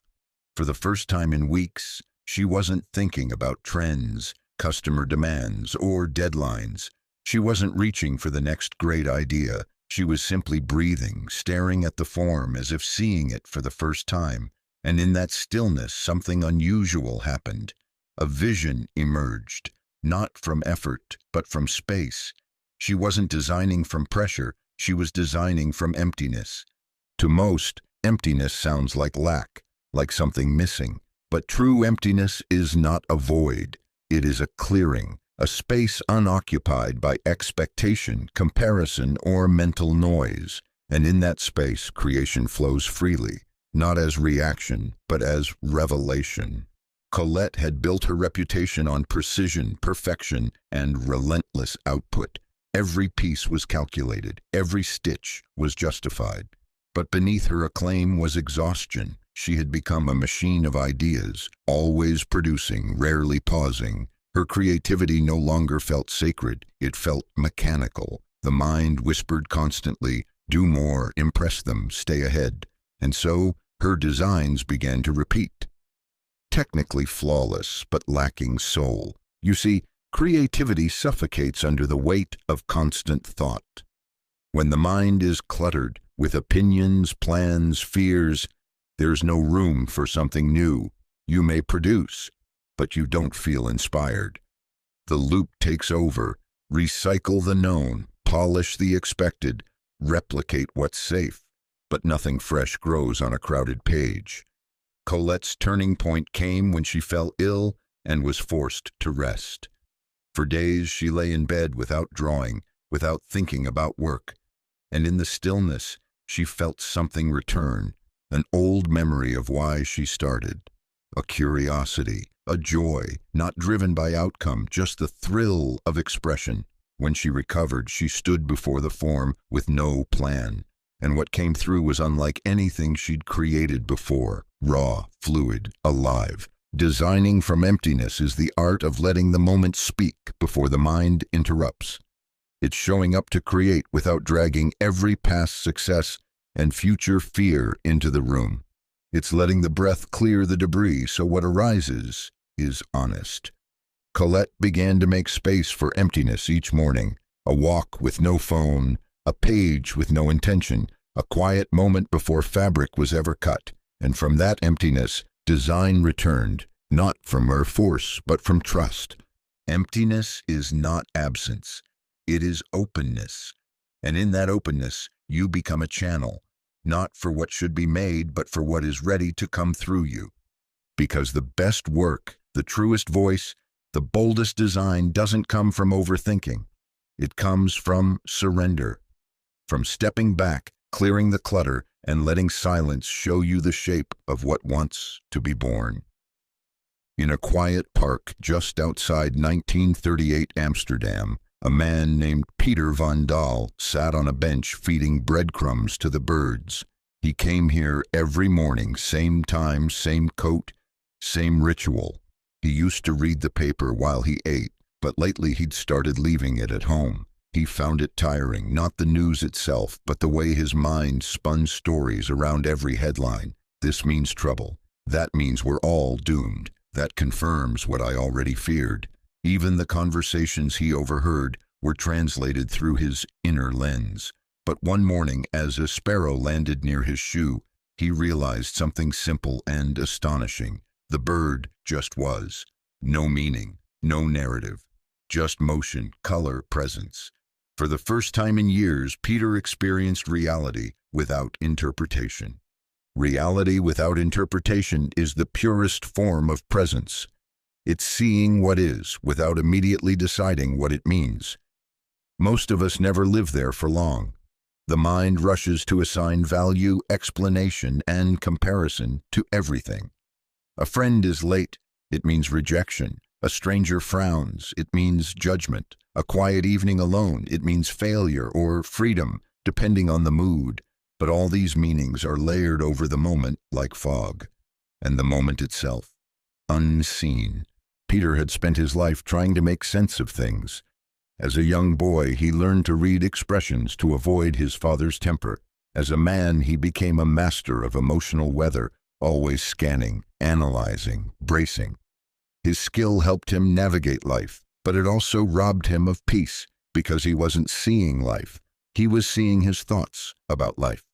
You see, interpretation is not inherently bad, but when it becomes automatic, it becomes distortion. You no longer meet reality. You meet your assumptions, fears, and projections. The loop begins when the mind starts interpreting before it observes, labeling before it experiences. And in doing so, it replaces what is with what it fears, wants, or expects. That morning, Peter practiced something radical. He watched the birds without naming them. He felt the breeze without deciding if it was too cold. He let the sky be gray without calling it dreary. And in that space, a different kind of clarity emerged, not the kind born from understanding, but the kind born from absence, the absence of mental commentary. He began applying it to his day. A long line at the bakery was no longer annoying. It was just a line. A missed letter was no longer bad news. It was just delay. He didn't stop thinking. He simply stopped believing the first thought about everything. Reality without interpretation is stillness. It's not passive. It's perceptive. It gives you your life back, unfiltered, unprocessed, whole. Peter still visited the park, still fed the birds, but now he watched them as they were, flashes of movement in the vast, quiet present. And in doing so, he remembered the simplest truth of all. Not everything needs to mean something. Some things just are, and that finally is enough. In a quiet ceramics studio along the banks of the Rhone in 1931, Arles, a woman named Isabelle Fournier pressed her fingers into a lump of clay. She didn't have a sketch, no blueprint, no planned design. Her hands moved instinctively, shaping, smoothing, adjusting. Time dissolved. Her mind, usually cluttered with worries and lists, had gone silent. She wasn't thinking, she wasn't trying, she was simply creating. And in that still, flowing state, something beautiful emerged, a form that felt both ancient and new.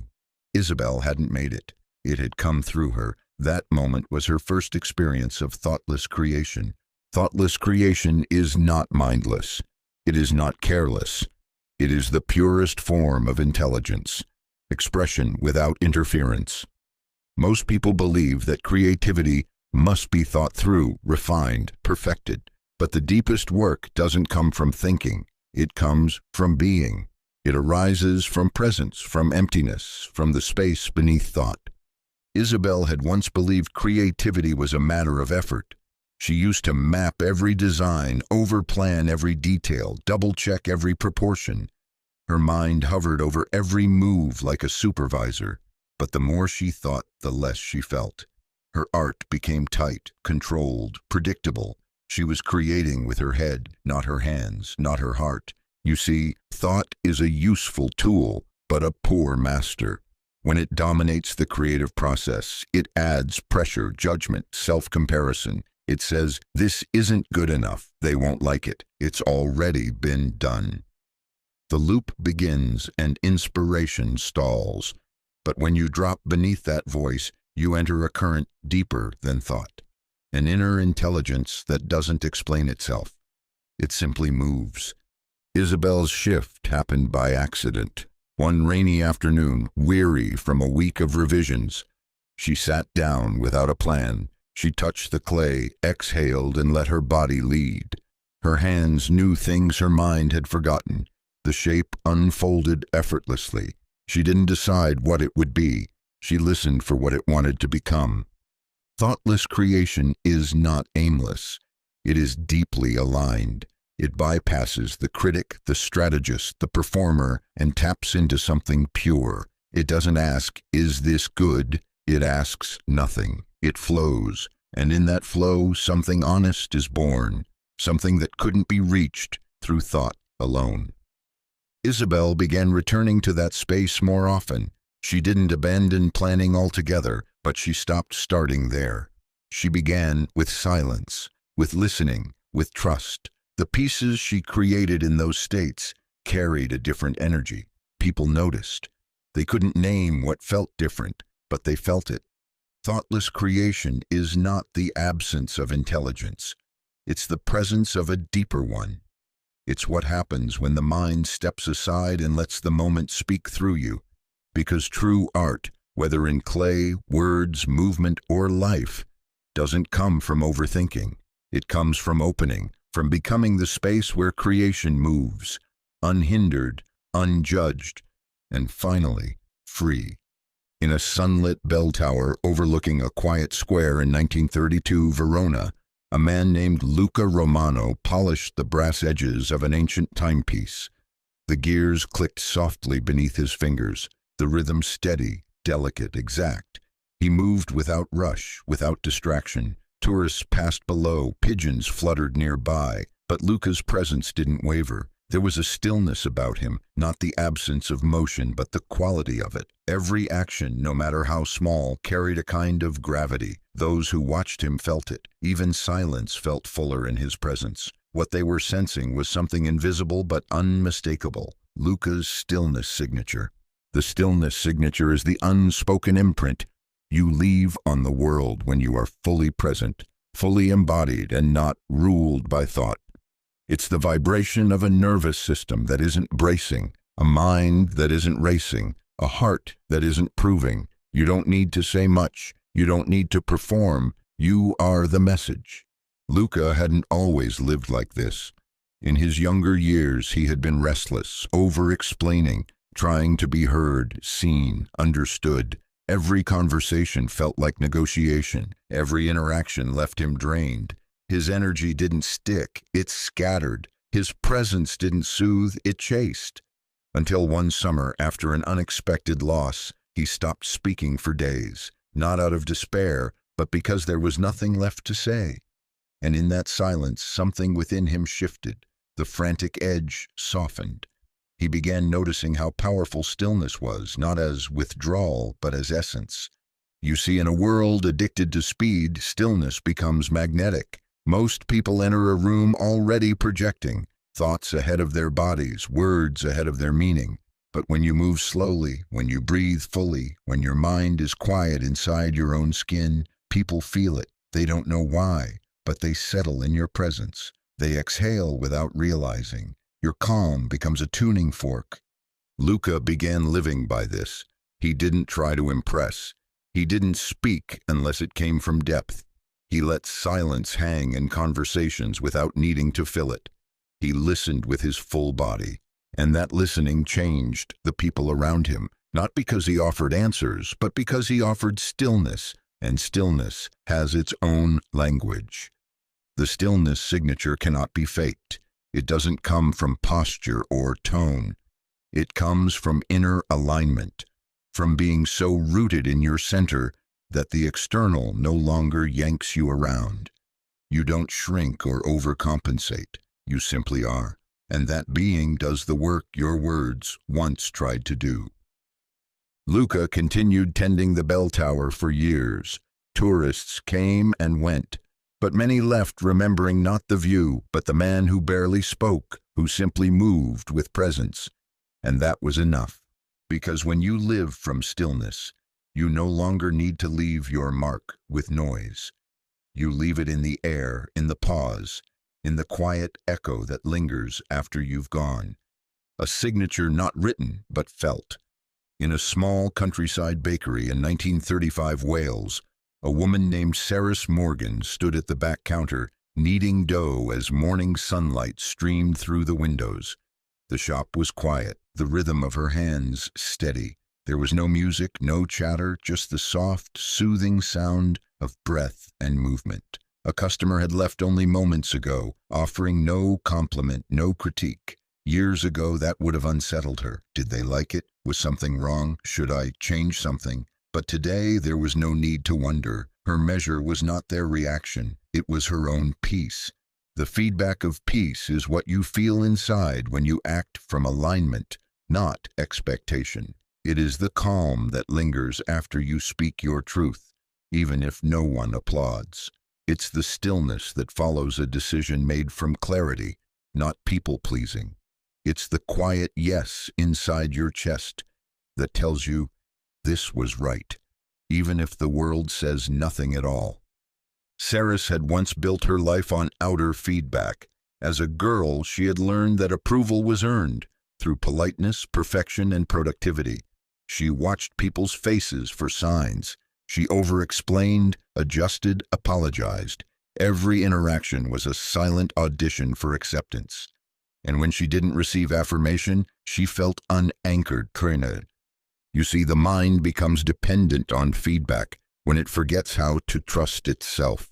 When you haven't learned to hear your own yes, you begin living for everyone else's. A compliment means success. A frown means failure. Silence means uncertainty.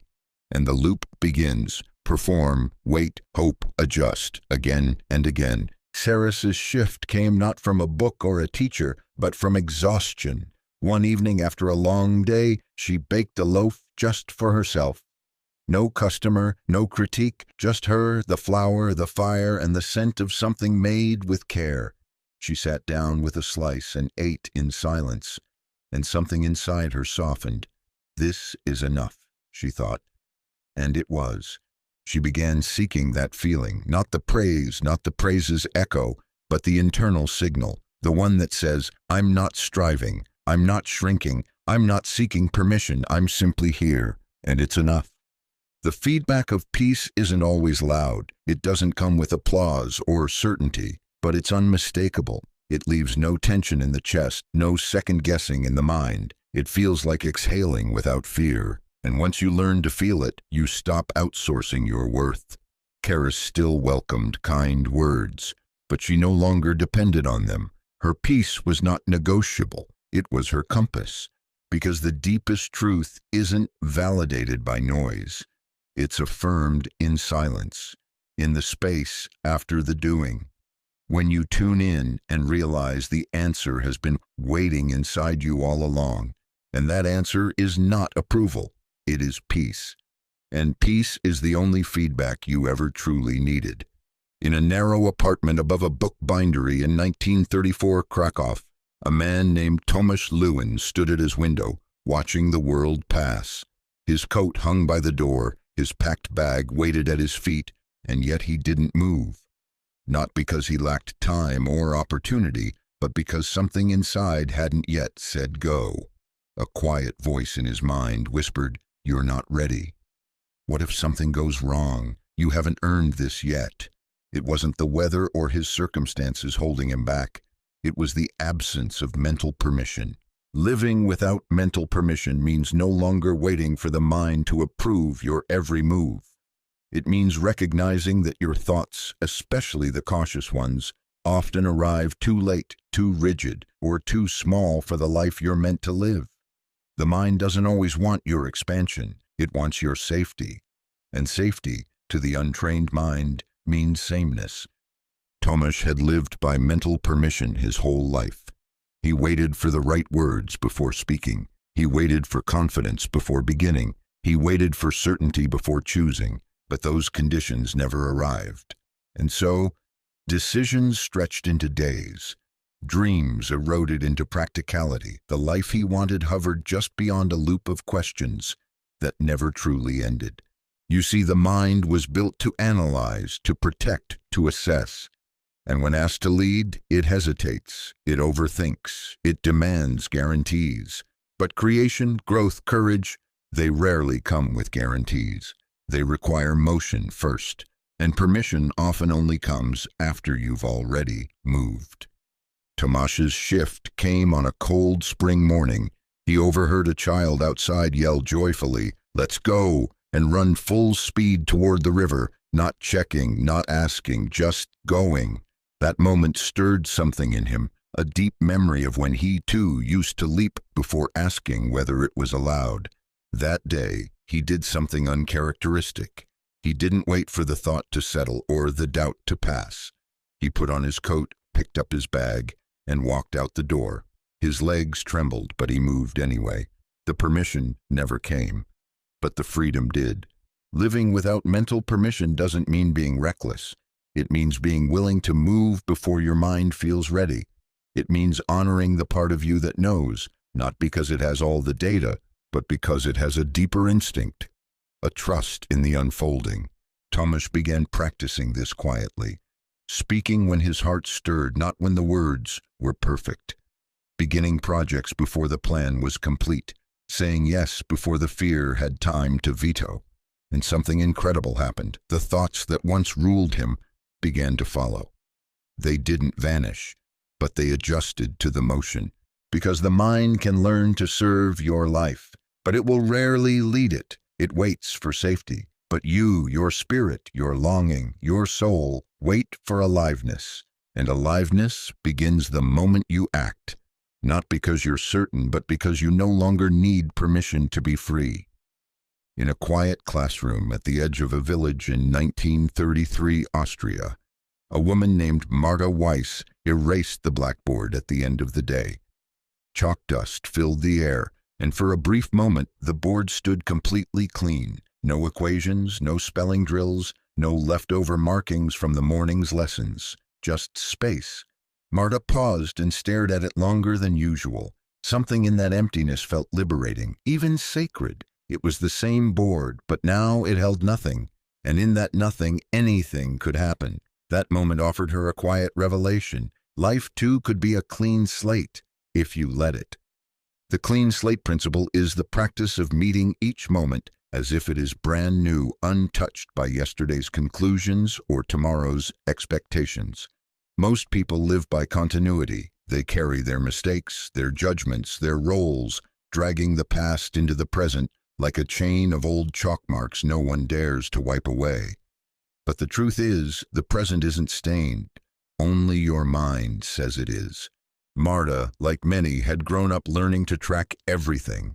Every misstep, every disappointment, every reason why she couldn't change. She kept mental lists of her failures.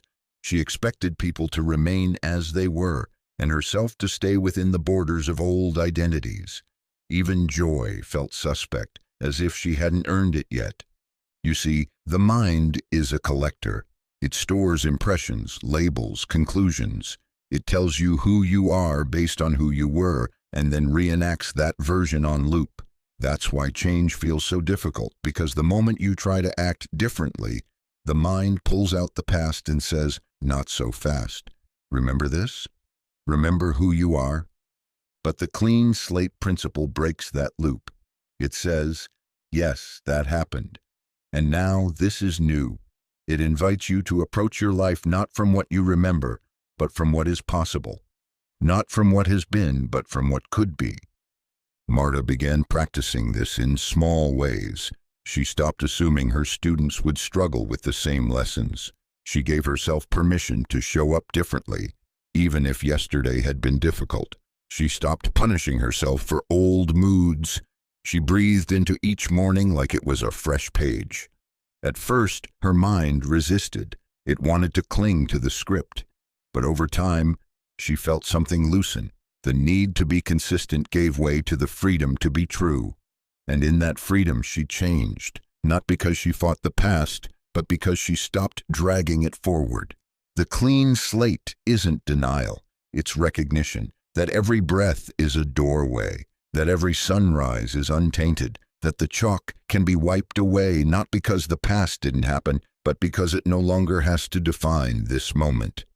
And when you live from that space, you no longer walk with the weight of who you've been. You move with the lightness of who you can become, again and again. One breath, one step, one clean slate at a time. In a coastal town in 1935 Portugal, a man named Rafael Costa stood behind the counter of his family's barber shop, trimming a customer's hair with quiet focus. His movements were calm, his voice gentle, his manner exact. But inside, his mind spun with familiar noise. "Don't mess this up. You always say the wrong thing. They're judging you." These thoughts weren't new. They arrived with each customer, each interaction, each attempt to grow beyond the life he'd settled into. Raphael had tried everything to silence them.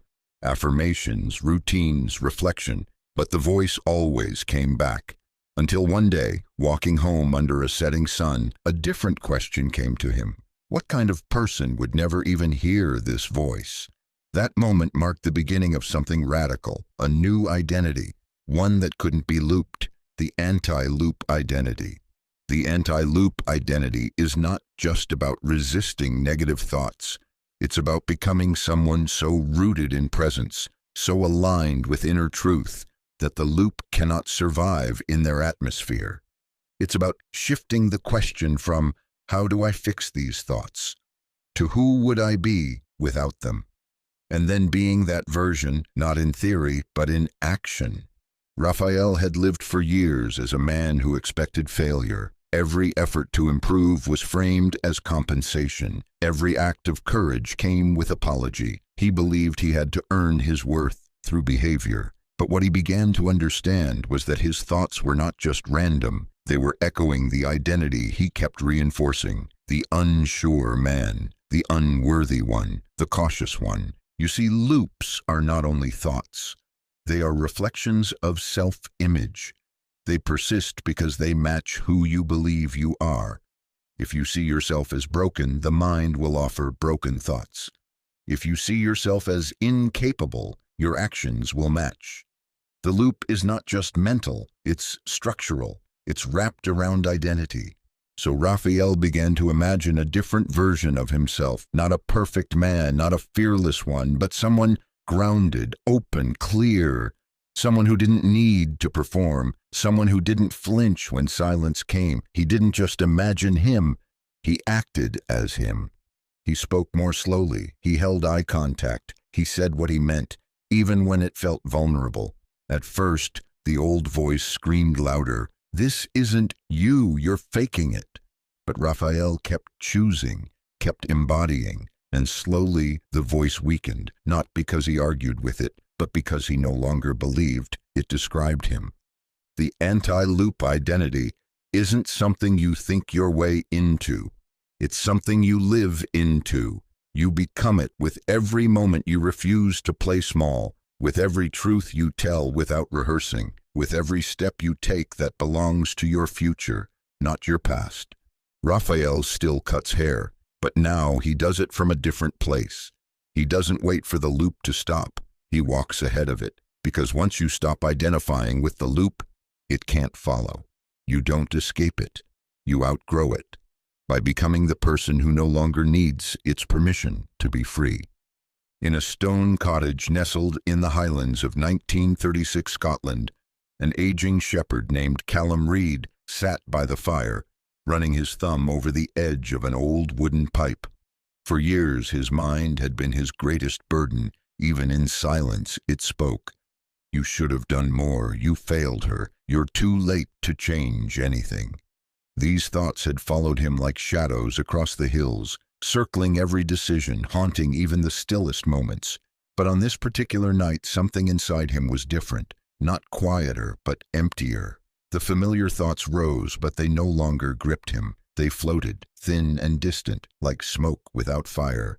For the first time he felt it. The loop was dying. The death of the loop doesn't happen in a flash of insight or a moment of conquest. It happens in layers, like ice thawing under a patient sun. It begins when the thought that once pulled you under starts to feel less believable. When the voice that once commanded your attention now feels like an echo.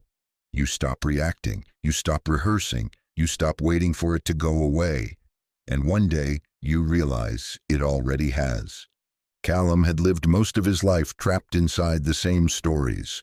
Guilt, regret, unworthiness. They were woven into his identity. He believed they kept him honest, grounded, human, but in truth, they had kept him small, predictable, afraid. The loop had become a part of him, not just thoughts, but the emotions, the reactions, the posture he carried. He didn't know where he ended, and the loop began. You see, loops survive on your belief. They need your attention, your resistance, your need to fix them. They thrive in urgency, in repetition. But when you stop feeding them, when you stop reacting and start witnessing, their foundation crumbles. The voice loses its authority. The pattern weakens. Callum's turning point wasn't dramatic. It came in the stillness, watching the fire, feeling the warmth of his tea. A thought rose, sharp and familiar. You should have saved her. But instead of collapsing, he simply noticed. He didn't argue. He didn't shrink. He just breathed. And the thought passed, without residue, without meaning. The loop dies when you stop identifying with it, when you stop assigning it power, when you no longer need to solve it because you've seen through it. What was once a tangled storm becomes what it always was, a habit of thought. Callum still lived in the same cottage, still walked the same trails, but his inner landscape had changed. It was quieter, clearer. The thoughts still came sometimes, like visitors with nowhere to stay. But he didn't invite them in. He had no use for the loop anymore, because the death of the loop isn't a disappearance, it's a disinterest. It's no longer being seduced by what you've outgrown. And when that happens, you don't just escape the loop. You bury it with presence, with stillness, with the truth that you were never it to begin with. In the hushed warmth of a countryside inn in 1938 Provence, a woman named Sabine Delacroix stood before a mirror, not to fix her hair or adjust her collar, but simply to look. She didn't blink, she didn't smile. She wasn't searching for flaws or affirmations. For the first time in her life, she was meeting her reflection without a filter of thought. No story, no self-critique, just presence. And in that stillness, something remarkable happened.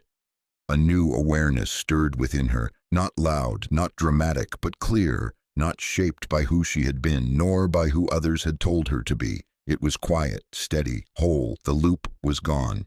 And in its place, something older and freer emerged. This was not improvement. This was not transformation. This was the birth of the true self. The true self is not built. It is revealed. It is not crafted through achievement, healed through repetition, or earned through suffering. It exists beneath the loop, untouched by the narratives, roles, and identities the mind tries to maintain. Most people spend their lives in masks. The achiever, the caregiver, the warrior, the wounded.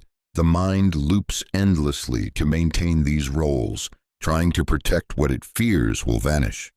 But when the loop dissolves, the mask slips, and what's left is not emptiness. It's truth. Sabine had spent years wrapped in stories, some whispered by her upbringing, others sculpted by pain. She believed she was only lovable if she was helpful, only safe if she stayed quiet, only worthy if she proved herself.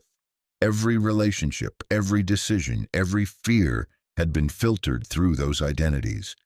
But after a long stretch of inner work, observation, release, and radical stillness, something began to fall away. Not because she forced it, but because it was no longer needed. You see, the birth of the true self does not arrive with fanfare. It doesn't scream. It doesn't argue. It arises when the noise stops, not because the noise is silenced, but because you stop giving it power. And in that clearing, your real voice returns, not to impress, but to express, not to control, but to connect. Sabine began living from that place. She didn't pretend to be confident. She simply moved without apology. She didn't rehearse responses. She spoke from presence. She stopped chasing alignment and became alignment. There were no fireworks, no audience, just a quiet revolution that changed everything. The birth of the true self isn't a single moment. It's a remembering that happens again and again. Each time you choose authenticity over performance, truth over fear, being over becoming. Sabine still looked in mirrors, but now she saw someone she trusted, someone who no longer needed the loop to feel real. Because the true self does not loop, it listens, it breathes, it is. And once it's born, there is no going back, only forward, into a life lived not from the mind's memory, but from the soul's knowing.